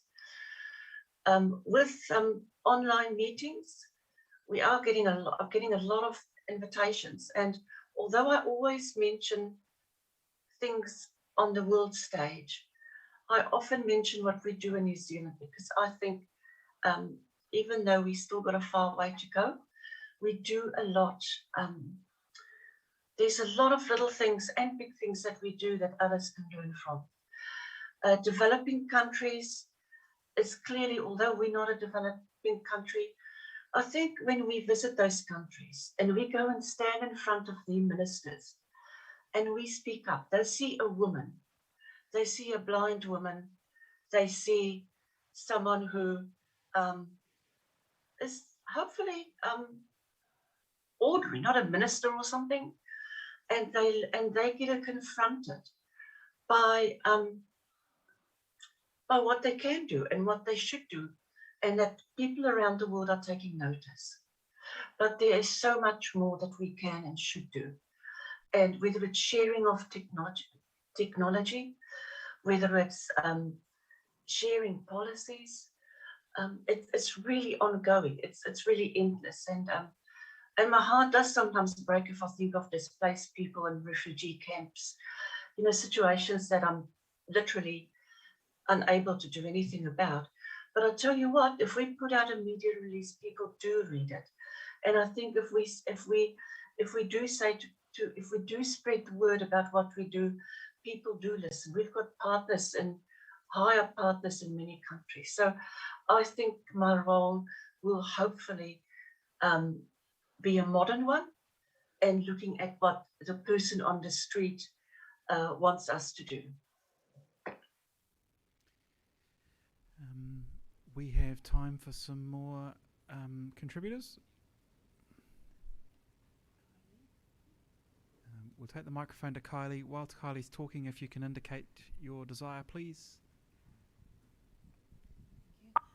Kia ora, Martine. Thank you so much for the work that you do on behalf of all of us globally. What can we do as individual members to help you?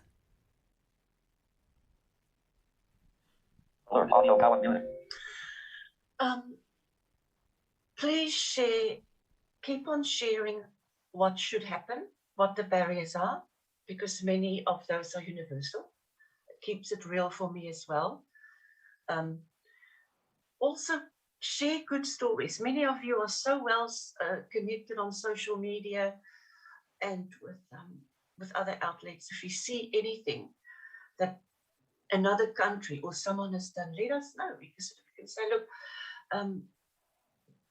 Canada has done this, or Somalia has done that, or because sometimes if we wait for our regions formally to tell us, by the time they tell us it's 3 months later, because we all know how bureaucratic an organization can be. So all of you are so crucial, because I need to stay in touch. And it's got to be real for me, otherwise I will live in an ivory tower. So please share with me what's going wrong, and share with me all the innovations and all the ideas that you want other people to know about.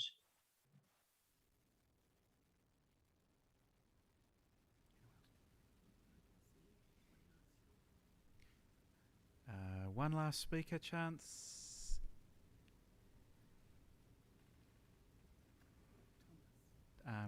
We'll go to Thomas, and then we're coming to Paula Waby after you, Thomas. Hi, Martine, and thank you for your presentation. I won't say too much about Mongolia, but I know your favourite drink there was that nice cup of tea made from, I think it was sheep or beef fat. Oh, it was gross. I wanted to throw up, but I couldn't throw up in front of my host. But what I thought I'd add, though, is that we do have a number of email lists. We have the international list, so if people are interested in knowing what's happening at WBU, do sign up to some of those email lists that that both Paula and I were posting information about the World Blind Union, that our General Assembly that's just gone by. But thank you, Martine.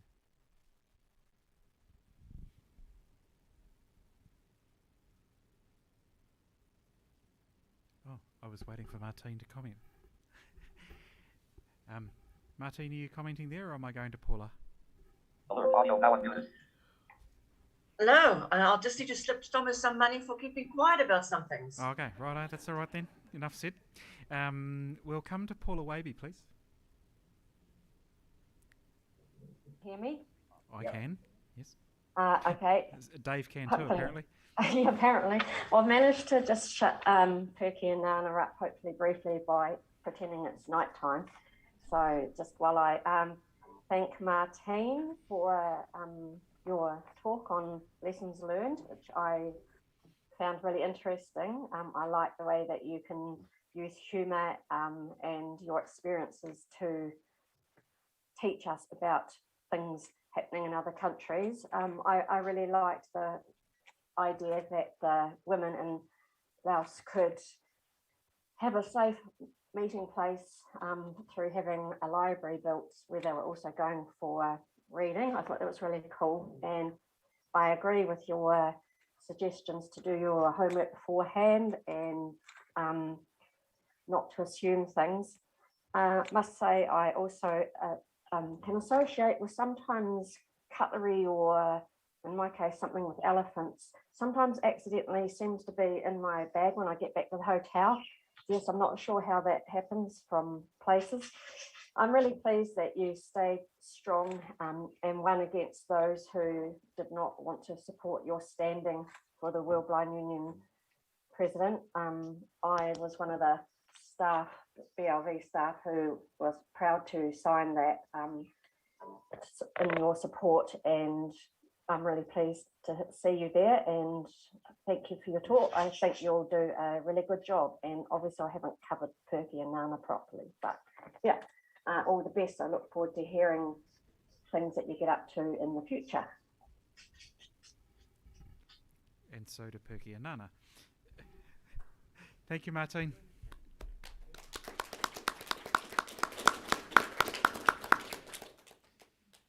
Now,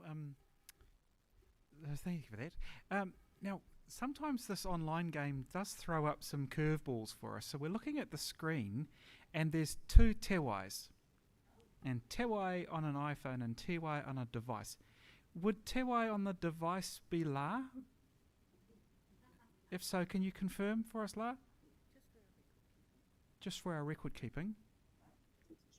Yes, La, that is correct. That is correct. Hey, Thank La. you. Hey, La. While I've got you here. And yes. While I've got you here, La.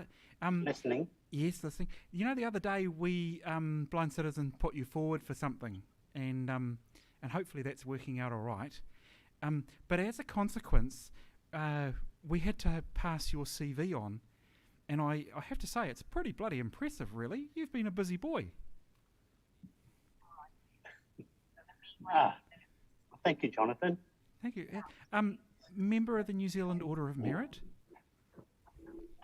2015. Now, there's a citation that come with those. Am I embarrassing you sufficiently, La? La Halito has spent more than 30 years, now more than 35, working in the disability support sector, providing support for blind people and Pacific people and extending beyond New Zealand. In the past 10 years, and going into the Pacific region in particular, in the last now 15 years. La, you were a social worker for the RNZFB in the day. And it also tells me that your And wife is... before that, welfare officer. Yes. Ah, right, yes. So been a very busy Back boy. to the welfare officer. Yes, so you've been around a long time. You got mentioned a few times last night and this morning for hanging around a bunch of people that were renegades in your day, and the reading from Joe before lunch. Quite famous. I'm looking down the huge number of bullet points where you've been representing disabled people, people of Pacifica origin, committees here, there, everywhere, overseas. If I read out all these bullet points, I'm either going to completely muff it up and miss things out, or we're going to be late for afternoon tea. So I'm going to go down this list and tell you that, La, you're currently involved with National Enabling Good Lives, quite an important role in the context of system transformation in the health sector and the provision of disability support services. And I could go on. I'm afraid the bullet points aren't numbered, and I've lost count at 12. Then I get into another bulleted list. Rose, why is there a second bulleted list with international ones? Oh, more specific to international, she says. Still unnumbered. On and on. Now, La, the one thing that seems to be missing off this list in front of me is the Beamish Memorial Medal that I have in our possession for adding to your CV, please. Would that be okay? I'm listening. Yes. Would it be okay to add that? I think we can make room. I'm honoured and shocked. I'm looking at this very long list of achievement. I don't know why you're shocked. Thank you, Chairman Jonathan, and the all involved in bestowing this honour. I thank you very much on behalf of myself and Te Wai and our whānau. Thank you very much, La. Congratulations well-deserved Beamish Medal coming your way. Thank you, and it's an honour to be among all the other past recipients. Thank you, Jonathan. Right. Now that's that email I've got to get rid of. We need a door prize. Now, Putti, if you can get the bucket with the bits of paper to Mr. Coffee, please. Brian's going to pull one of these out. I've been a little bit remiss with the door prizes. I thought I had to harbour them and guard them safely, and I've just been told how many there are. $50 New World voucher. Brian, you can read the name, and if you can't see their name or their visage on screen, or that they are in the room, it goes back in the bucket, right? You know the rules? Oh, come on! It's La Halato. Well done, La. So we know you're here, La. Well done, you. Yes. Oh, what a day. What a day. Thank you. Apparently you owe Brian a drink. Now, on the basis that looks a little bit dodgy, can we have you pull out another name? And it better not be Te Wai. That'll look really dodgy. Yeah, that'll look real dodgy. Brian, another name, please. South Canterbury, $50. Cold hard cash? Cold hard cash.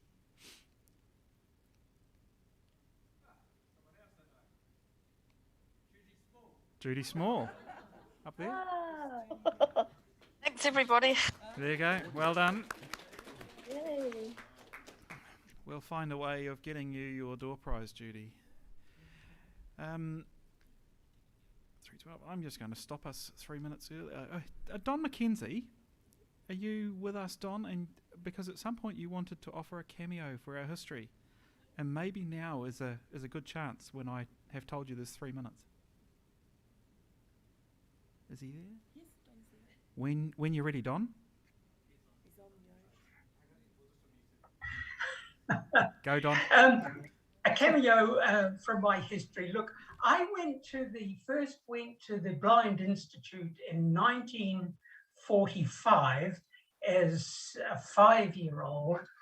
And I remember walking through the main doors as a kid, and my mother leaving me there, and me being quite distressed about that. The next thing I remember about those early days, and we kids were upstairs in the main building. In fact, we were all enclosed, boys, girls, all enclosed in the main building.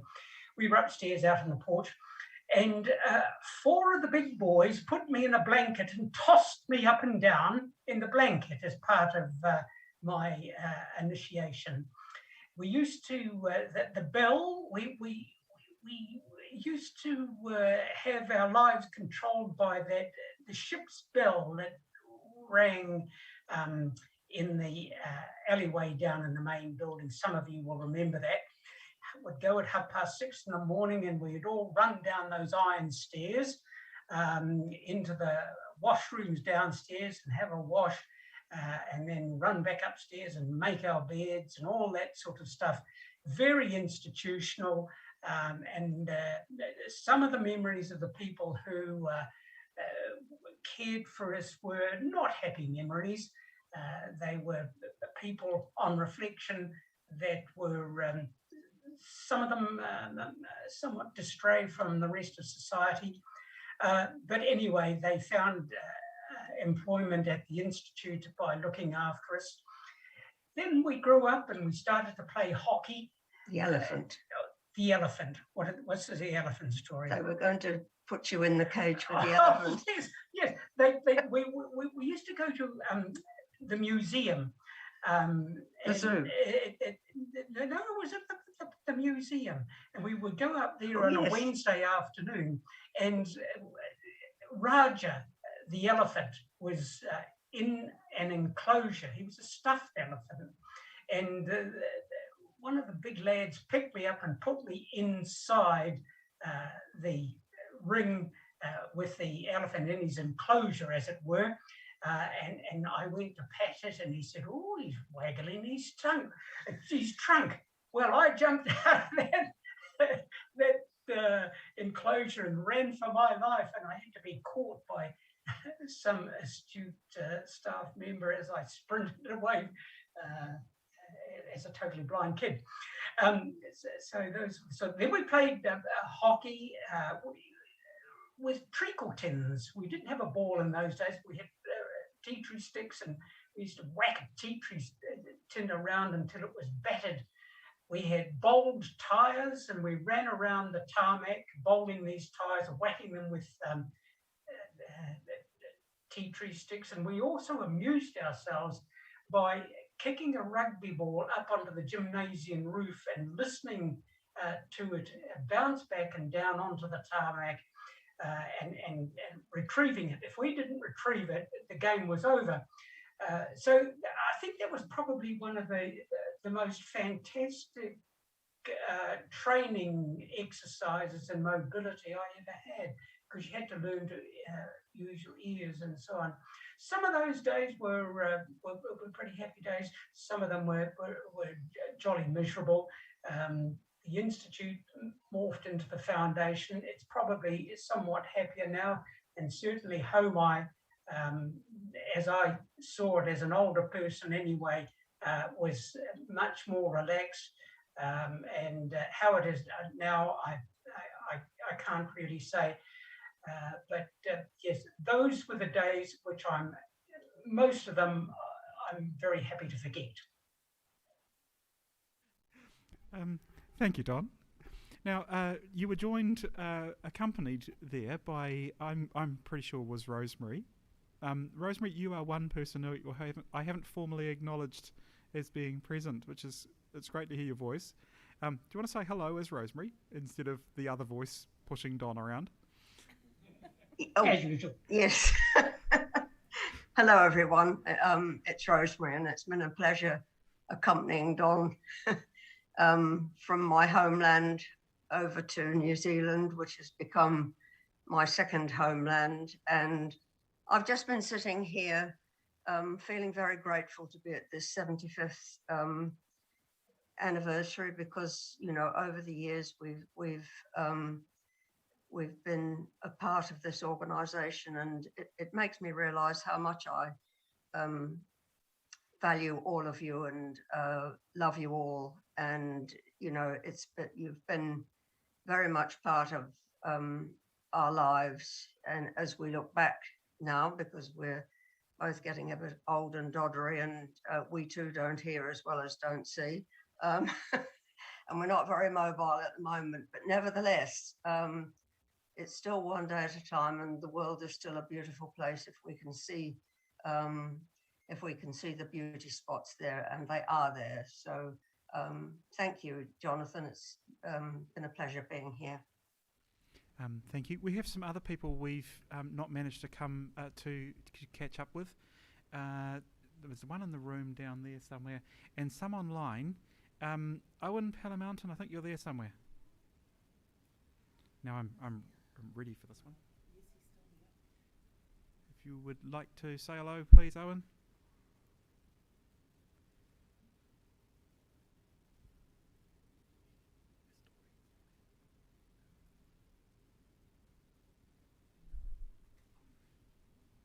Okay, we'll get a microphone down to Anne, please.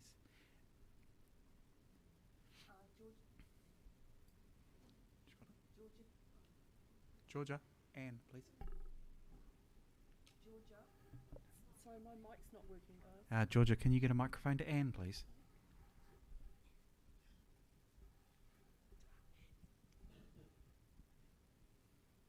Is Owen going first? You're going now, please, Anne. But hi, here we go. I'm Anne Hawker. I'm the Principal Disability Advisor at the Ministry of Social Development. And it's great to see some faces that I've had the opportunity of being involved with for many, many years. And great to see that the eloquence still of people like Don McKenzie, who I remember over many, many years. So thank you. Thank you. We think we've got Owen sorted. Owen?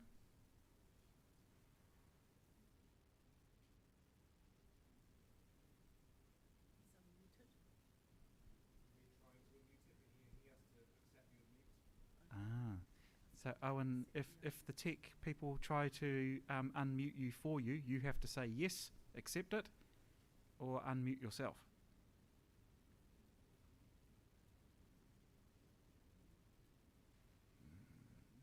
Okay, we might try and get Owen after the tea break. But people, it's afternoon tea.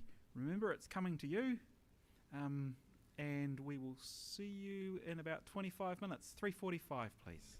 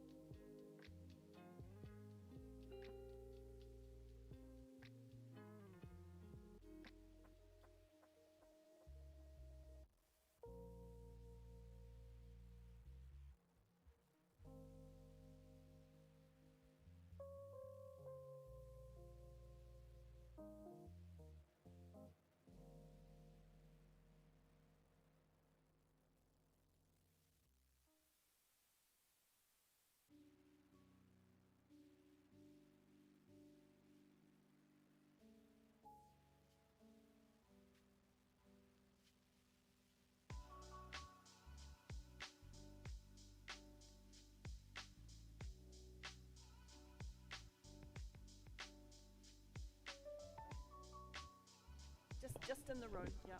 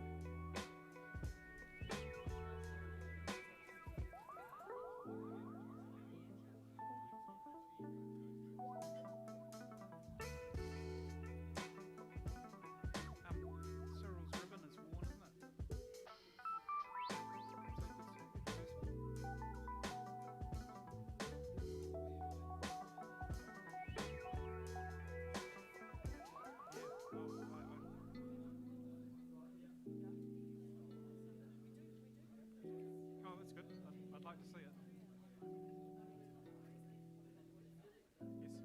Yes. Yep. They're the sorts of things I'd like when they do go up to have the announcement on what I discuss.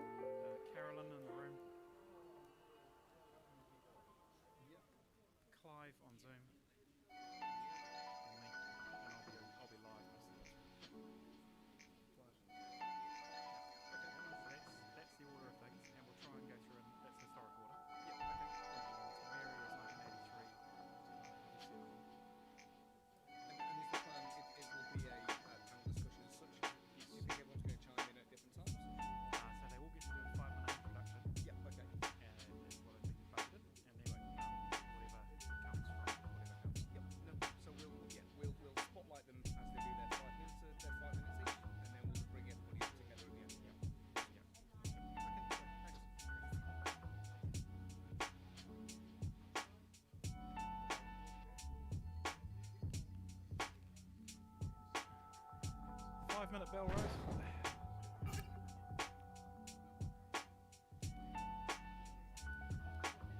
Go for it.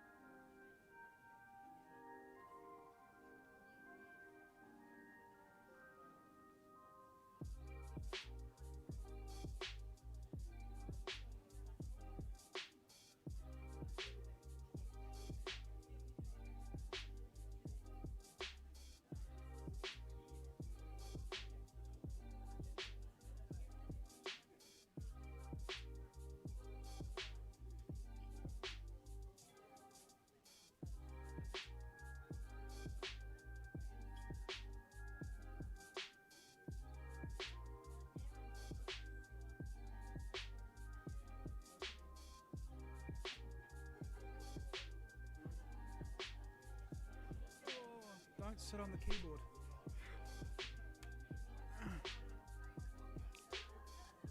Is that the competition? You went to the opposition?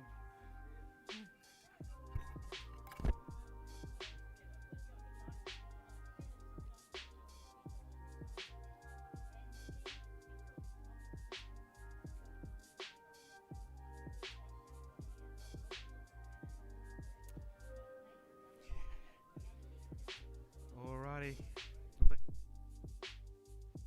Let's see if we are back live. Yes, we are. If I can have your attention, please. Otherwise, I have to get the Cyril thing back out again. Going to need to rattle a few cages, are we? People aren't listening, apparently. Oh, did you guys get to use this? Oh, bloody Jonathan! I remember that thing. Oh. Oh. Well, apparently. Yep. Right. Now that we have everyone's attention, this afternoon we have, I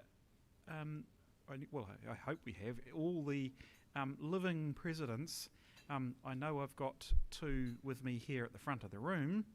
There should be 4 more online. So in a fit of paranoia, can someone tell me that Mary, Clive, Jonathan and Vaughan are all online and ready? Who are we missing?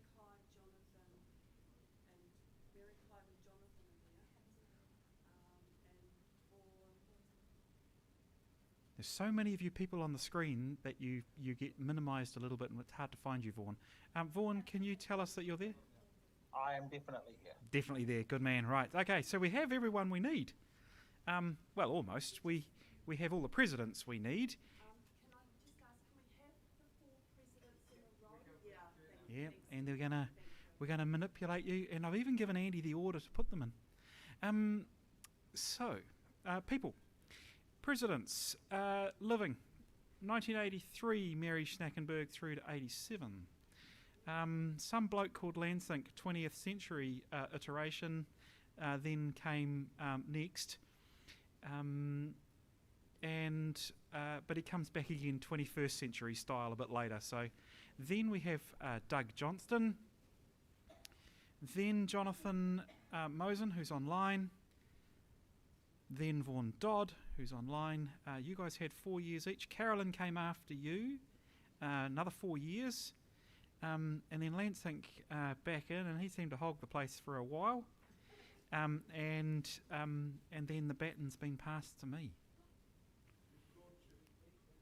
Hey?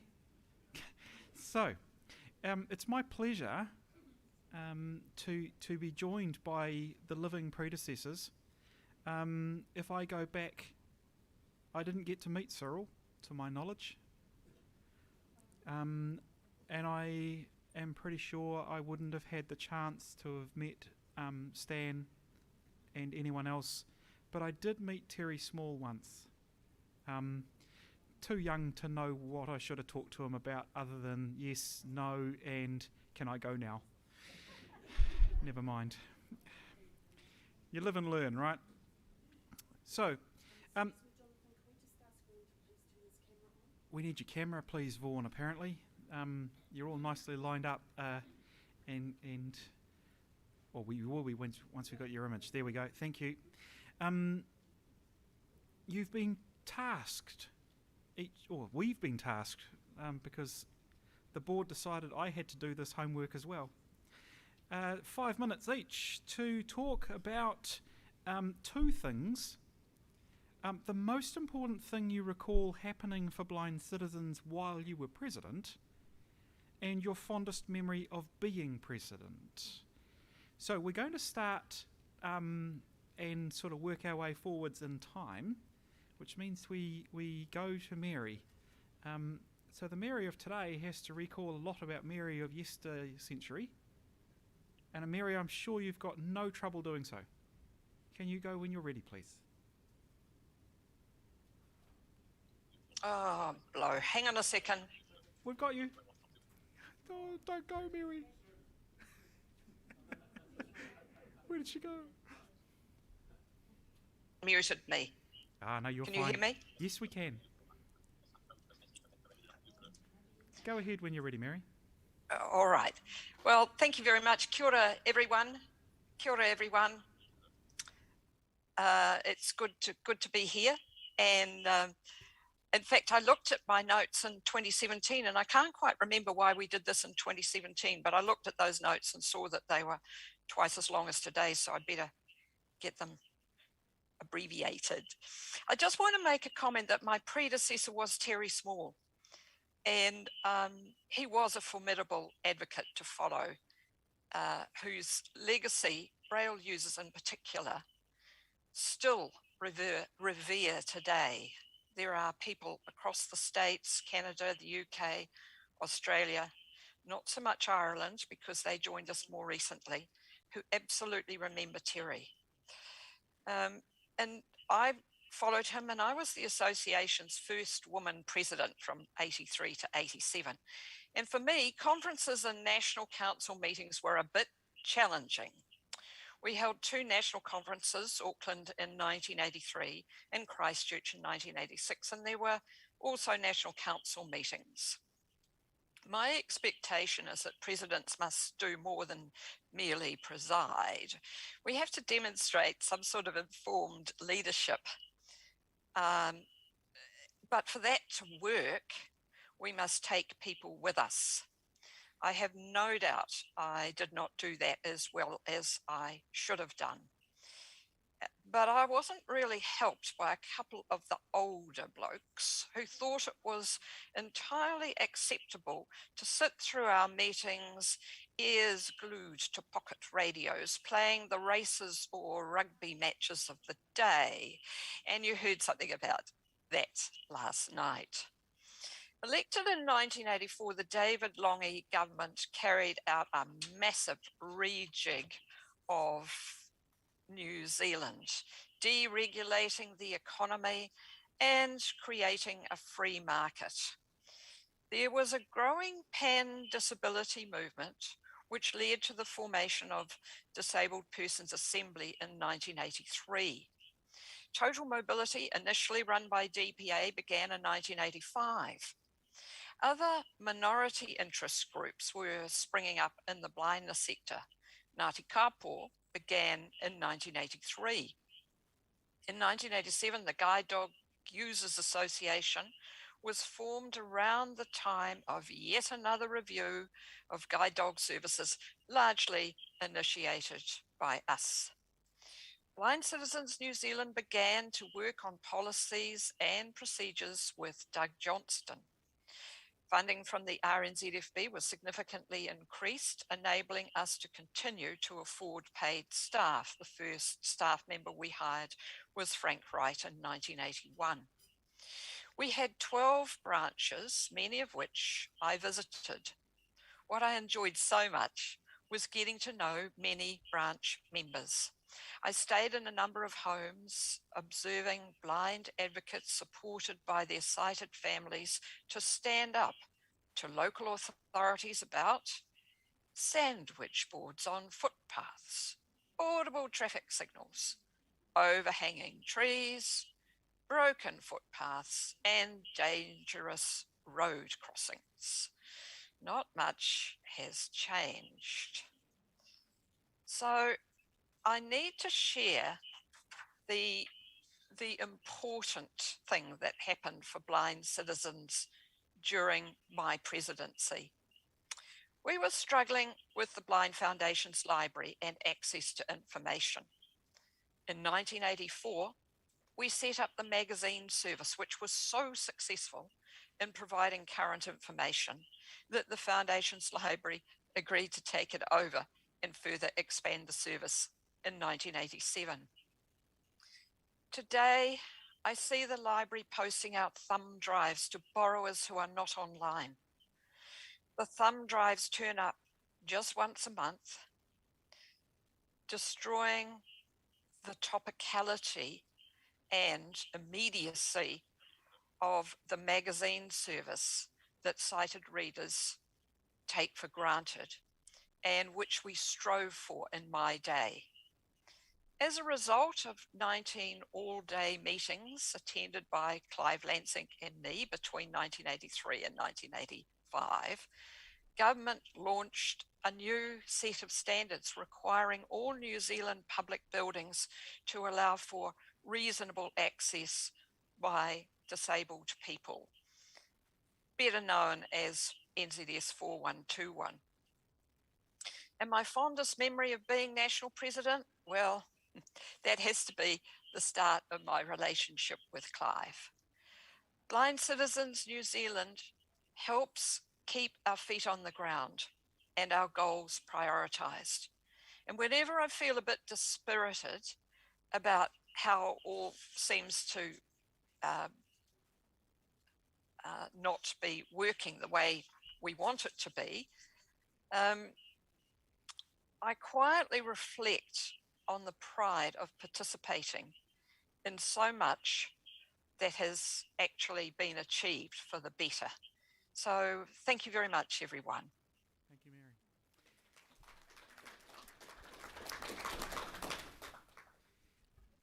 Doug? Easy to hand mic. Who's Doug? The year 1990. Is that right? 91? You're reading it. Well, you lived it. You tell us about it. Yes, I think it was, and Mary got all the old codgers, I got all the young codgers who were well versed and well educated and had come up through the foundry, as they call it, not the foundation. Now, I always thought that the organisation could go into a professional mode, which I did do, and I was very proud to get that organisation, I felt, on a professional basis and promoting itself. We did a lot of processes and procedures that weren't in place previously. I always enjoyed the executive meetings because I would go up on the Friday and speak to Rosemary, and we'd go through the agenda, and I would say to her, who's going to pull something out of a hat that I can be first in line to shoot down? Because we wanted to be one step ahead of everybody. Now, I always remember at a conference we had in Wellington, opposite the Botanical Gardens. What was the name of that place? Shamrock. No. Shirella. Shirella. Shirella, yes. And I had these youngsters, well, they're not youngsters anymore, but they were younger than I was, kept me on my toes, kept butting in, kept talking, wanted to have a talk on every aspect of the agenda. And in infuriation, I said, Vaughan, if you speak again, I'm going to shut you down. Now, it would have been great at that time if I had a mute button. I would have been able to do that. I remember some weeks ago hearing a Maori woman talk about her experiences on a organisation where it had done very well under her leadership. And she said, I am in this for the cause, not the applause. And I think that's very good summation of what people ought to do in the organisation. The applause, the cause, not the applause. So I felt, I was the president for 7 years, and my wife Jeanette was very helpful in those days and helped when we were running the sessions. We used to have some humour, which I thought was very good, and I have a little story for you. I live in a retirement village, and two of the old fellas were talking, and one said to the other, gosh, this getting old is bloody terrible. He said, things keep falling off. I've got to have operations for this, I've got to have pills for this, and it's getting terrible. And the other fella said, well, I have no problem. He said, I feel like a newborn baby. He said, a newborn baby? He said, yeah, no hair, no teeth, and I've wet myself. I like making people laugh, and my old dear friend John McDonald from Wanganui, at one of the first 2 or 3 meetings we had up in Auckland in Titoki Street. The place was almost falling apart, but we had a motel in Parnell, and John, we had a night session, and John said to me, Doug, I'll take you a shortcut. And I felt all this prickly bits and very soft under my feet, and we were marching through the botanical gardens, through the rose gardens, which was very unfortunate. One of my other things that I'd done was, of course, and I felt very, very pleased and proud yesterday when 4 people came to see me and said, Doug, those leadership courses have done me superbly well in my life. And I remember them saying how helpful they were. And so I really enjoyed those, and I'm sorry that they're not going further ahead. So that's all I have to say. If there's any questions, please ask Jonathan. We'll give them a chance for questions later. They should be taking notes. So after Doug, Jonathan, we heard some recordings of you last night with a very young voice. Were you the young voice or the current voice when you were president? Goodness me, those recordings should be logged away and never heard again, it sounds like. Yeah. Well, now they're on the internet, dude. Yeah, so too late. Well, story of my life. Well, kia ora koutou katoa, everybody. I was one of those young codgers that Doug referred to. And before I get started, I do want to tell another Doug story, because we had a lovely lady from Otago who was a bit of a challenge when you were in the chair, and her name was Mary Hopewell. And one day, in frustration, because Mary was having a particularly challenging day, Doug Johnson blurted out, "There are lots of Marys in this room, and some of them are quite contrary." Oh, God. But yes, I think the beginning of my presidency was a period of generational change. I was just 28 when I was elected president, and the most significant event of my presidency was clearly the successful transition from the Royal New Zealand Foundation for the Blind to the Royal New Zealand Foundation of the Blind. And because of its significance, the history of that struggle is very well documented already. To fully understand the context and significance of that reform, it's important to remember that the Dominion Association of the Blind was founded in 1945 because blind people wanted to be more than the grateful recipients of philanthropy. The DAB was one of the earliest examples of nothing about us without us, not only in New Zealand, but in the world. And governance of the service provider occupied a lot of the association's time in the first half century of its history. We achieved a radical transformation based on self-determination long before the UNC RPD was signed. We thought it through, we were tenacious, and we advocated effectively, and we led the charge.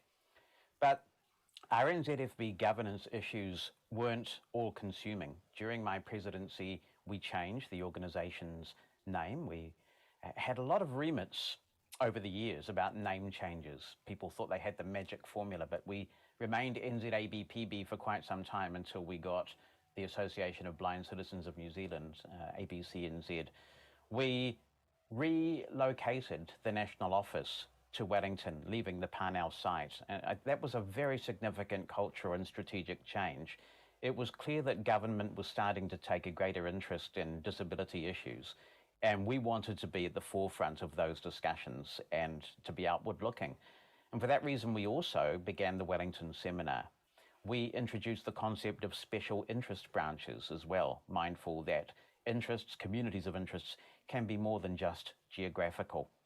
The period of my presidency was also a period of significant operational change for the foundation. Just after I was elected, like days after I was elected, Jeff Gibbs took, and I quote, early retirement, unquote, from the foundation. And I hasten to add that those two events aren't related. At least, God, I hope they're not. During 1998, Frank Claridge was acting chief executive, and the relationship between the two organisations was really warm and constructive during that period. Between us, we put a petition together to ask government to address the underfunding of blindness services. That petition was sent to Parliament with over 9,000 signatures, and that's a real achievement. We joined the foundation in campaigning for the retention of the Articles for the Blind concession, which in a very commercial and corporate era, New Zealand Post had chosen to interpret as an optional sponsorship of the foundation that they could take away at will. When Jane Holden became chief executive of the foundation towards the end of 1998, the foundation went through a huge cultural change. And I think it's fair to say that the chairman of the board back then, Gordon Sanderson, encouraged her to try to put the association in its place. I'm proud that we stood our ground in demanding that the people who receive services have meaningful input into the proposed changes, and we continue to work constructively where we were able to do that. I'm particularly proud that despite some fundamental policy and philosophical disagreements, Jane, Gordon Sanderson and I could still have a civil discussion with each other talk about our kids, and respect each other as people. It is possible to disagree without being disagreeable, and it's a shame that in the social media era, more people don't appreciate that. As for my fondest memory, it is undoubtedly getting the phone call from Rose, who was our scrutineer for the governance referendum at the end of my presidency in 2001, to tell me that the vote was a resounding yes. We had worked so hard. The battles were complex, and sometimes the battles were quite bitter, and I never dreamed that the vote would be so favourable. So as I wrap up, I think one of the most important contributions this organisation has made in its history is providing opportunities for blind, low vision and deaf-blind people to develop their leadership skills. Mentoring and leadership development are so critical to us, increasingly taking our rightful place in society.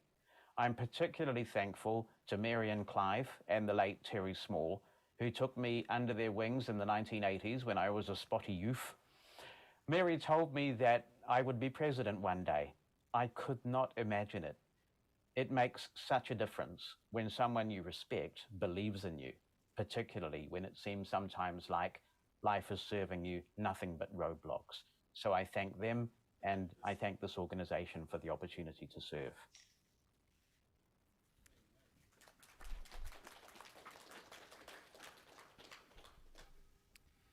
Now, after Jonathan came Vaughan. You had a Thank better you, haircut back then, I'm sure. I guess I did.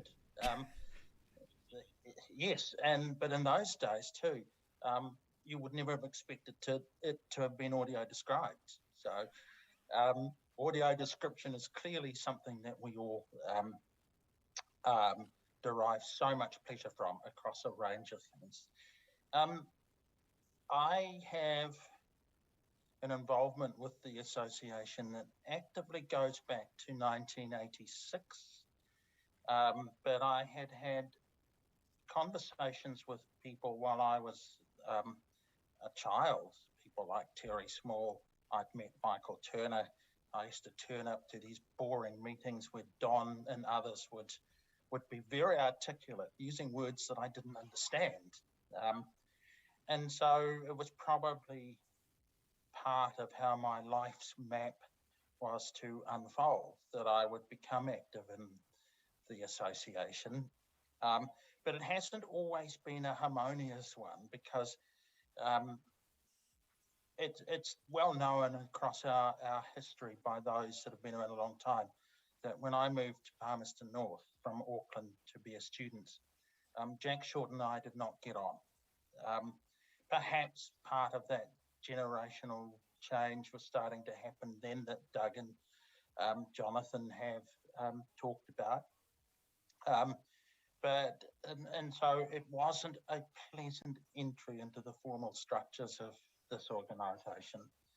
And for me, the excitement of being part of the association really happened after our 1989 conference. We'd had a little bit of a constitutional tiff over the structure of a two vice president system. And so the incumbent, Bill Cooksey, who was vice president out of Auckland as it was then, chose to resign. And so Aucklanders were saying, well, do you want to be the candidate? And Vaughan, with all, why not? May as well. What can it really mean? Well, it meant that I have a lifelong interest in the well-being of blind people, our advocacy, our organisation, and our people. So some people are really good at obstacles on footpaths. Others are more interested in the systems, the politics, the power plays, the issues, the problems, how you deal with all of those things. I think I'm in that latter group, which is important, because one of the messages I would want to leave from this little presentation is the association, in whatever name it takes or whatever name it has had, does give people the freedom to find their place. If you believe in the principles and values of the organisation, you can find your place and you can make a contribution. The other side of the story that Doug tells was that actually, Doug, I read the conference agenda. So, and it is something that I still maintain is really important. If you as an individual or if the organisation pays for your attendance, be prepared, do your homework, be ready to have your say. And Carolyn, as the president after me, did something similar to me, but it was less obvious. She came and talked to me over lunchtime. I took over the presidency after Jonathan had left after 4 years. I had contributed to some of the resolutions and remits that brought about the name change. We started out with the notion of March on Wellington, and we turned it into the Wellington Seminars, which even in a political environment of the type that we have now, I still think the Wellington Seminar concept has real merit, because at the time that they were at their peak in terms of profile, they helped give the association a presence, a name, a voice as an actor in New Zealand's democracy. And those seminars have helped contribute to the ways in which blind citizens is now respected and regarded across the political system, within the bureaucratic system, and I have to say, even amongst ourselves as blind people, because it is important that we are credible, that we say what has to be said, and that we are heard saying what we have had to say. One of the strangest things for me when answering the two questions is what was the main thing or the highlight of the presidency, and my presidency was short. But I have to say it was the process of bringing into being the structure of a national advocate, which was a conference resolution. We had to appoint a national advocate. It's not appropriate even now to really go into detail as to what happened to that position, except to say that it was my first online virtual recruitment process way back in late 2001, early 2002. I think Geraldine was with me and Rose was with me, and we had two candidates, one who came from outside of New Zealand. So we were early adopters of virtual meetings for some of our formal processes way back then, and we obviously use them a lot more now. The thing that happens when you're national president is if you can place that office and that experience on a curriculum vitae, it matters. You're valued by your peers. That's what national president as an office says. You get to see lots of interesting topics come before the organisation. You get to meet lots and lots of interesting people. And you do good things like giving people rewards, thanking them, working closely with your staff and your membership as a whole, visits to branches. It is a great experience. If people wish to aspire for it, aspire to be national president. It is worth it. Thank you, Mr. Chairman.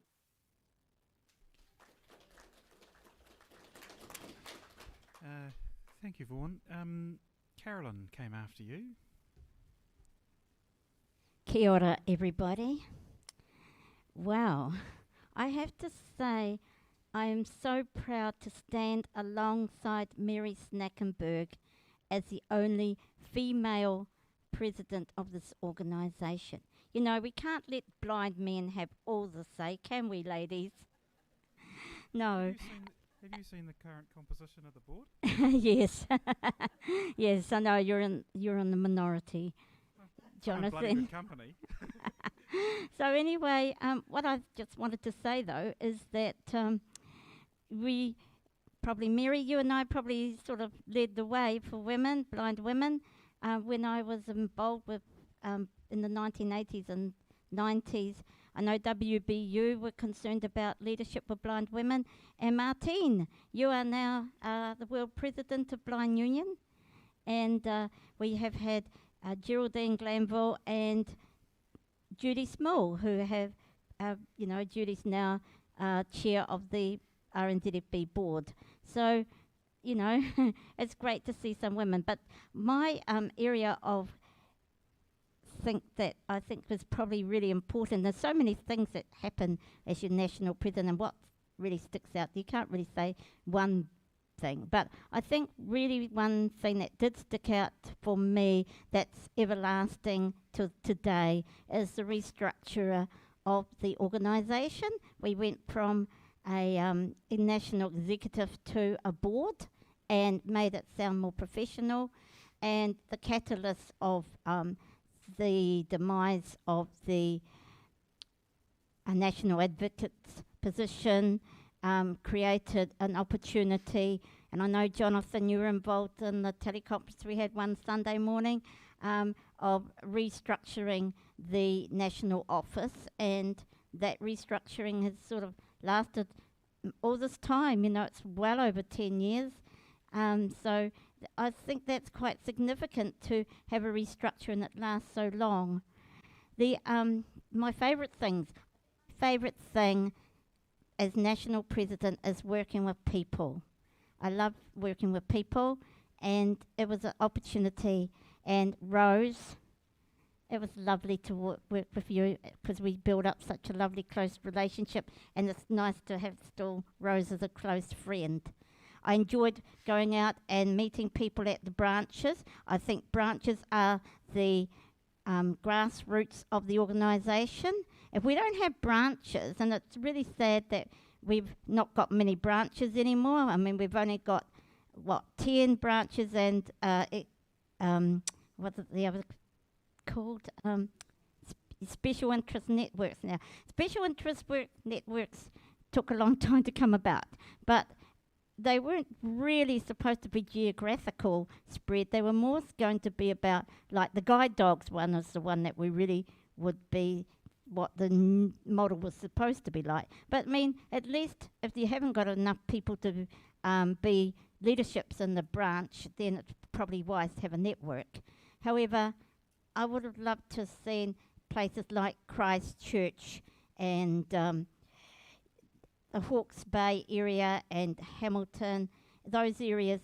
It's really sad that they haven't got a branch or a network, because if you don't have someone at the grassroots level, it's really hard to get what we want at a national level out into the communities, because every community is different. And so I would like to urge people out there, even it doesn't matter if you're 80, if you're 8 or 80 or 90 even, please be involved in your community if you can. If you can't, please encourage other people that you might think could be good to be your leaders and help to get what's happening in your community. The other area, of course, is advocacy, and Rose and I were involved in the advocacy workshops, and we enjoyed doing those, Rose? And I think advocacy is really important for this organisation. It's a core business of this organisation. Who else can advocate but blind people on behalf of blind people? We speak on behalf of blind people. So they're the best people to advocate for us. And I just feel sad that there is no training for the younger blind people who's coming up through today. They don't have the opportunities. Blind Foundation some years ago had advocacy course, but they seem to have disappeared as well. It's probably time to look at those sort of things and try and find funding. So for me personally, what I gained out of this organisation, I think that instead of giving what you can get from an organisation, for blind citizens, you've got to think about what you can give to the organisation and to people. And for me, it was leadership, opportunities, and advocacy skills. Thank you very much.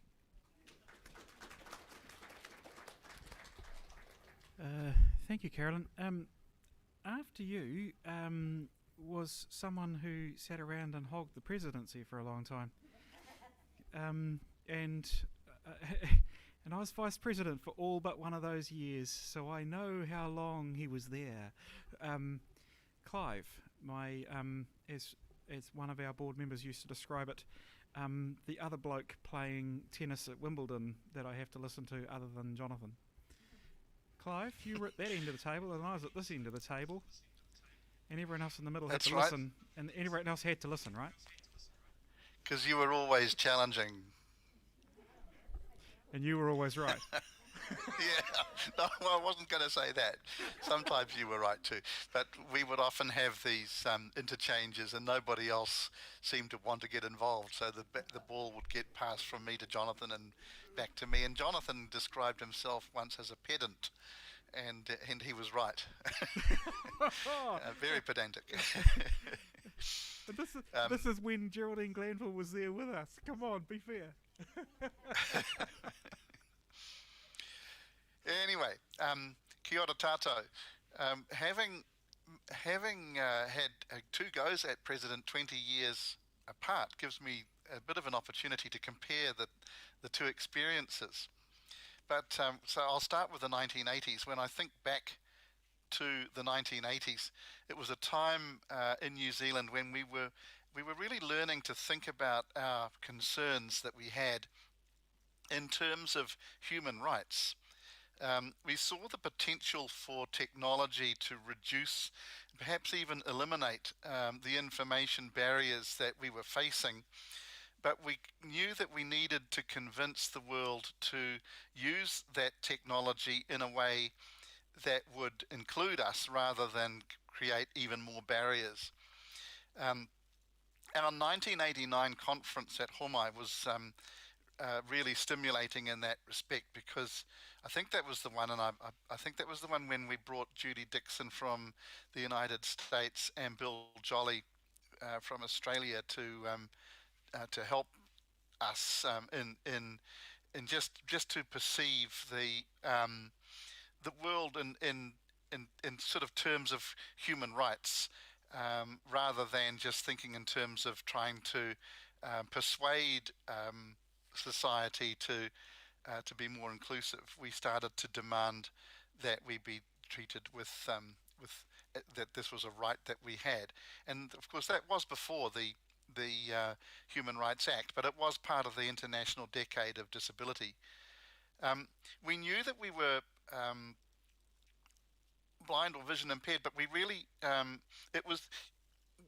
although we knew that we had that disability, we actually began to realize that it was society disabling us.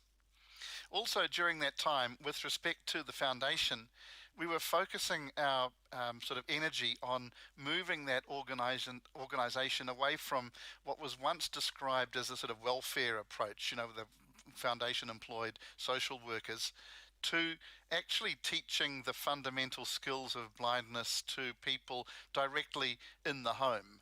And I'm pleased to say that the foundation itself was moving in that direction. So I sort of look back at that period as president. It was really at a time of excitement and good excitement because of the opportunities we saw coming through with technology, and good harmony between our organisation and the Blind Foundation. That was just a really good combination. I think we just made really a lot of progress during that time. I think we all saw the possibilities and we were just pulling in the same direction. Now, sadly, I sort of feel that wasn't really the case during my second term as president. It'd probably take too long really to sort of peel the onion back to really perhaps uncover some of the reasons for that. But, society itself was changing. And so my experience in my second term as president was quite different. If you look at the Equity and Governance publication, you'll see that we were still making progress in the advocacy sense during that time. But I really had to learn the hard way, and actually in quite a personal way, that the relationship we once had with the foundation, I thought, was declining. It impacted on us financially because the foundation was at that time seriously questioning the value of funding an organisation like ours. Now, perhaps today it's even worse, but one thing that we did achieve, and I am proud of this in a way, is the fact that we did get to sign a 5-year funding agreement, and it's got my signature on it, it's got Rick Hoskin's signature, and I think it's got Sandra Budd and Rose Wilkinson as well. A 5-year funding agreement with the foundation. The key thing about that agreement is that it recognised our long-standing relationship, and that both organisations clearly valued that relationship as mutually beneficial. It wasn't just do this and we'll pay and we'll fund you for that. It did have that kind of relationship thing about it. I don't know if that made it easier for Jonathan as the next president, at least until the agreement would have expired in 2020, but hopefully it did.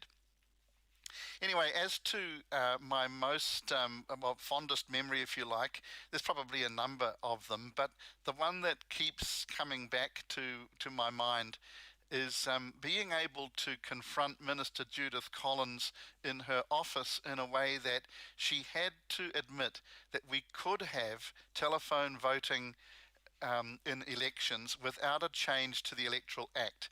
And once she had to admit that, that's what led her to instruct Robert Peden to come up with a plan to make it happen. And of course, since then we have enjoyed that as an option. I know some people still like to go to the polling booth, but I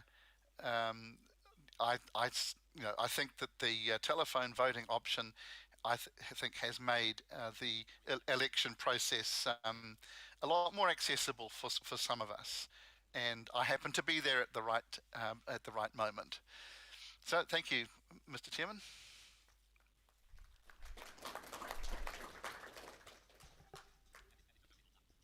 Thanks, Clive. It's my turn, and when this idea was first put together, I thought it was going to be the history of this organisation, and I don't want to be thought of as the past and part of the history as such, but my board colleagues have decided that history is up to today. And my involvement with this organisation, in a sense, goes back to when I was a kid. I wasn't one of the Homai educated kids. There was an itinerant teaching service. It was Ross Mackenzie would come and see us out in our schools, or his succession of underlings might see the same person twice if I was lucky. But in the holidays, there was the school holidays. I'm talking. There was a program of activities for the kids who were boarding or lived locally, and that's when I first met a group of people who were a year or two older than me. It includes Lizette Westling, Marcel Oates, Ben O'Meara, and a bloke called Jonathan, who's already had a go speaking. And they obviously knew each other and had a great deal of camaraderie, and I was just this kid who'd got rung in, opportunity to go gliding, so hell yes, we took that one. Opportunity to go for a ride in an army truck, too cool, and other things. And that's where I met kids my own age who were blind or had a vision impairment. And up until then, I had been alone, because the only people who ever came and saw me were sighted staff. Now, you've got to remember, I mentioned last night, there's an auntie of mine in this community. Well, I remember meeting her 3 or 4 times when I was a kid, but your auntie is not the same as your peers. You don't sit down and have the same sort of chat about what you're watching on TV or not understanding what's about the world around you with your auntie. Well, you might if she's young and cool, but, my auntie wasn't so young and I didn't think very cool at the time. That's when I met Terry Small. He also seemed old and uncool. one of my worst mistakes potentially. That would have been in the turning circle at Homai outside the front door, and I don't know why he was there, and I don't know why my parents hadn't picked me up on time, but I was the last to get picked up. These things happened with my father's timekeeping. So I was a kid reading Focus magazines, and these things used to get sent out to all and sundry. I remember the items, and I remember reading Focus and going, "What the hell is this for? I'm 13 years old. Why do I want to know about that?" Oh well, give it to Mum. She'll read it. She'll tell me if there's anything interesting. But when I was a teenager, we went to an activity at the social hall. We, being my mother and I, went to an activity at the social hall where a woman from Australia was promoting the International RP conference that was to be held in Melbourne. And by that stage, I'd been to a vocational seminar. I knew that I could get my hands on an invalid's benefit. I had already saved up all my IB money, had a trip to Japan, and I wondered what I was going to spend my money on. So my second big thing to save for was to go to that conference as a 16-year-old. I was the youngest person at that event who didn't have a parent in tow in Melbourne. I had a great time meeting my peers. When I came back from that event, though, it was decided by many of us who went to that event that we ought to form what originally was called the NZRP Society. This is how, now Marka Tibble was my social worker, because when I was at high school I was a ratbag, and they decided that Marka was the best person to pull my head in. It was about 1987. So he got me involved and at this event, and he went to that event in Australia as well. He went to the conference with a couple of his kids, and then he went off and visited the whānau and left me with some very influential individuals. So at 16 years old, on my first trip without anyone chaperoning me in Australia, I got boozed with Ian Middleton, Owen Wilson, and Frank Rako. I'm gonna count that on my list of things to do. And for the life of me, at that stage, I didn't know that Ian had spent 7 years in Japan and that we could have had a conversation in Japanese. Never mind. Missed opportunities. It was through Marka being the primary person, the chair of the steering committee, where for that NZRP Society, where as a high school kid, I could catch the train into Newmarket and wait around for everyone to finish work and set up the meeting. And basically, the Frank Rakos, the John Manchesters, and the Jonathan Godfreys of this world were the chair shifters. And it was on one of those afternoons that I met Clive and Mary, and I can remember it in Maori services. Marka's desk faced the French doors. Clive and Mary were standing in a patch of sunlight. I had walked from the bright sunlight outside into the dark standard RP crash, and I don't remember which one of you two I bumped into, but very embarrassed because it shouldn't have happened. Strangely enough, I was using the force. That joke's going to come out later on.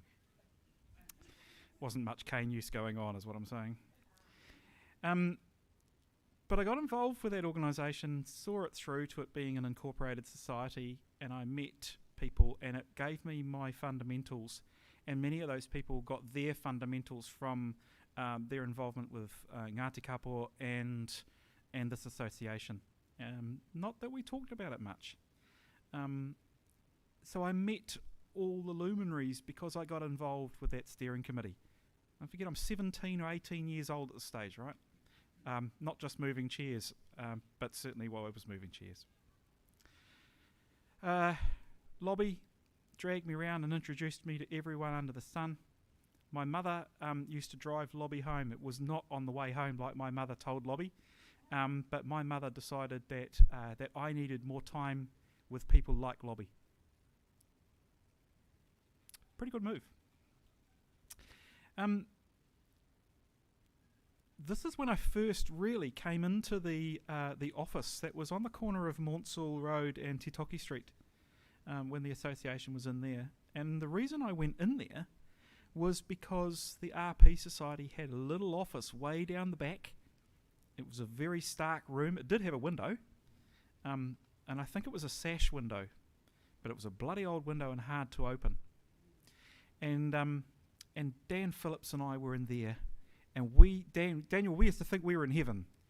We had a desk, we had 2 chairs, and a phone, a landline. We were in heaven. We could keep in touch with other people and each other, and that is my first bumping into Michael Turner, who was working in there, and I don't know how this happens because it's not officially on the records, and Rose has looked, but I gave a coin to Frank Wright to sign up to this organisation in that building, and Rose, you were in the room, and Dan and I had walked past, and I got tackled for my first coin for this organisation, and Frank took it.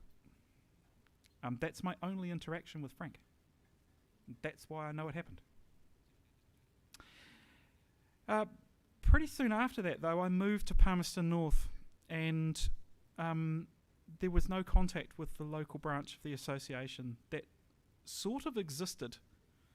But I ended up involved with student activism and student politics, and I was cutting my teeth on standing up for the rights of people when we didn't have funding for students on campus like we do today.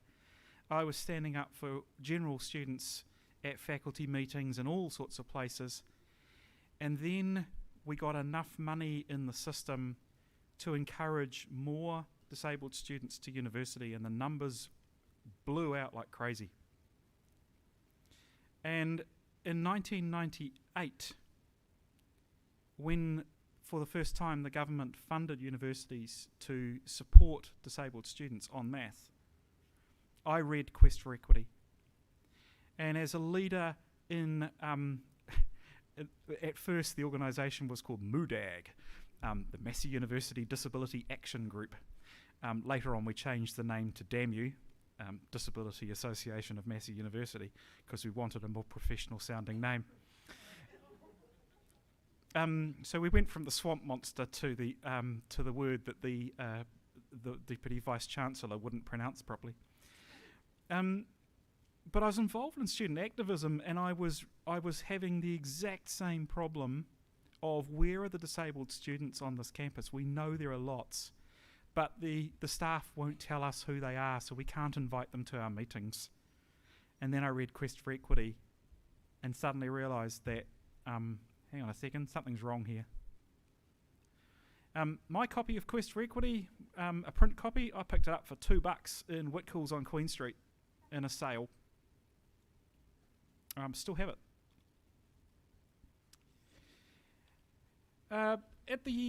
In the year 2000, there was a national hui for students with disabilities, and this is when I first met Vaughan. Vaughan was a student at Albany, the Albany campus of Massey, and there was half a dozen of us from Massey, and we decided that DAMU was for Massey. So Vaughan, you're a member of DAMU, and Vaughan got brought over to join us, and I have to say we were quite influential and powerful that weekend. Very soon afterwards, 2001, I was late 2001. I was at a focus group at Peter Beatson's house. Peter Beatson was supervising a PhD student, a lovely woman from Jamaica, who's an awesome cook. Never mind. But Wendy was doing research into adaptive technology and blind people. And Alan Little, you were there. And you decided that I was going to come to an association meeting. And I've met Vaughan. I've known of Clive and Mary. I've known of all these other people. I've seen columns in Focus written by all these luminaries and whatnot. And I'm going. And so the first financial transaction that this organisation has in my name is when I paid a life membership, because I was a student that was flush with money. So I paid it. You know, I'm only 20-something years old. I'm not going sighted anytime soon. It's a good investment. The first email I got from Rose Wilkinson, and there have been thousands since. The first email I got, the only word I remember was wow. Almost like, who the hell are you?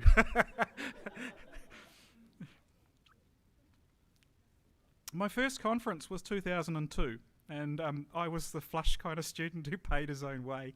So I didn't have a job at that conference. Matchmakers had a good job and they were successful. But I had a fantastic time. I came home. I loved the way conference worked. I loved, Doug was there, still telling the same bloody jokes 20 years later, but Doug was there. Jonathan was there doing impressions of the two presidents to my right, and they were hilarious. I loved it. I came home. This, where have I been? Why have I been missing out on this?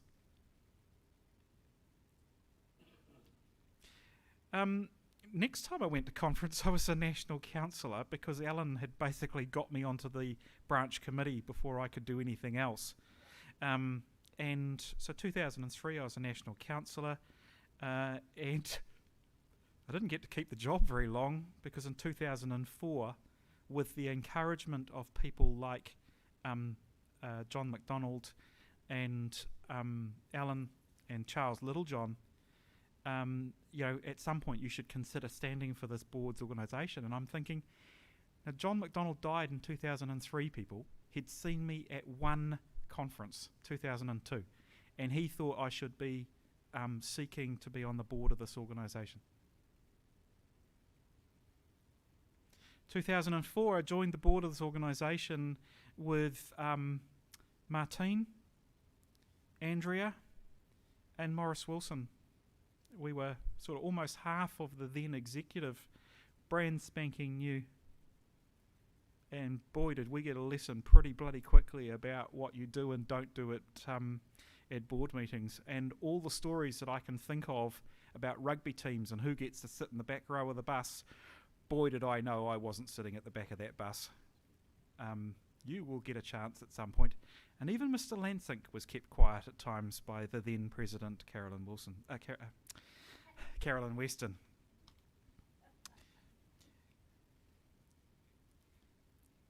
I obviously stayed at that board table, and I don't know if I hold the record for being the Vice President for as long as I did. But I never asked or never even remotely considered standing against Clive as President. There was far too much work down the other end of the table for my liking. I got to sit at my end of the table, back row of the bus, Martine. Here we are, we're cool, we're at the other end of the table, we've got this sorted. Clive has to listen to us. And we're comfortable for 8 long years as Vice President. And then you went and got a different job. And I thought, well, yeah, I wanted to be president, but not like this. You're not supposed to leave, So I ended up acting president. And so the first gig that I got as acting president was the planning meeting 2 weeks after Clive had been elected onto the board of the RNZFB. And Clive said, we need to have a handover. So what day do you want to do that? And he meant day. He didn't mean hour. He meant day. So we met, and Clive then educated me on all the things that I didn't know from watching at the other end of the table what it was going to be like as president. To follow in the footsteps of the 7 that are here has been, or the 6, 1, 2, 3, 4, 5, 6 of you, and I only ever met Terry the once, so we probably shouldn't count him. So we'll go to 6, shall we? I tell you, at times, it is bloody hard work living up to the standards that these 6 individuals have set.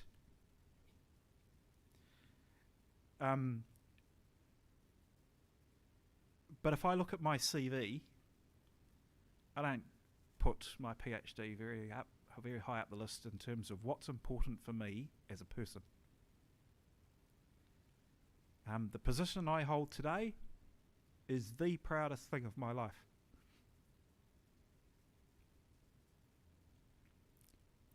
I used to think my wedding was up there, but, you know, it got contaminated. This gig hasn't been contaminated in spite of the best attempts of people on the outside.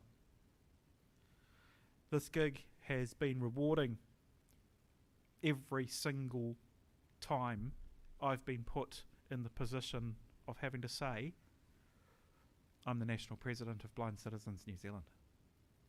And I get to say it a lot. My fondest moment of being able to say that would be in the cabinet room in Beehive, when instead of just representing blind people, I was summoned by the Minister to the Social Wellbeing Committee to speak to that committee.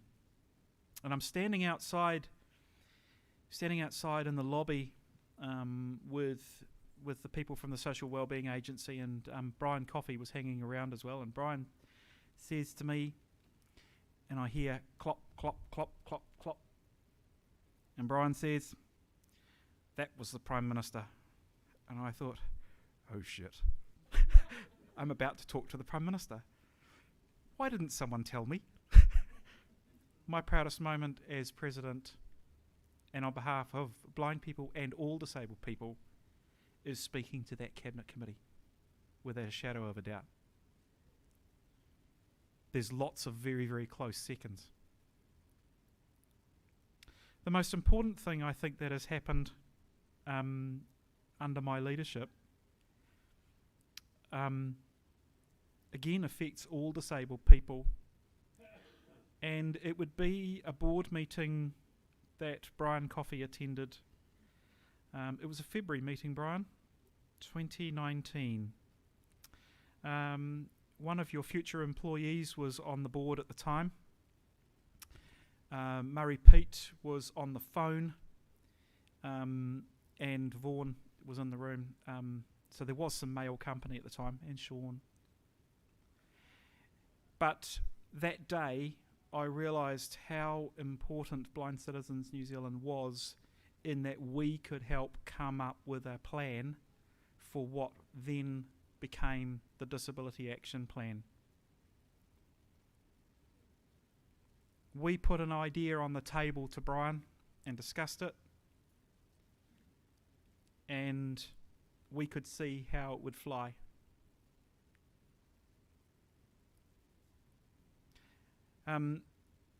It was done through working together. None of the achievements that I have ever had for this organisation have been done as an individual.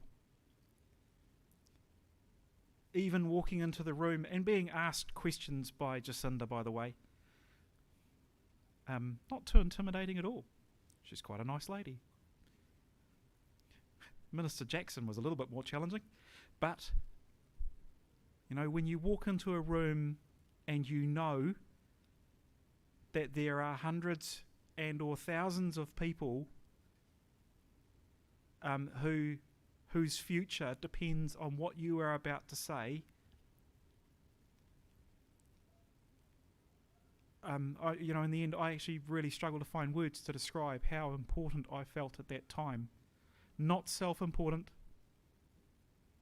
sort of like crucial, and owned by all those people, relied upon by those people.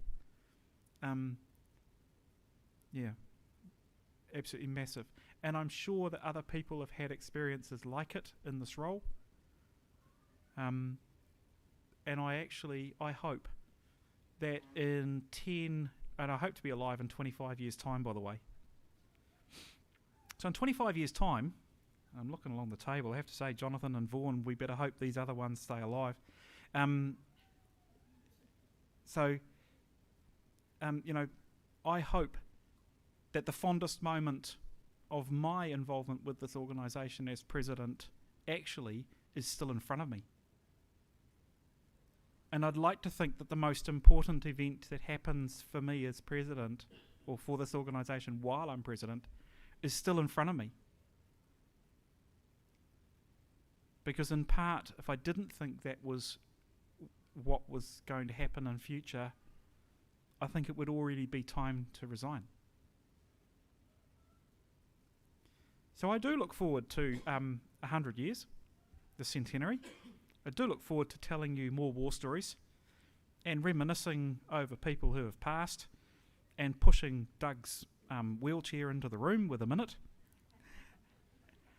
And come on, Doug, remember the joke about heaven? Yeah. I was trying to remember it last time. You might joke about me being 100, but my father was 102. Yeah, so Doug's got some ancestry that his father is a cracking 100. So I expect you to be there too. But I'd sincerely believe that the best moments for this organisation lie in front of us and are going to be bigger than any of those that have been talked about already. Thank you.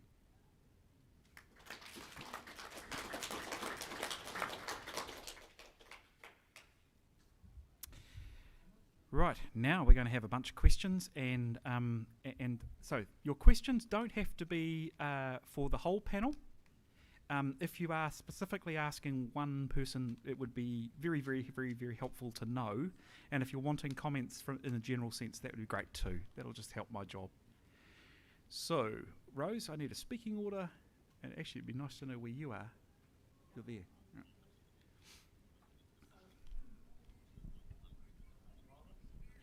Right. Okay, it's Rose here. So we have Mara Cullen and Kylie for starters. Okay, we'll come to you please, Mara, because we haven't heard much from you so far, so let's go to you. What do you want? Stay. We're going to Mara, not Ellen. Oh, me? Yes, you got your hand up apparently. Can you hear me? I can. Good, because I think this is important. Just a month ago, I resigned from the local branch. Well, I didn't resign. I decided to stand down from the local branch committee after 12 years of work. It has been very hard work, and I think it's very important that we have heard what you older people who have come before us, and they're not necessarily old, that's not what I mean, but it's great that you have shared your collective wisdom today, and I look forward to following in your footsteps. Lots of thank yous, I think, from people. I don't think there was a question in there. If I just briefly comment, Mr. Chairman, I Yes. think it's great to take a break. I did that. I can't remember I think my term on the board of the foundation, I think it came to an end in '95, and I really just walked away from things. I wasn't paying much attention. I didn't pay much attention to things for 5 years, and I actually found that to be quite refreshing. It meant that when I came back to things again, I think around 2001, I had, basically worked out almost a new way of approaching things, and so that break was well worth it. And Mara, I'm sure we haven't seen the last of you. That's what I'm saying. Oh, good. Yeah, exactly. Oh, good. I thought he was telling me to take a break. No, it's Carolyn Weston here. I'll also say, Mara, I took a break from work with regards to blind, in all areas of the blind, low vision, and I think it was about 5 years too, and I did something totally different, worked in the, oh, now I can't think of the word. I worked in the area of totally different, anyways, health and disability ethics committee, and I think when you come back it gives you a revitalisation, a new aspect, and you can bring new ideas back, and I think that's really important to have new ideas. Jonathan, are you wanting to come in to make a comment? No. Oh. But Hey, since so I hang have on, the so mic, can I have you that know, on right? Can I you've have given that me in the writing? mic, now that you've given me the mic, I'll never give it back. I know. The one thing I would say, though, since I do now have the mic, is that I think as I said at the end of my comments, Blind Citizens New Zealand can be a way of fostering leadership in the blind community, which can then hopefully be passed on in other ways, in other areas. So I think it's an unrealistic expectation to think that we will all stay active in Blind Citizens New Zealand forever. Some will, and that's great.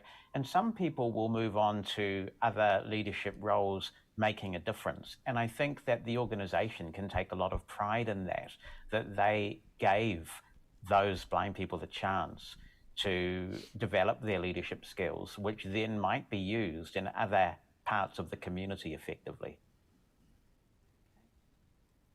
I wonder if I might have a comment. It's Mary. Yes, go. I left the foundation in 2008, and I did pick up the secretary's role of the Auckland branch in 2009. For my sins, I still have it. I, however, have been able to do a heap of different things since 2008, which I kind of didn't have the space really or the time to do while I was working for the foundation. And the association, Blind Citizens, appointed me to what was then the Convention Coalition, which ultimately became the DPO Coalition. And so I got to start working. With people like Peter Bouchier and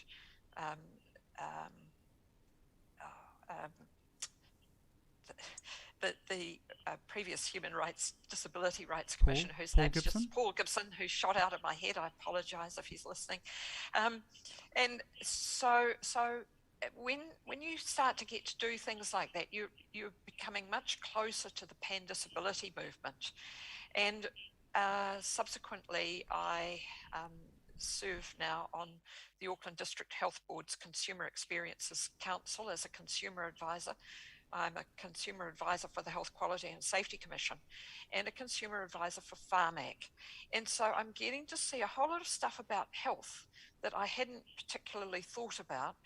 And I'm becoming more and more aware of the distinction between health services and disability support services. And in the last couple of years in particular, I have become distressed by different things that I'm seeing at the foundation. And I really think the opportunity that tomorrow you want to take Jonathan to talk about board candidates this year is a good opportunity, because we need to make up our minds. What do we want for our future? Do we want to return to the past, or do we want to move on? And if we want to move on, what do we want to move on to? So I think it's really important to come and go in your own space, in your own time, and in your own way, because there's a desperate shortage of disabled people out in the community being available and having the time to do a lot of the consultative work. There's a real shortage, just as there is a shortage of Māori and Pasifika people. So there's plenty of work to do, plenty of stimulation. Was it Kylie? You haven't given, so Vaughan's got his hand up and I was just checking. Vaughan? Are Thank you. Yep. Yes, this is a really important theme that it's absolutely vital. And one of the things I have enjoyed, particularly in Tamaki Makaurau branch, is that we're lucky to have young people coming through and contesting in a very healthy way spots in the leadership of the branch. Because those of us who've been advocating for 30 plus years, you know, there are people here who are older than I am, who are still doing it. We're getting tired. You know, I've talked to Anne Hawker a lot about this, you know, that she and I are both on the inside of the public service, which sometimes feels like you can't be the activist bloody radical that you actually started out being. So we need young people to step up and say, you know, I'm ready now for this. And us older ones have to say, and we are ready to help you. Because that is, one of the important things that NFB has always done is it makes a great fuss about passing the torch. We're easy to move through the organisation if you want to take up leadership roles and responsibilities. And I live near Ardmore Airdrome, and that's the aeroplane going over. So I really think that be prepared to create contests in your interest groups and in your branches, and you do that through the normal processes of the organisation. But it's really important that new people come through, learn from what we have prepared to teach, but take a fresh look at things and develop new approaches. Jonathan, it's Rose. Doug has his hand up. We always to respond, and then questions from Kylie, Robert Greenberg, and Amanda. That's great. Hey, Doug, I'm sitting beside you, Doug. You can just tap me when you want to. When I want to what? When you want to talk. Oh, okay. I'll talk now, shall I? Yes, please. Okay. Permission granted. Yes, it is very, very important for the youngsters to get going in any organisation. And when I first joined the association, I thought, what are all these old bloody farts doing here? Moaning and groaning, and why don't they get off their bum and do something? So now I'm an old fart. Go for it, you youngsters. The other thing I was saying, or going to say, is that nowadays youngsters do not get involved. I was a member of the Rotary Club of Paraparam, and it was, just chugging on. And it is one of the oldest Rotary clubs in New Zealand, and on the 18th of this month, I go to a dinner that sees the demise of it. And that's really sad, because it's been going for a good number of years. So how do we get the youngsters motivated to do it? And I don't know whether you know or not, but when those courses were run, those leadership courses, Rosemary went out of her way to get some funding for those, and we got $10,000 a year, and we wrote a report, and they were so impressed with them that they kept giving us this $10,000, and then that folded up, and they distributed funds in the importance that they thought they should, and we got $250,000. Thank you, Doug. Kylie, next starter for 10. Thank you, Jonathan and former presidents. Jonathan Godfrey's already talked about the future and that the greatest moment of this organisation is in front of us. With my editor hat on, I'd like to hear from each of you, if you'll forgive me for putting you on the spot. What would your one hope or dream or wish for the future of this organisation be, please? Right. Brain dump time, people. Who's going first? I'll go first. Clive, and then Carolyn in the room, and then we'll see who comes up. Clive. Well, it's just that, Doug did ask, why young people don't get involved in things.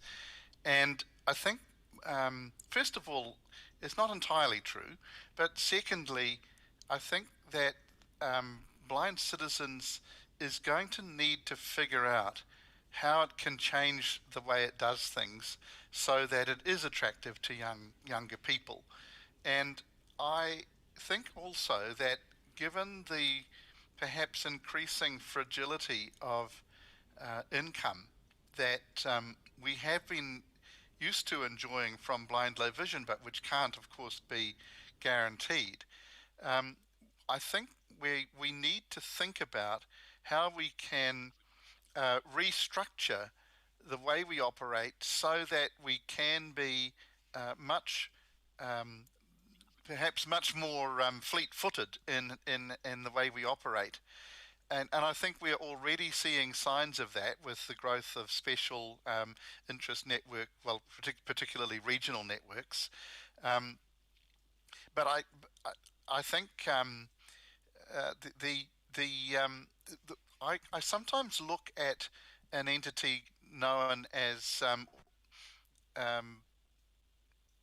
what is it? Something Streets Aotearoa, Living Streets, Living Streets Aotearoa, and I think they don't have anything like what we have, and yet they still seem to be an effective lobby group, if you like, on the issues that matter to them.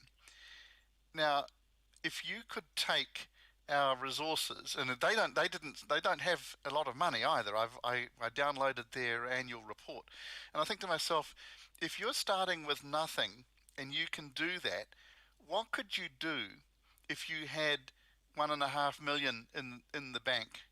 And I haven't looked at I don't know what our current figures are, but I know we're worth, in that vicinity. It could be closer to 2 million. Jonathan, you'd know. And so what I'm really saying is that we need to be careful not to just keep doing what we've always done just because we've always done it that way. There are other groups that are starting out with nothing that demonstrate that they can be effective. Imagine how effective they could have been if they were doing that with that much money already in the bank. And so I'm saying we need to be careful to keep our eye on the ball, because we're in a great position having got that money in the bank. But if we have to be a different organization to be effective going forward using social media and stuff like that, which I have to say I don't admit to understanding, then let's at least be doing that maturely and properly, using the resources we already have, rather than keep just doing what we've always done because we've always done it that way. And we're in a position where we could actually be in the best of both worlds, because other groups are showing us how it can be done, and we just need to keep an eye on that possibility, if that's what it takes to keep going. I actually agree with Clive. It's really important that organisations that have been around for 75 years not just look at our past, which we learn from our past, but we also need to look at what our future's going to be like. And we're in the 21st century, and our past is really important. We have to celebrate our past, but we also need to think about the changing world that we're in and be more flexible, I think, in the working way we work in the future. Talk about young members. I want to talk about a lot of the branches and networks. We have a lot of people that come to blind low vision who are older. My older sister, who's 80 now, she became a member of blind low vision last August. She didn't want to join this organisation. I said, oh, come on, join Blind Citizens. She knows about it. She said, oh, you just want me to join so I can vote for you. But, I think older people, they're so involved in their own organisations. She goes to so many things. And they can see what they're going to get from blind low vision, rehabilitation, training, talking book, maybe a guide dog, something to help you read your large print books and things like that. But they don't see the benefit of the association. We probably need to market the things that we've done, and if we hadn't done it, they wouldn't have it now. Like you know, audio description and a lot of other things that we've talked about this weekend. So I think we had to market ourselves, and we also had to promote ourselves that when you join Blind Low Vision, it's also important to join blind citizens and be part of it. And because even older people can learn new experiences, and a lot of older people. I was really sad to read the South Canterbury branch report that was in our agenda, said that a lot of the older people wouldn't go out for dinner because they were frightened about eating and making a mess when they were out eating. I think that's really sad.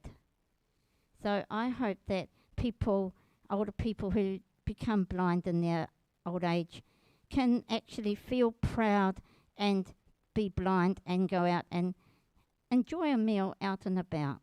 Thank you. What am I going to say? Oh, you don't have to. Okay. Anyone else from online wanting to contribute? Mary, come in now, please. Have you got me, Jonathan? Okay, I have now. Okay, thank you. I agree with Carolyn and Clive, but I would like us to understand the importance and strengthen the influence factor. And if I were able at some later point to come back, my ambition would be to strengthen functions of programs like Cyril White Memorial Fund, develop other scholarship and training opportunities, with one of the objectives being to have more highly skilled, capable blind people in positions of leadership and senior responsibility functions. They are there, but we need more of them. And so I'm starting to wonder if we need a kind of robust notion of capacity building for ourselves, which is different from notions of rehabilitation and so forth, and align with possibilities and opportunities and aspirations. Jonathan, I've been making some notes and I've written down 3 keywords here: engagement, capture, and authenticity. Talk to those 3. In terms of engagement, I was so impressed during the height of the pandemic last year. I'm not sure if we've really got past the height of it yet, but when the pandemic first struck, at the degree to which Blind Citizens Australia and the National Federation of the Blind and the American Council of the Blind were doing so many online events that had no agenda in terms of advocacy, but they just brought blind people together who needed to hear someone else's voice and sympathize with the challenge of being a blind person trying to get out there with a mask and have your facial vision affected and your echolocation affected. And I myself found myself attending some of those meetings in Australia and the United States. And I think that the engagement part of this is really critical. The organization has had a history, a mindset of saying we can't do too much online because it might alienate those people who aren't online. In my view, one of the greatest challenges that we have in New Zealand is the quality of instruction when it comes to assistive technology, because it's holding us back so much. It's not some sort of elitist thing these days. It's fundamental to inclusion, to participation in society. So to answer Kylie's question, engagement, in my view, is really critical, and the nature of that engagement has to change. Obviously, you have to be careful of not alienating those people who don't have online access, but the way to deal with that is to facilitate more people gaining online access. So engagement has to change. It has to evolve as people's expectations evolve. The young people have always been the lifeblood of the organisation, while making sure that they are respectful of the needs of older members. Capture, I think, is a really important issue to think about. We have a good relationship now with various arms of government, but if the price of that relationship is the silence of the blind community, then that price is too high. I think it's really important that any government of the day understands that, yes, the blind community will get around the table and have input and be constructive wherever that's possible. But in the end, people are fundamentally self-interested creatures. And the question that they will ask when they're weighing up being a member, when they're weighing up, shall I even go online, let alone attend a drafty hall to attend a meeting instead of sitting at home and watching Coronation Street, is, what have you done for me lately?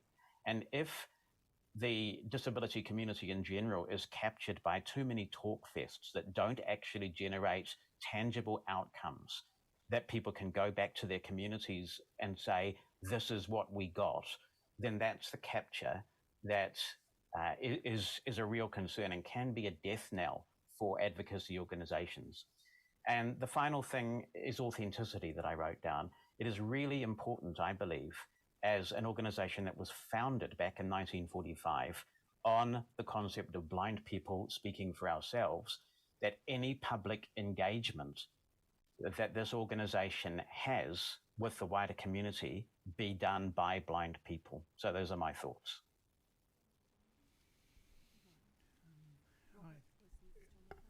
I think Mary was trying to come in though. Yes, that's all right. Jonathan, while I agree with all of what you've said, I just would respectfully suggest that you weren't involved in Blind Discuss and you didn't turn up to any Auckland branch Zoom meetings. I mean, I have been so proud of getting several of our offliners onto Zoom over the phone. We ran and continue to run. We had to run the elections meeting for Blind Citizens Auckland branch the other day over Zoom. And we had over 50 people at that meeting. Now that's not 14,000, I agree. But we never used to get those numbers until we started to reach out online to Zoom. And we got people who were terrified of coming on to Zoom, and there are far too many numbers to remember, and blah, blah, blah. And we brought them up over the phone. Yes, we could have done better.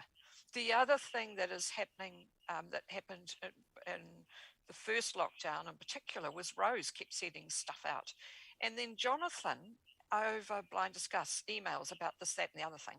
And Jonathan and Petra Sturlings and Bev McCulloch and several other people were sending messages to Blind Discuss that were encouraging and enabling. And sure, emails not as engaging as being able to talk to people over a conversation like this, but we actually haven't been asleep. And we have been doing a number of things. And yes, we've got to do more of this in the future. There is plenty of space in the consumer advisor space, not just in Blind Citizens. There's plenty of work to do. And I suggest that we need to respectfully remember that even though we might have been working in something for 30 years, while our marbles are not yet rolling out the door, would we please remember that as seniors, our lives are changing and we need to be ready to advocate for changing lives.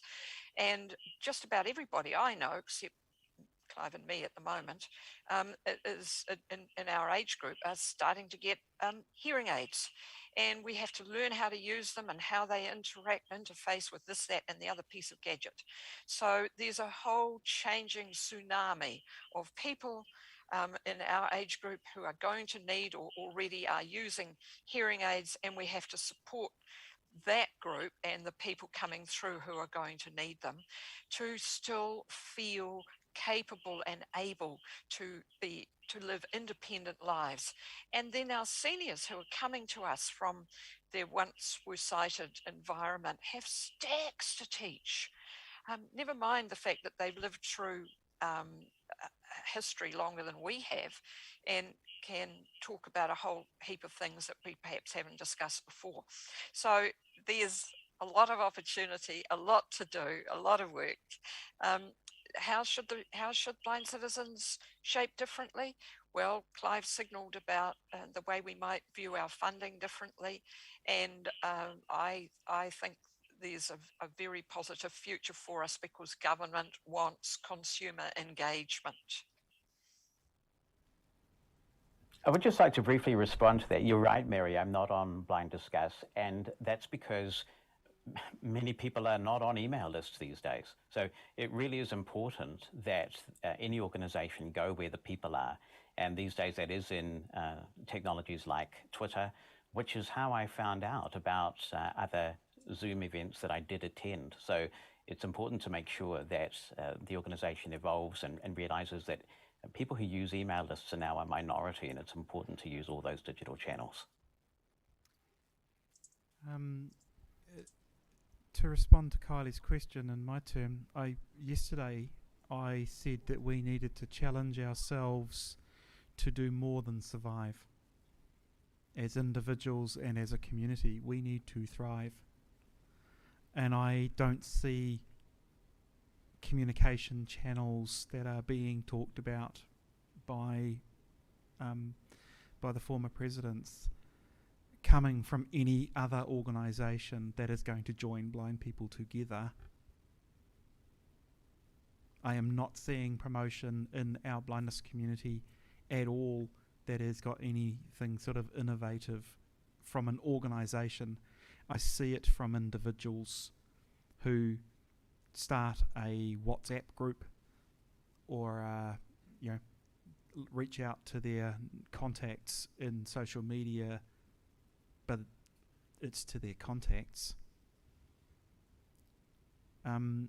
If we are to expand and make sure that we are sharing the information with people through any channel we like, it has to be because we are helping people to thrive, not just to survive.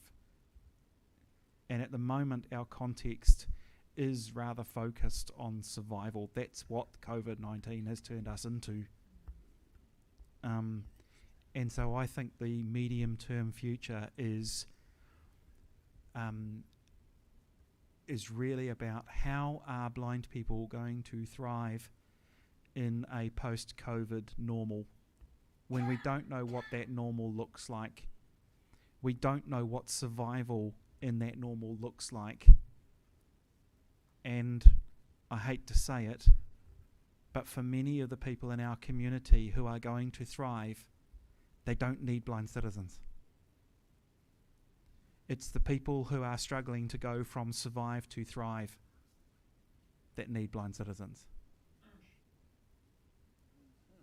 When I look at the students that I teach, my A+ students are a joy to interact with, but my impact is actually quite trivial. They could go and read a book and still get an A+.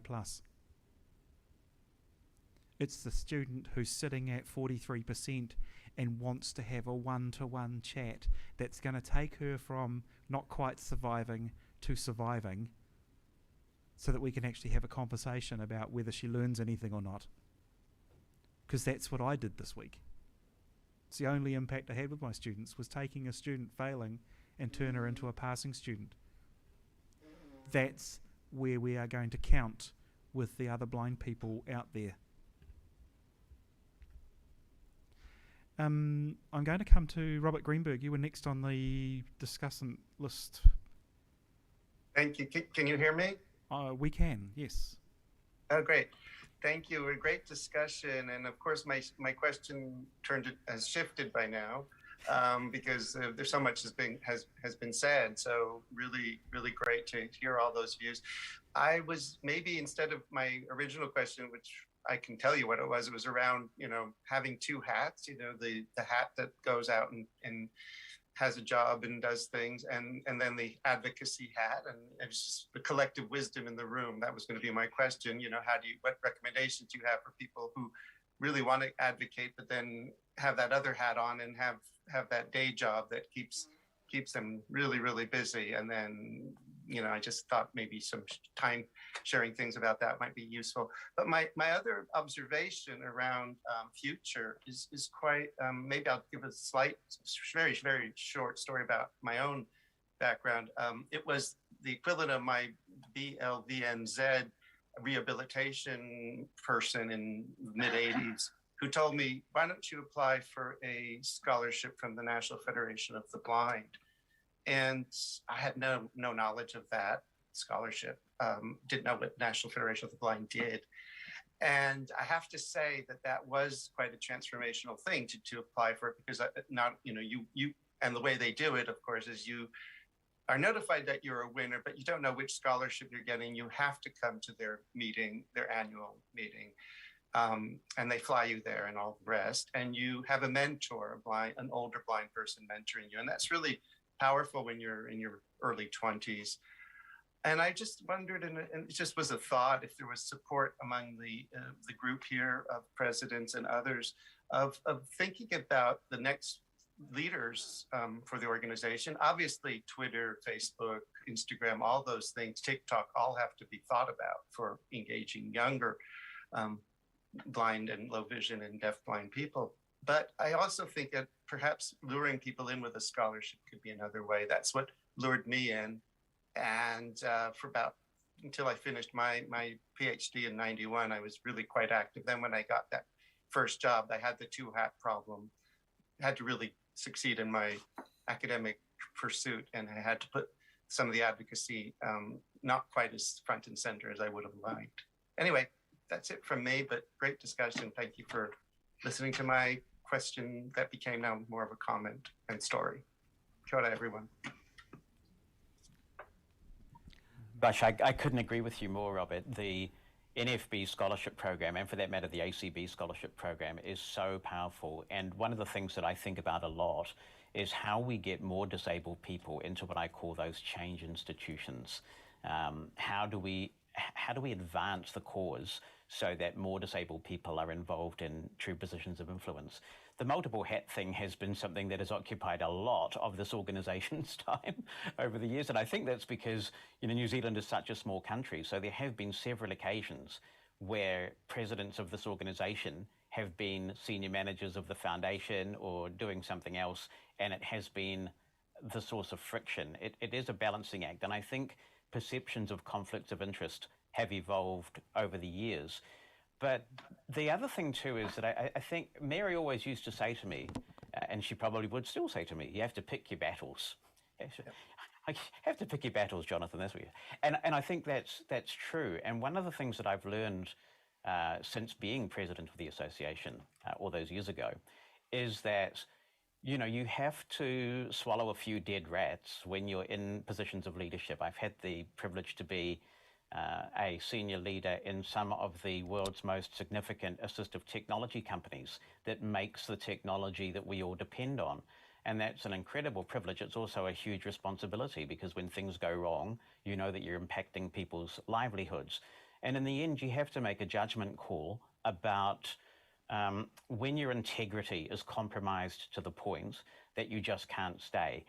Can you better make change from the inside by swallowing that dead rat and advocating on the internals, or do you actually have to make a stand? And it would have to be something pretty serious. I think everybody has their own thresholds, but this is something we are going to have to contend with, I hope, increasingly. My hope is that more disabled people will be in leadership organizations of provider organizations.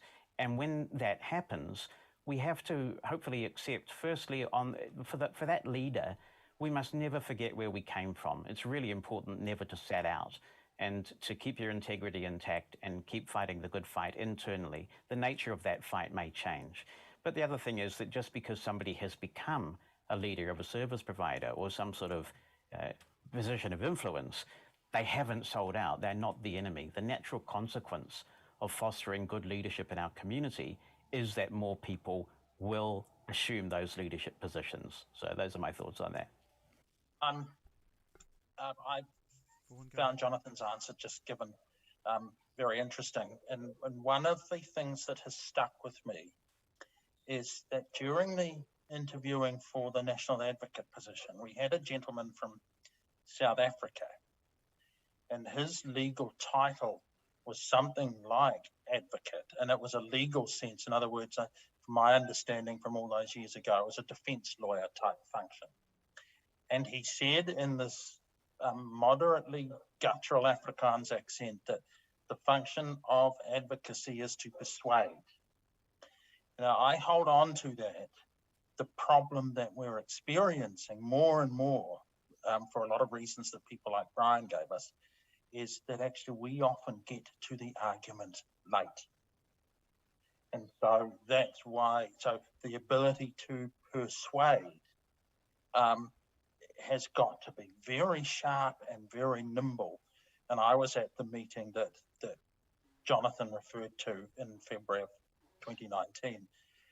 And any persuasion on the part of blind citizens was done very collegially, and the energy in the room was fantastic. So it does come back to people having more skill, having more responsibility, more resource, respecting that they carry a responsibility of leadership, picking the battles, swallowing the dead rats and so forth. My view is that we do actually need more people on the inside who can nuance the way the systems work when the advocates come in and try and persuade. That's I've gone again. Hello. La la la. There we go. Jonathan here. Look, I'm gonna. I think Robert, you were talking about that two hats, not because it has a conflict, but actually because when you get a career and you want to succeed in that career, it's not always possible to have the leftover energy to tackle the advocacy work at the level that is required.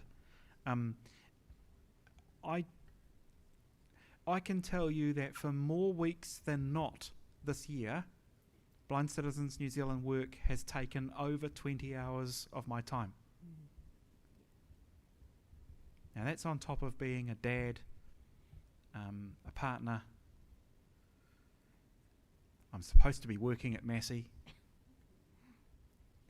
But more than 20 hours for a voluntary role. The majority of weeks this year. And some of those weeks this year, there's 1 week back in February, I don't think I did anything for Massey. And in guilt, I had to take some leave. Because I knew that everything that I had done using my intellect that week had been put for this organisation ahead of my employment. And other people are going to have to make the other decision and put their employment first. That problem is one that we now have when we are considering names to put people in the inside, like Vaughan's talking about. Getting people who have the capability into boards, into working group environments, without asking them to take time off work. Without asking them to just go and put the rest of your life on hold and attend these 5 meetings. We don't have a capability problem for finding people to fill those jobs within this community. We have a capacity problem that the people we can or could call on are running out of time and running out of energy. The good thing that we are able to do increasingly in the last year or two is say to our people, if you're going to take time off work, it's okay, because agency X is going to pay for your time. Right? So, I think we are getting more people on the inside. We are seeing agencies ask for our expertise. And I tell you what, you cannot hope that Rose and I are going to be the only 2 people who can turn up to all of those meetings. It's not possible. We are reaching out to other people all the time. Martine had more jobs than I think we care to admit in 2020. And then when she got a job that involved a career, those gigs on behalf of the DPO coalition got put to the side. And finding a replacement in the disabled community has proven extremely difficult. Jonathan, can I speak about 2 hats? Yeah, sure. Yeah. So I think we have plenty of people with capability. I don't doubt that.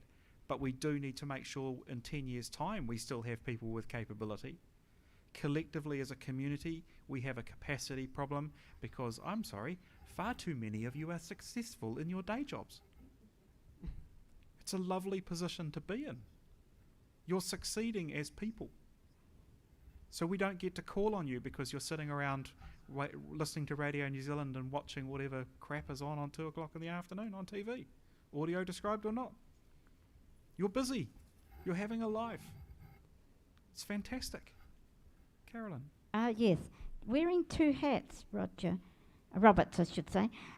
It's really important to realise that what hat you're wearing at each time, because if you just put the wrong hat on at the wrong time, then you've got yourself in a muddle. But not only that, I think what really people need is commitment. And if you have a paid position like you do and like Jonathan does, then the commitment to have a paid job and then go and do voluntary work is double. And it takes so much time. I know when I take these jobs on, I haven't had full-time work, but I see this as my work, doing this. And but I have had a family to bring up and other things to do in the community, help my family and stuff like that. So we all have different objects, but what I want to talk about two hats is other people's perspective of you wearing two hats and whether they perceive you being able to know which hat you're wearing at a time. I think that is becoming an issue that can be quite challenging at times because you've got to explain, well, I don't feel I have a conflict of interest.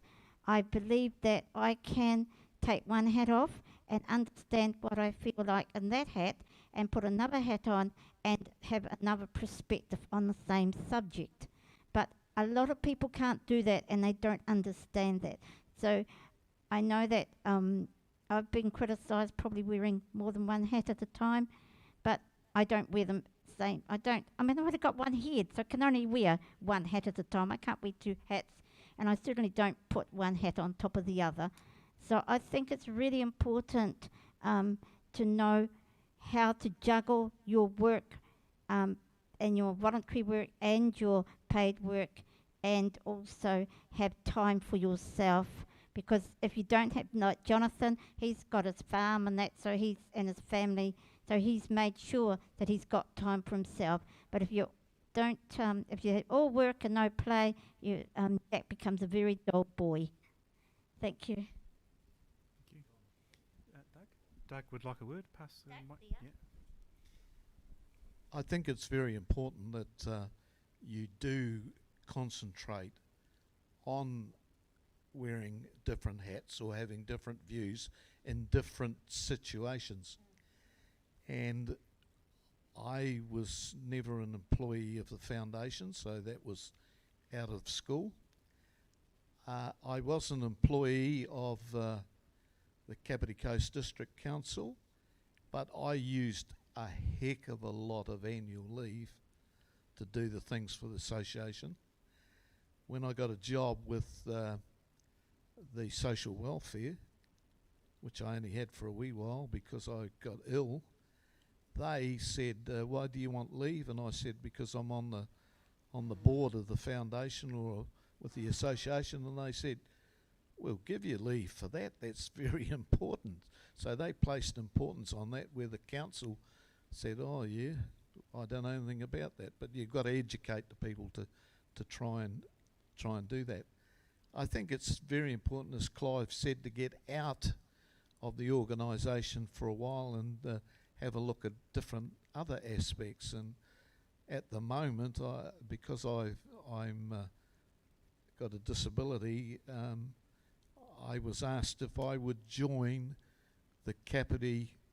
It's called ASK, A Safer Kapiti, and it's about family violence. And so that's very important in the district. And just as a aside, they have photographs of the group of people, and they put them in the paper, and the only call I got was from a guy saying, "Are you Doug Johnson, the guy that owes me $3,000? I said, "I don't think so." And that was the end of that. But we had to come up with a caption to advertise ourselves.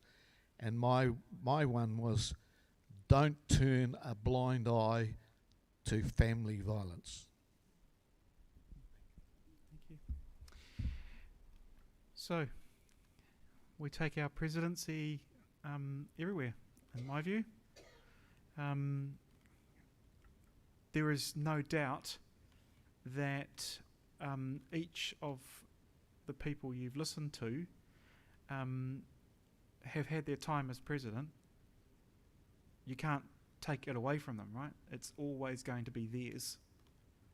I try and tell my kids about the degree certificates hanging on the wall at home, that once you've got something and you've been recognised for it, you've done it, and you can't have it taken away. And I'm sure in summing up on behalf of my predecessors, that the events that unfolded while they were president have shaped their lives. And I certainly believe that it's quite obvious that just being president at one point in history doesn't mean you lose the job or the honour. I mean, you keep getting invited back to conferences to reminisce about the past for a start. But you can't unpresident any of these people. Right? And that's, for me, extremely special. But I want you guys to tell me if you agree. President of a bunch of no people sitting out there would be meaningless for me. Jonathan, can I just say? Yeah, sorry, Jonathan, I'd like to also say that behind every good president is a good executive officer. And I think that Rosemary deserves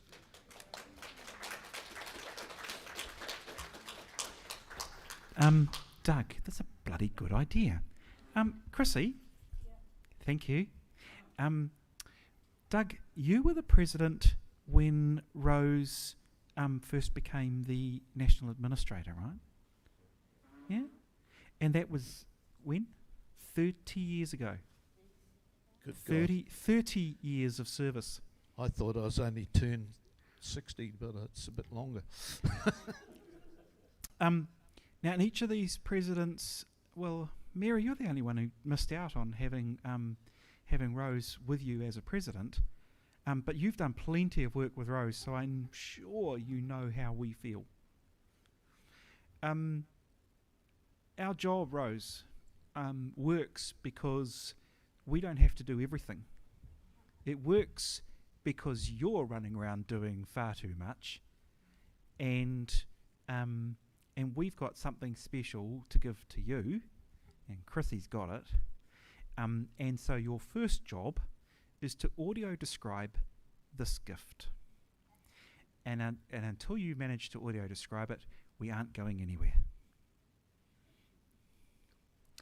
30 years of service to this organisation. Thank you, Rose. Thank you, thank you, thank you.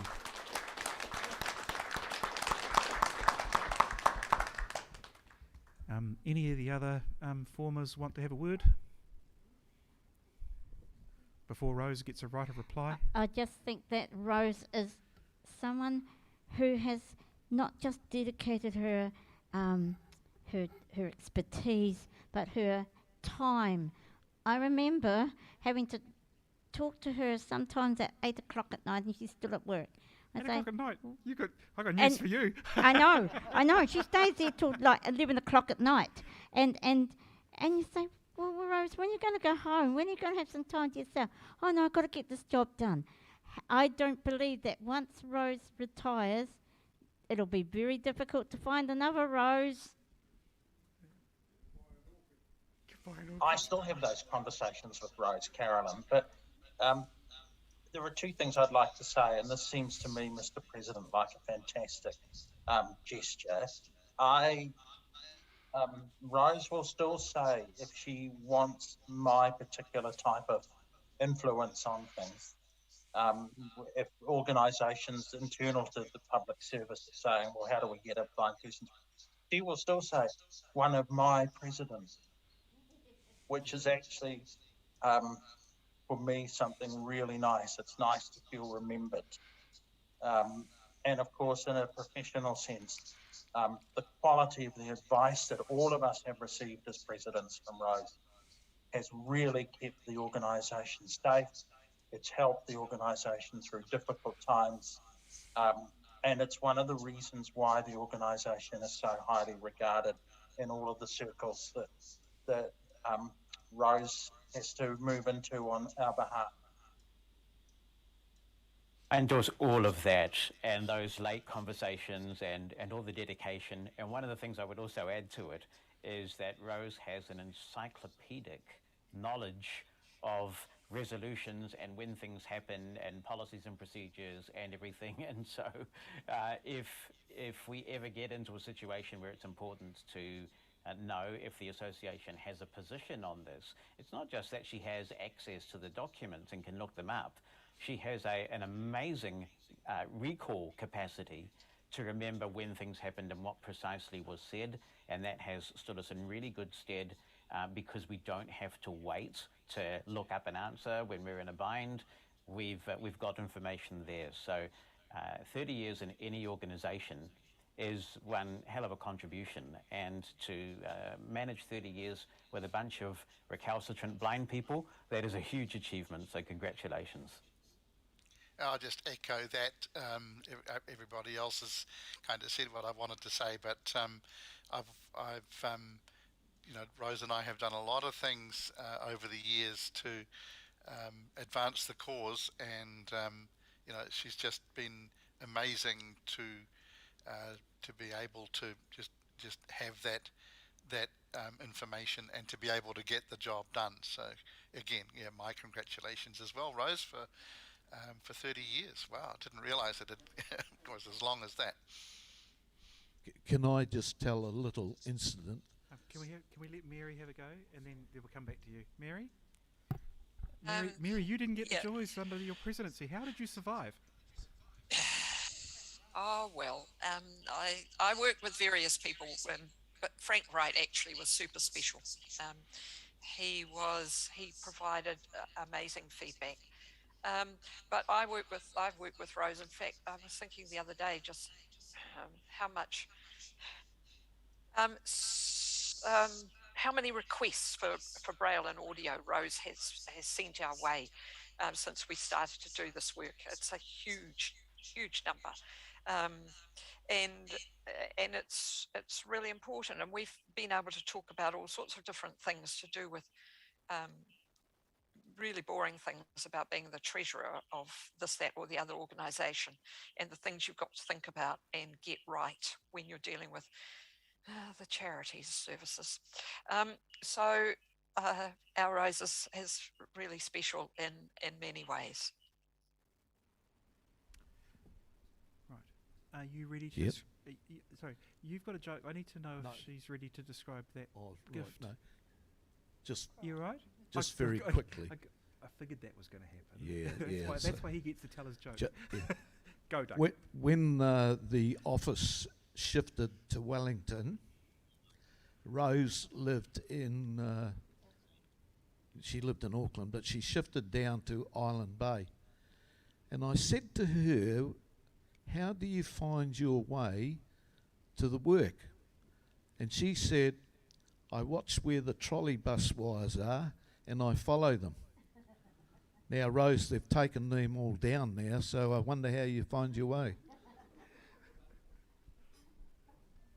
Now, Rose.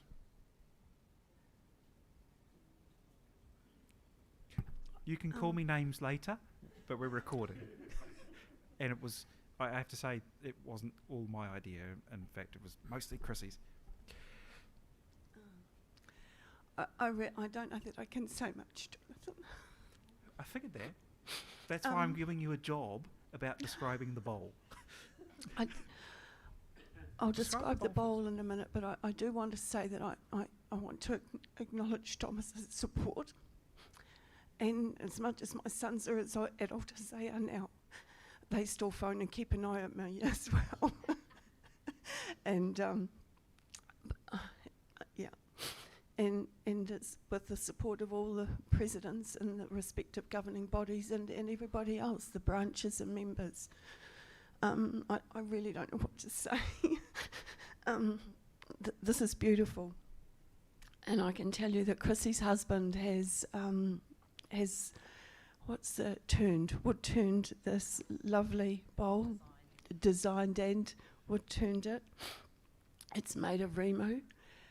It has beam eke on the bottom, which Chrissy's husband is Brian, and has a slight dip in the middle, so fruit bowl maybe, or platter, yeah. And around the edge, there are roses. There's one, two, I don't know how many. There are roses and little leaves on either side in most cases. Would anybody like to have a look at it? Shall we pass it around? If you can dare to let it go, yeah. So thank you, Jonathan, and everybody. I really don't, I'm spoiled, thank you. Thank you, Rose.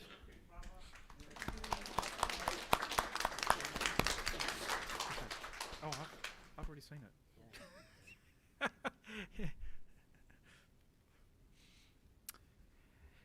People, we are actually officially over time, quite some way actually, but you got to take advantage of these moments. So thanks for the patience of the overworked technicians.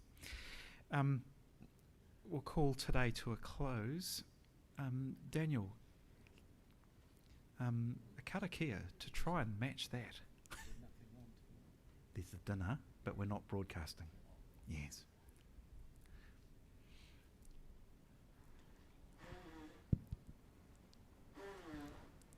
I have to say, when Rose, you did just mention me, and there's very few people in this world that I actually go into bat for, like, and there's the word that's in my head is not fit for mentioning, but don't you with my, and whether it's my mother, my kids, and this year, it's don't mess with Rose, full stop.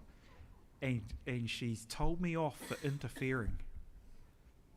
And I have to say, if those boys want to come over, your sons, and argue with me for doing their job, fine. Bring it, Wilkinsons. But there's times when our Rose has been messed with, and I won't stand for it. Daniel, have you got the mic? If you can do the honours when you're ready, please.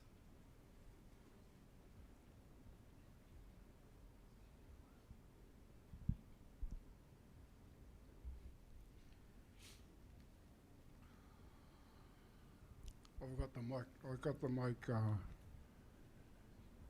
Mr. President. Go ahead, please.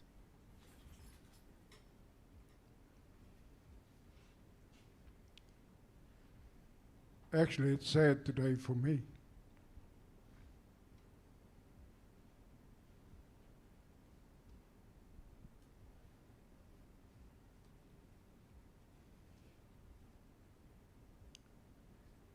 It's sad because I never heard Lottie's name mentioned. I never heard Seymour's name mentioned.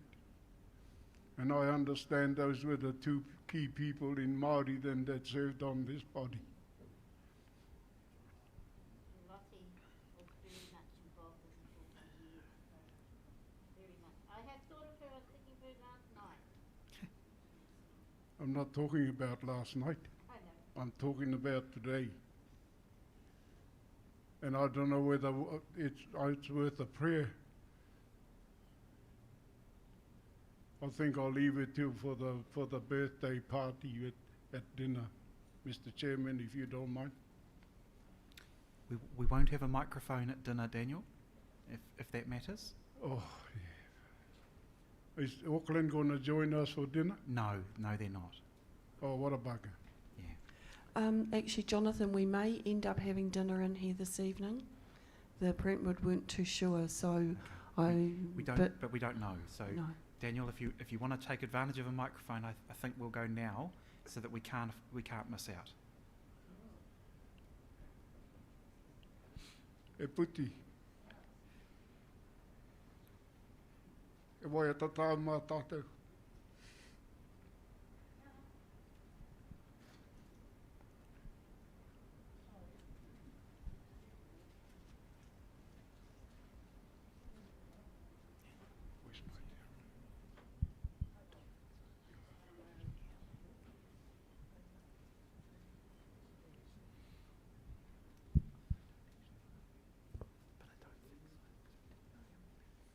Wai ata mai whakaari e puti.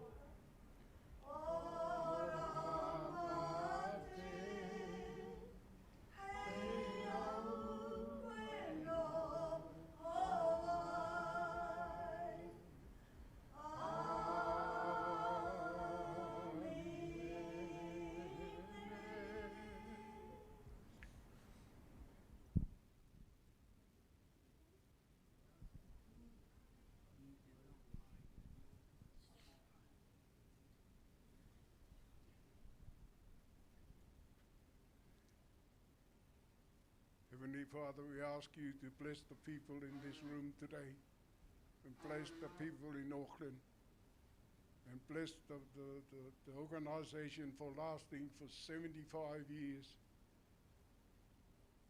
and bless the food that we may partake of later in this evening. In the name of Jesus Christ, amen. Amen. Thank you, everybody. We will see you in the morning. Thank you, Auckland. Thank you, Zoom. 9 o'clock in the morning, back on station, please.